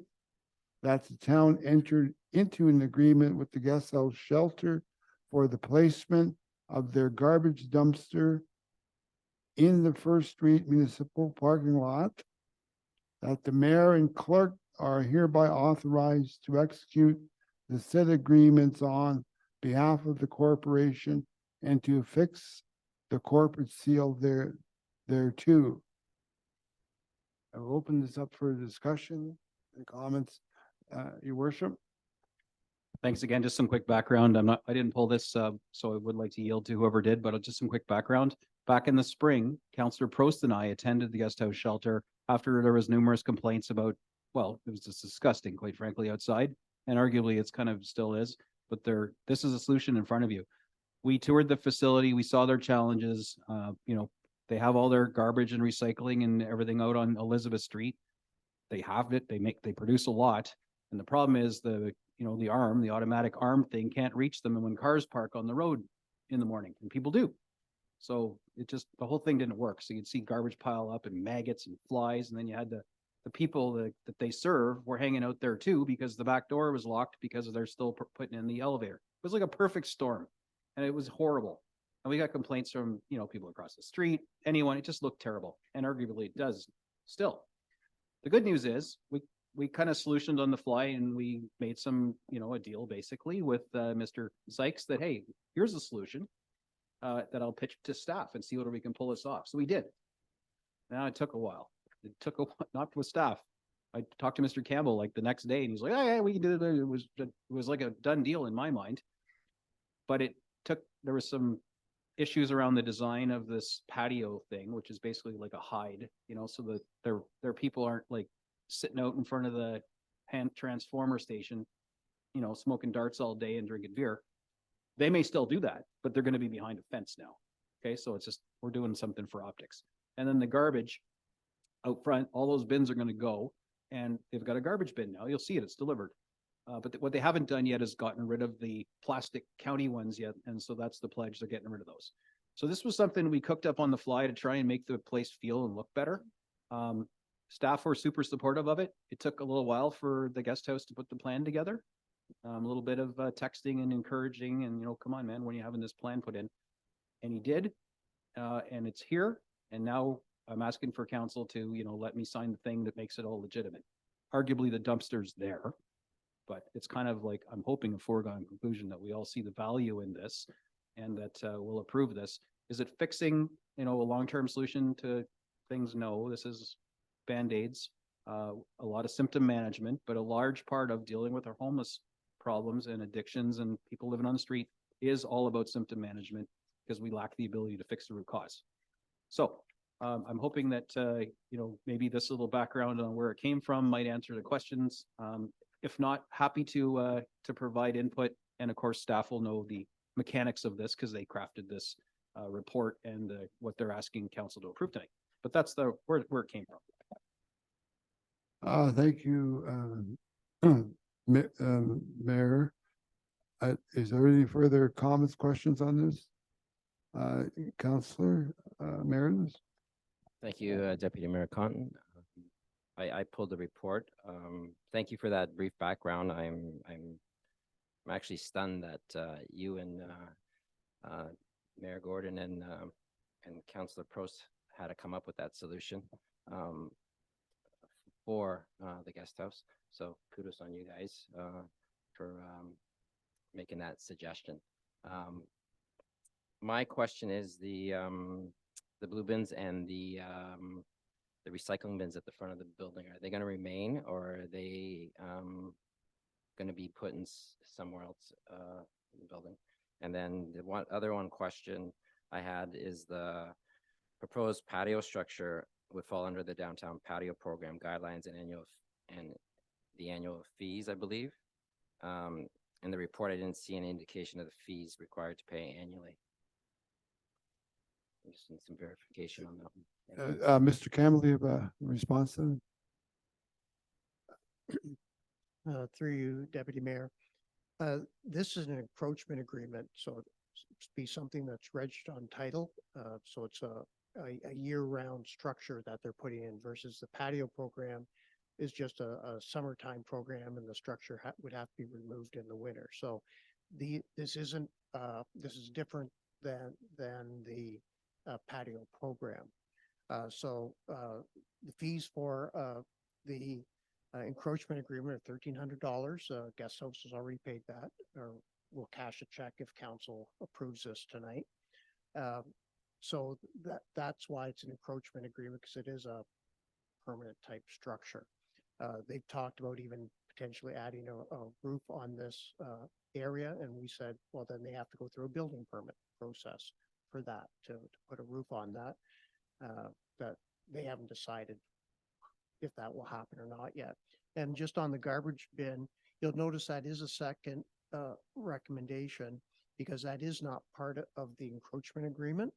And we're not, we want to have the ability, and in the report, it talks about a pilot, or we have the ability to cancel letting them put the dumpster there if it doesn't work out, if they're not managing it properly, if it's interfering with the, like, winter maintenance, because it's their bin, they would have to clear the snow around it. So we'll, the garbage bin is not something registered on title. And also we may have some concerns from other business owners that say, well, why can't I use parking space for my dumpster? So we are, the agreement for the garbage bin is a separate agreement that will have some conditions around maintenance and snow clearing, et cetera. And if they don't abide by it, the agreement will be canceled. Thank you. Just a follow-up, but I wasn't referring, thank you for the information on the garbage, but the question about the recycling bins and the green bins being on Elizabeth Street. Through you, Deputy Mayor, the county will collect them either on Elizabeth Street or First Street. So if right now they're on Elizabeth Street, so if they're going to have those bins moved to the back of their property and take those bins, drag them all the way to First Street, we'll have to see how the operator actually does that. But that's up to the operator and their staff for where they want to put those bins. We'll have to see how that works again. If they can't put them right beside the garbage dumpster, because then the front end loader can't get in to pick up the bin. So we'll have to see how they try and rearrange the recycling bins. Thank you. Is any follow-up Yes. on that? Yeah, so they're not going to be at the front of the building, you're saying? They're going to be repositioned somewhere else and dragged to the location like everybody else does on garbage day? But that's the objective. But if their staff are not taking the bins out to First Street because that's a fair height, then we'll have to see, or between them and the county, how they deal with where those garbage bins are. And one other question, the encroachment agreement, how does that encroachment agreement differentiate from a business on King Street putting either an awning encroaching overhead from on town property, or a furniture or some display units out in front of the storefronts? Mr. Campbell? Through you, Deputy. The encroachments are typically for a physical structure that's on the property. So the awning you mentioned is a physical structure, and the encroachment agreement is identical.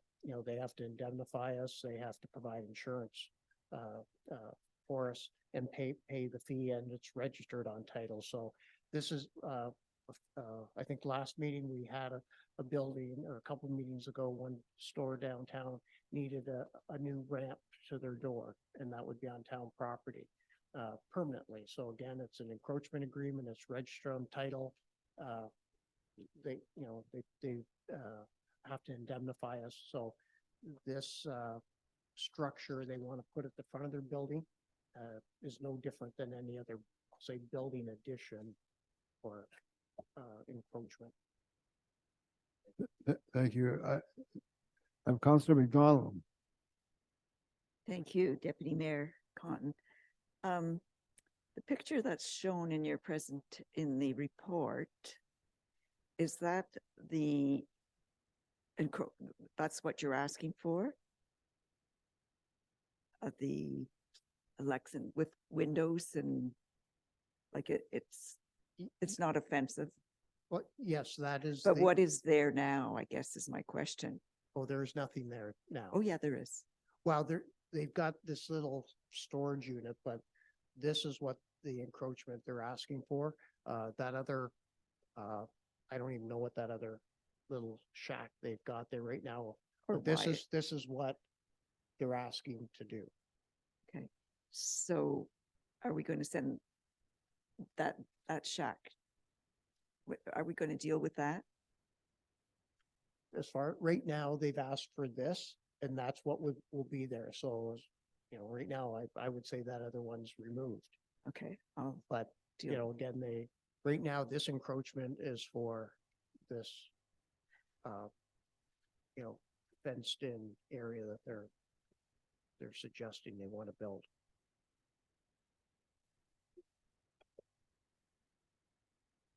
Thank you, and hopefully they find a place to put their bins. Thank you, Councilor McDonald. I have, His Worship, Your Worship. Thanks. I'll just add some color. That's not a shack. It's a construction entrance for the elevator that's taken a year and a bit to go in. So that structure will be gone when there'll be a special little door that opens that lets people access the elevator that's going in. So that's like a hoarding, if you will, with a door for the construction activities. So it's not a shack. It's hoarding for a construction purpose. What's being proposed here is effectively making what they don't have, which is a patio or a backyard for their tenants to have a little dignity and privacy to do whatever they do back there. I appreciate that clarification. Thank you. Thank you. Are there any further questions regarding this? Comments? No. All right. We're going to take a vote on the motion. All in favor? Those opposed? Seeing that's carried.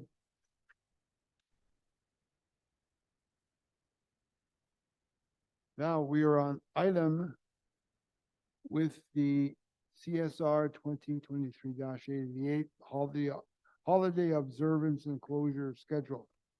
I need a mover on this. Councilor East. Seconder, Council Prost.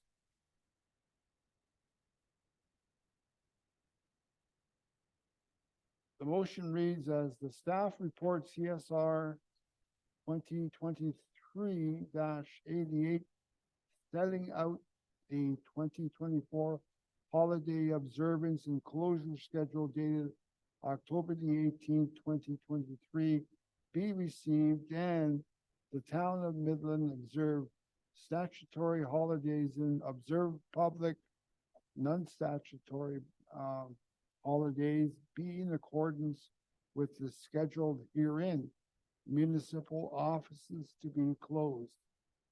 And the town of Midland municipal offices be closed at 12 p.m. on Tuesday, December the 24th, 2024 through Wednesday, January the 1st, 2025, and reopen for regular business hours on Thursday, January the 2nd, 2025. And that any new holiday observance be held until such time as the province has passed additional holiday legislation. You've heard the report and motion. Are there any questions to this? I have Councilor Ball. Who's ready for another amendment? So I have an amendment moved by myself, seconded by Mayor Gordon, that the municipal office continue to remain closed to observe Remembrance Day. I pulled this report because I want Remembrance Day to remain closed. I want our offices to remain closed on this day. I understand the love for a flex day. I have 3 kids. I know the appeal of a flex day. However, I am a child of a military family, and I can't in good conscience say that we are going to open on Remembrance Day.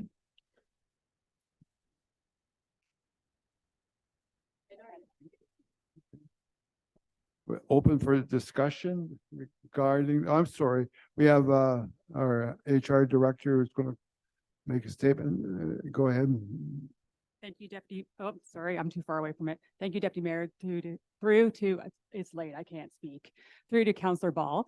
The purpose of the recommendation for Remembrance Day, it really came from conversations with staff and our implementation of a staff diversity committee that we're starting to roll out and recognize different events. It came up in conversation that most people, when they have Remembrance Day off, tend to not do things that recognize Remembrance Day. You know, some might be sitting at home waiting for 11/12 to hit so the Christmas decorations can start going up. You know, there are obviously some people that do go to cenotaphs or different services. The purpose of the recommendation to remain or to start opening on Remembrance Day, particularly in 2024, is we want to start having education and recognition events with staff. So encouraging staff to walk down to the Legion together to participate and be there for those services. The Flex Day is just in lieu of, but the true purpose is to actually have a forum where we're encouraging people to participate in those events rather than sitting at home on their couch or doing other things on their day off. Thank you. I can appreciate that. I think that we shouldn't have to pay staff to encourage them to go to an event that supports our veterans in our community. We have you saw today with the cadets, we have a large military presence in this community, and that's expanding to our youth. And I think it's really important that we convey the message that we want people to be off and we want people to go to these. And I think I understand the thought process behind it, but I think that all staff should be there regardless if they're getting paid or not. That's just, I can only strongly frown at people. I can't do anything. And even if they're getting paid and encouraged to walk down, I can't follow them and make sure they go there. So that's my reasoning behind that. Thank you. Any further questions or comments regarding the amendment? Seeing none, I guess we will read the amendment motion.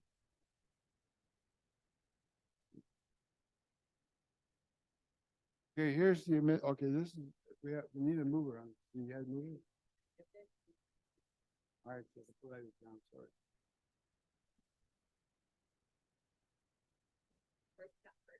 Okay. So, moved by Councillor Ball, second by Mayor Gordon, that the municipal office continue to remain closed to observe Remembrance Day. All in favor? Any opposed?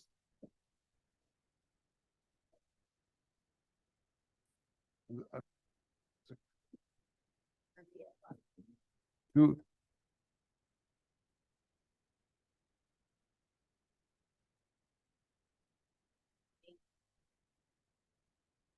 Yeah, we're going to take another vote. I can't. Okay, all in favor? Any opposed? Two opposed. Mr. Downs in favor. That's carried. Council. There we go. All right, we're on to the chief. I'm sorry, it might be a clerical here. Yes. Thank you, Deputy Mayor. Now that council has approved the amendment, read the original motion with the amendment and then vote on it all at once.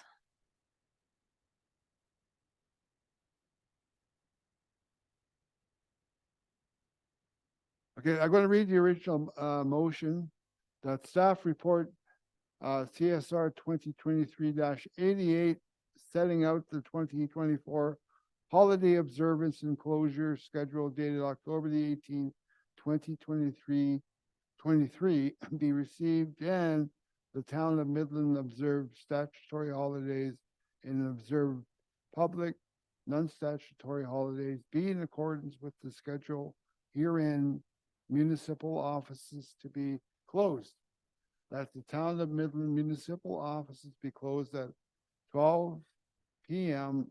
on Tuesday, December 24th, 2024 through Wednesday, January the 1st, 2025, and reopen for regular business hours on Thursday, January the 2nd, 2025.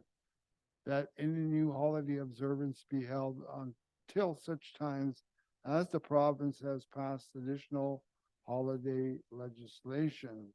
This is moved by Councilor East and seconded by Councilor Prost. All in favor? Any opposed? That's good. That's carried. Okay, we're finally on to Chief Renault. It's been a long night. Thank you for your patience, Chief. Okay, I need a mover on this motion, Council Reese and Council Close. Second.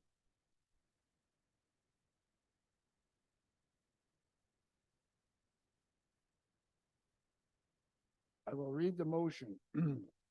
That staff report CSR dash 2023 dash 36 fire department responses dated October the 18th, 2023 be received, and that council approved fire department responses as indicated below, and that any budget overage resulting from the approved changes to the response matrix be funded from the 2023 operating surplus and or the tax rate stabilization reserve, and that the 2024 draft budget reflects the changes to the response matrix as outlined in this report. You've heard the motion. We are now open for discussion or questions regarding this motion. Any questions, Councilor McDonald? Thank you. This motion does have budgetary implications. And I'm suggesting that the report comes with our budget deliberations. I can't justify spending money in 2023 and then it's added on 2024 when we need the whole report of the whole picture of the fire department response. So whether it's a deferral or just it has to be, I think it should be defeated and come back on as a budgetary item. And then we could speak about it. Do we have a staff member to respond to this? We have the CAO do you have a response? So through your worship to Councillor McDonald, if you are going to want it to come back at budget, it might be best just to either defer to budget or to make a amendment to bring it back to budget rather than defeat it now, because then you need the 2/3 vote to bring it back. Thank you. Then I'll put that motion forward to defer it to budget. And then we're just speaking about the deferral, correct? Thank you.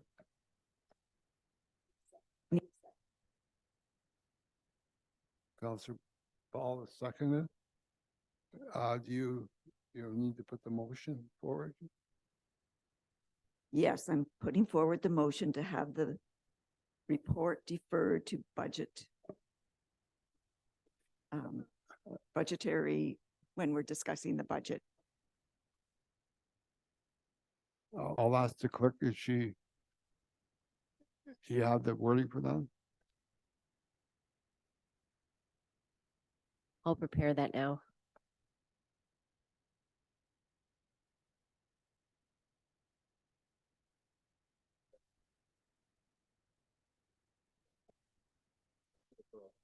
Yeah, that's it. I'm sorry. Excuse me.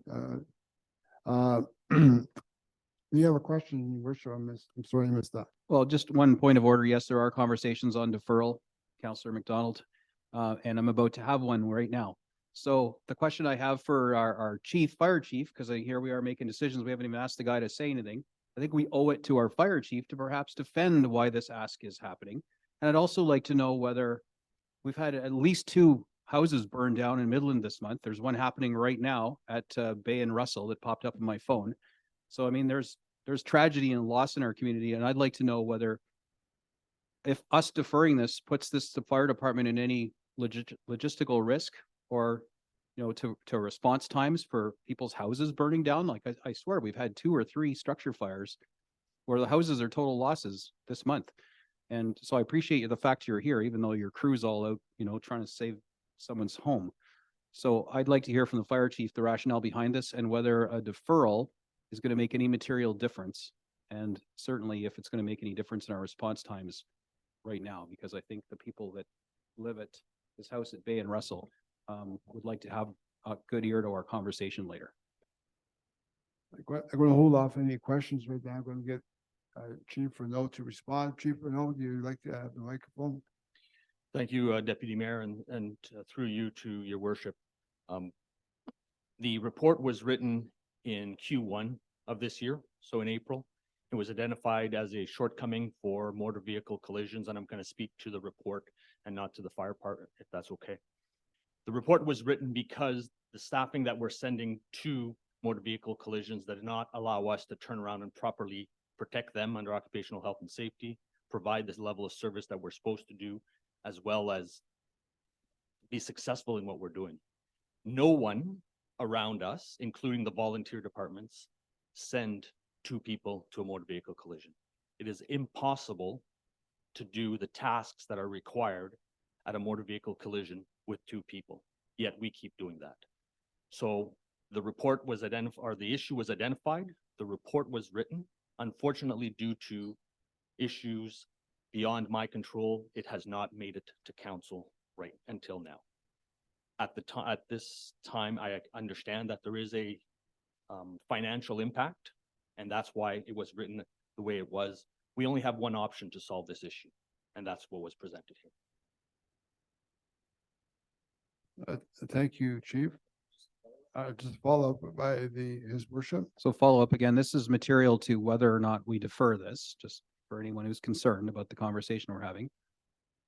I get this could have come to us a long time ago, but it didn't. It's here now. If we defer this to budget, which I don't entirely disagree with at all. As a matter of fact, I think I've wagged my finger a couple times, council saying, let's not talk budget stuff outside of budget. But I want to know, because we're dealing with, life safety, car accidents, people that are trapped in their cars, potentially catching on fire while we're sitting on the pad waiting for more people. I'd like to know whether we're putting ourselves at any increased risk now that we know about this.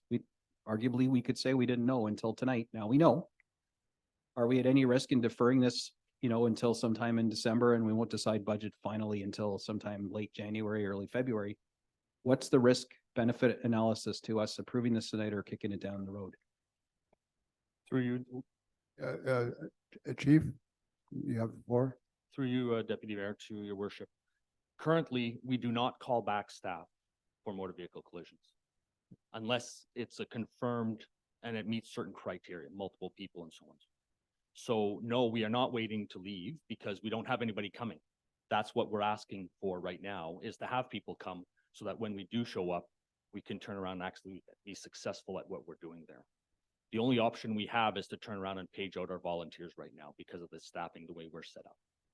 The same like in a structure fire, as you indicated earlier, if a tone goes out for a structure fire and we don't have 4 people, which we don't have on duty, the truck does not move until a general alarm goes, staff attend, and we have a minimum of 4 people.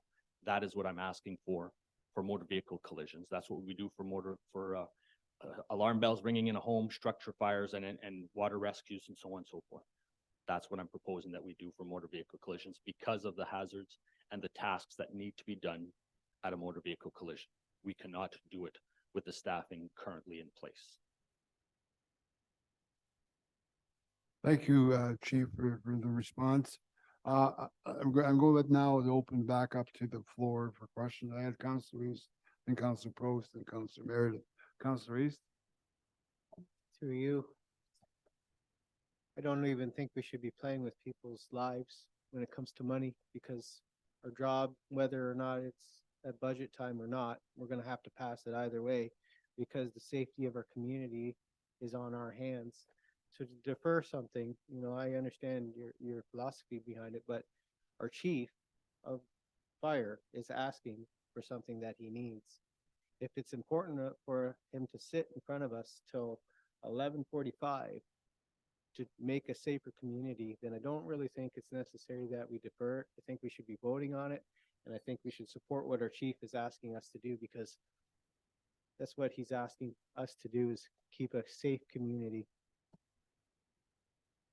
Thank you, Councilor East. I have Councilor Post. Thank you, Councilor East. You said everything I wanted to say. I think I'm very mindful and respectful of our residents' money, the taxpayers. But when it comes to emergency services and things that need to be done, you know, our roads, our water, these are priorities. And I have no problem spending money when it comes to that. Thanks. Thank you, Council Prost. I have Council Meredith. Thank you. I actually pulled the report. I'd have to, I'd have to kind of, well, I agree with Councillor McDonald at this point with budgetary impacts that we're going to be seeing in a couple of months or early January. When we're in deliberations, I'm sure this is going to be added to your budget. We have in the past dealt with these accidents. We have volunteers. Nothing has changed from 10 years from now. I don't believe we may have more volunteers now. So when the volunteer call goes out, don't you have enough manpower on site for this particular if there's an accident?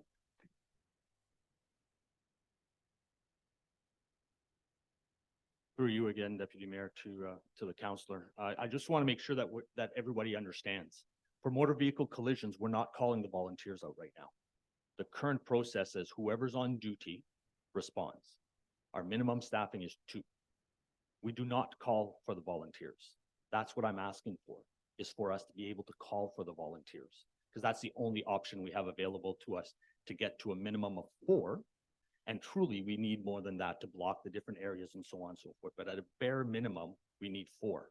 And with the current staffing on the stuff as minimum of 2, and we only send the on-duty crew to motor vehicle collisions, that means 2 people are going. What I'm asking for is to change that, to have the same matrix as we do for structure fires, where they call out the volunteers as well, so that we can get a minimum of 4 and get the right number of people at these accident scenes.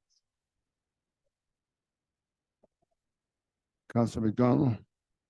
I just have to assure that I am as much concerned with the safety of our community. It could be any one of our loved ones or neighbors or, well, just any person.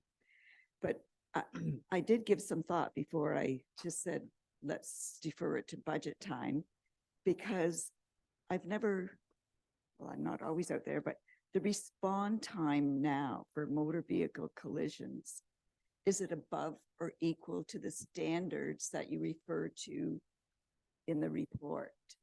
And I probably, I'm getting away from my asking the question of the deferral, but if I'm defending my request for the deferral by feeling that you're doing a great job the way it is, maybe it's skill, and I thought maybe we could just put it all together in one basket, but I won't prolong the agony and just call the vote for, I don't even have a seconder, so let's move on to the report. Oh, I have a seconder? So let's vote on the deferral.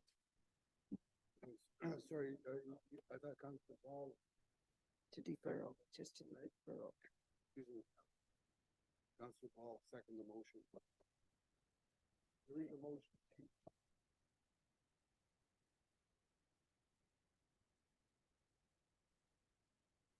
With Councillor Ball, and moved by Councillor McDonald, that staff report CSR 2023-36 Fire Department response be referred to the 2024 budget deliberation.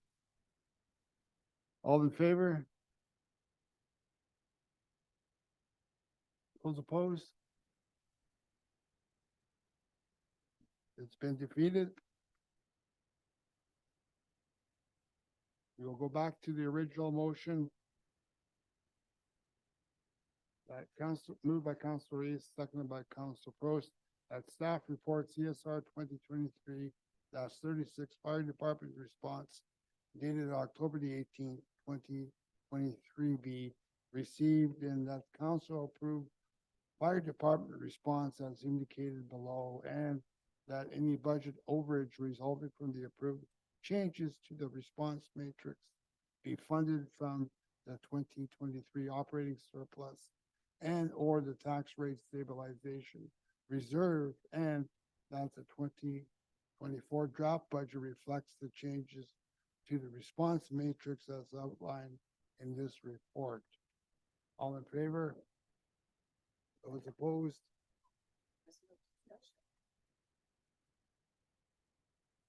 We can have discussion. We can have discussion, Counselor, and like, yeah, well, I could draw it back and have a discussion as you requested, be quickly. Any discussion on this? We already voted. I don't know, well, that's a question I was trying to help you with, but obviously we didn't get that. So it's been carried.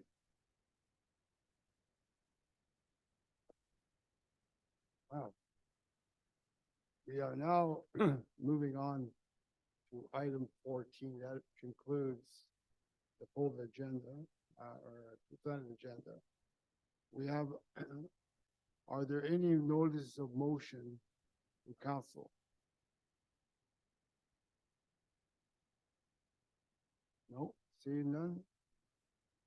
We are now into general announcements. Are there any general announcements from council? Yes, your worship. Yeah, in case there's any night owls that are still riveted to their Rogers watching this thing at midnight, 6 hours into this. I couldn't not announce, reminding people about the Community Safety Symposium tomorrow that we're hosting with the County of Simcoe Sports and Rec Center. So if you're watching this on YouTube tomorrow afternoon, get your butt down to the Sports and Rec Center for 5:30, 6 o'clock start for the open forum, question and answers, bring your ideas, leave your rotten fruit at home, and there's a mic for you to ask questions of the expert panel, and let's try and find some solutions. So please, please, please avail yourself of this thing that's a lot of people have spent a lot of time on, and this council fully supports. So I hope to see all council there as well. Just remember, don't sit all together. You got to spread the love around a bit so we don't look like we formed a meeting there. Okay, so no quorum. Thank you. Thank you, worship. We have Council Prost. I just have a question about tomorrow. Is it going to be on Rogers? Is it something that if the public can't be there, they can see it? I can answer that.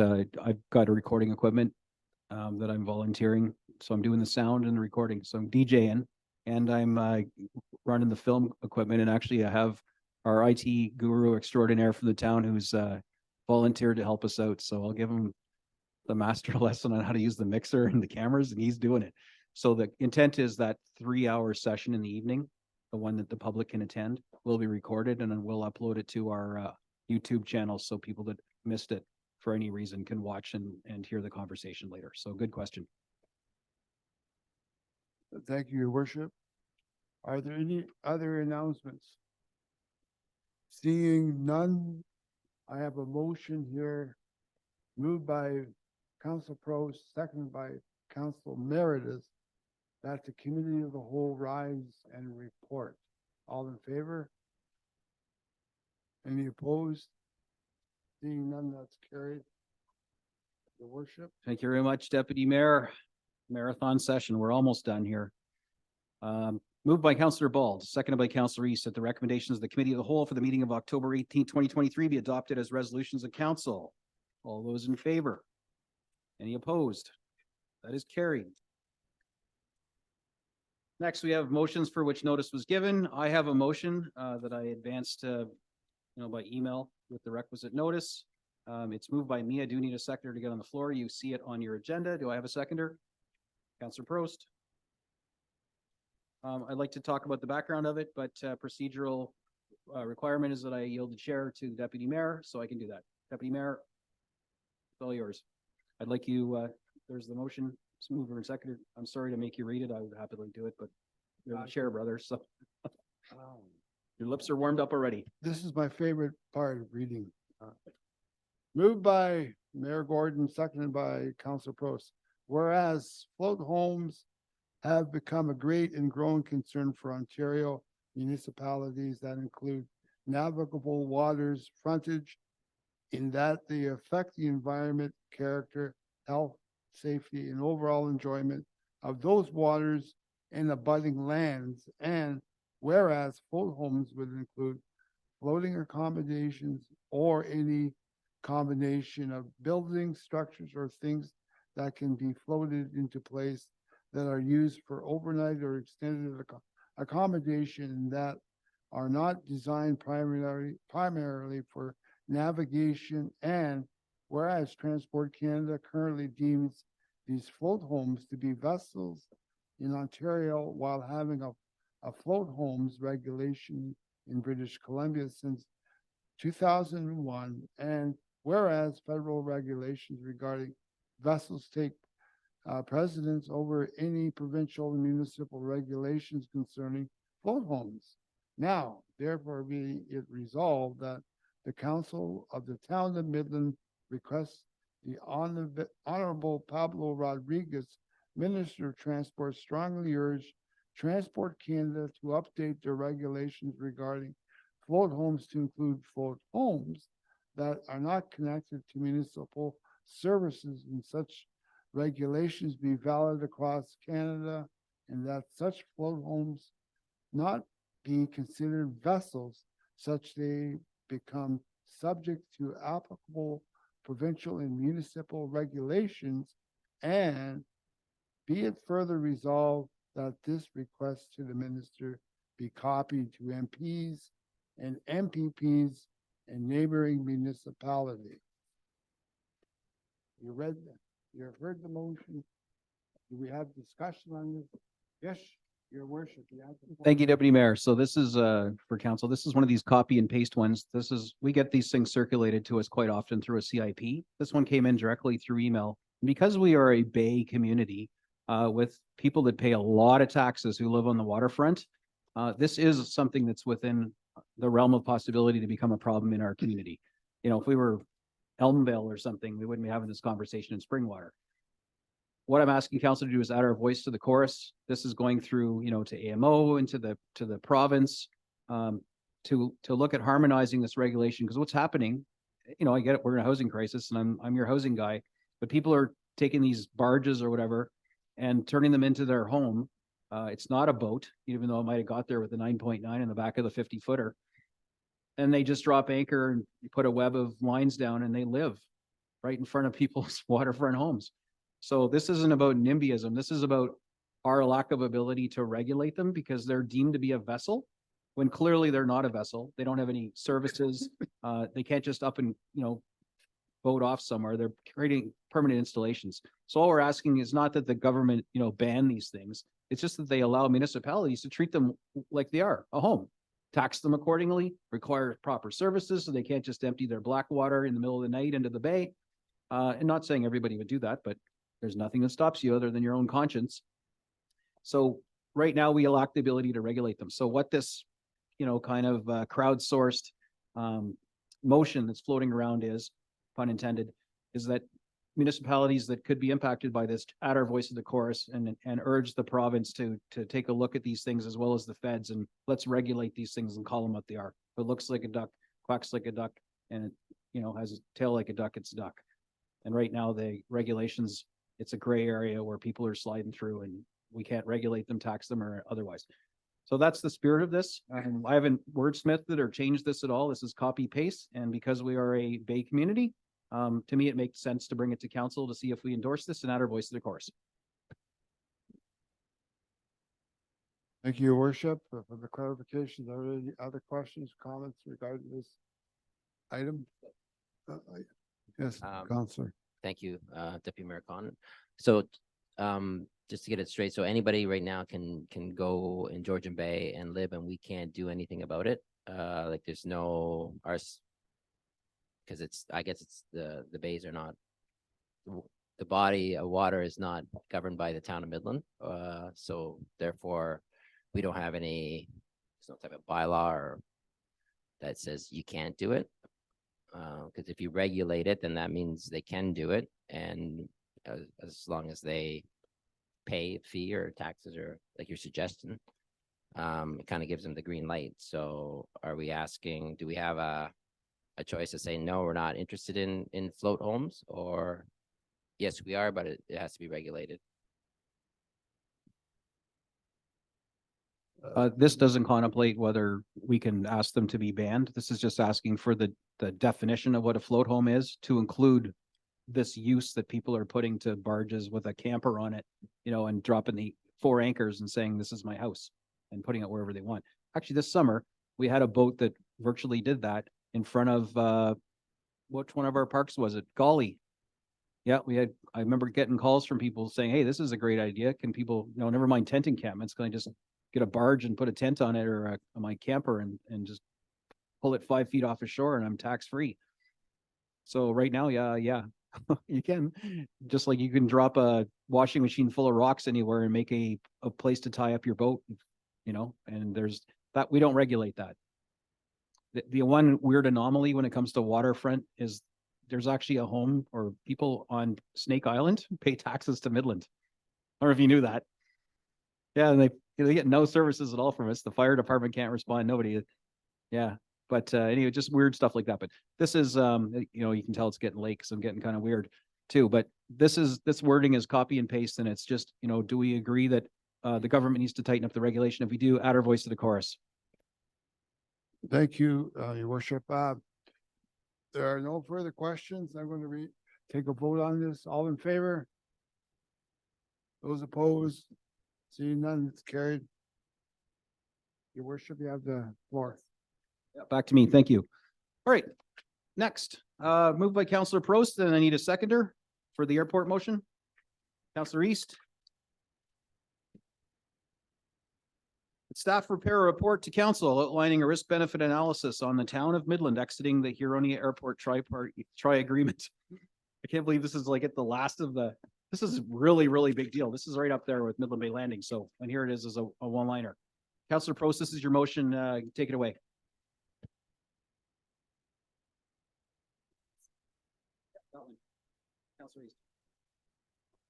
Okay, so the motion was to ask staff to come back with a report. Is that what you had? Yes, Okay. That's all, thank you. Your mic is stuck. Your mic. Yeah, so we can only have 2 mics on at once. I'll just read this again so it's clear, because Councillor Prost and I had discussed this ahead of time. And to your credit, Councillor Prost, you didn't put a motion asking council to vote to leave the airport tonight, and we make an emotional decision at midnight. I love the wording of this. It asks staff to come back with a report with the risk benefit analysis, and that risk is going to be something that I already know, that I think I've already alluded to, and that's all the land that we own there. We own 50% of that land, which is, I don't know, 50 million bucks worth of land. And the benefit would be you stop paying $120-something thousand a year into the airport. So that is the purpose of this. So I commend you for not kind of calling a question on exiting the airport without all the facts. And so staff will, you know, assuming this is approved tonight, we'll come back with that risk benefit analysis report, and we'll have all the facts in front of us. And then we're going to have that question in the next, 3 weeks from now. And I'd like to see it come back before budget, because it's a big deal. And then we can have that good fulsome discussion on whether or not this is worth exiting. Or is it a cut your nose off, spite your face? We don't know we don't know what we don't know. So let's get the staff report. So kudos for, I know where you're going with this, and I know the meeting that this was inspired by. So I appreciate the fact that you didn't turn this into an emotional vote. Thank you very much, Councillor.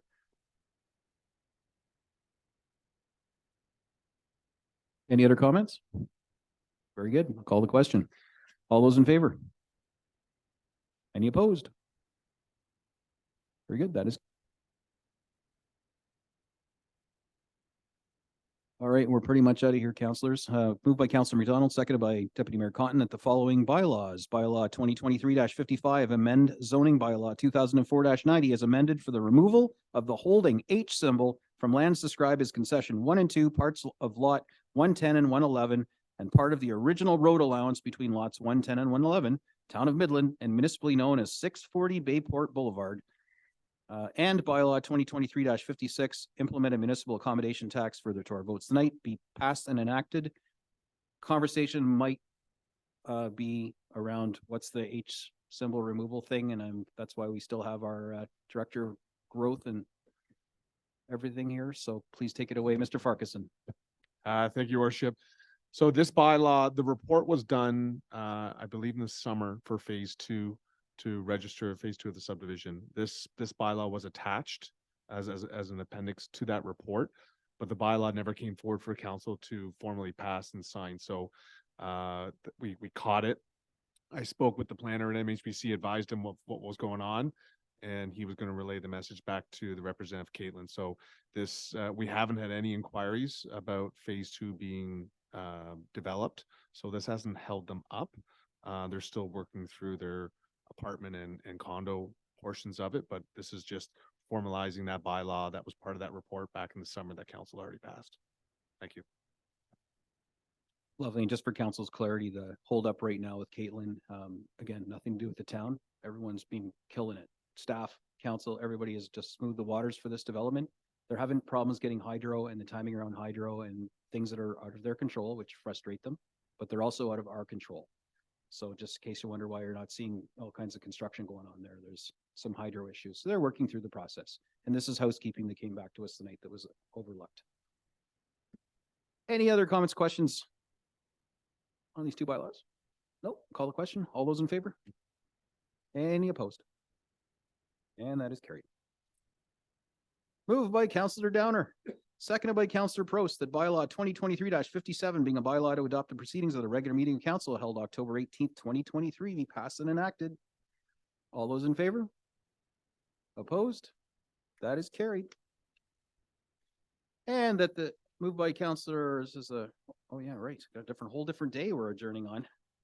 Moved by Councillor Bald, seconded by Councillor East, that this regular meeting of council adjourn at 12 a.m. exactly on my computer on October the 19th, 2023.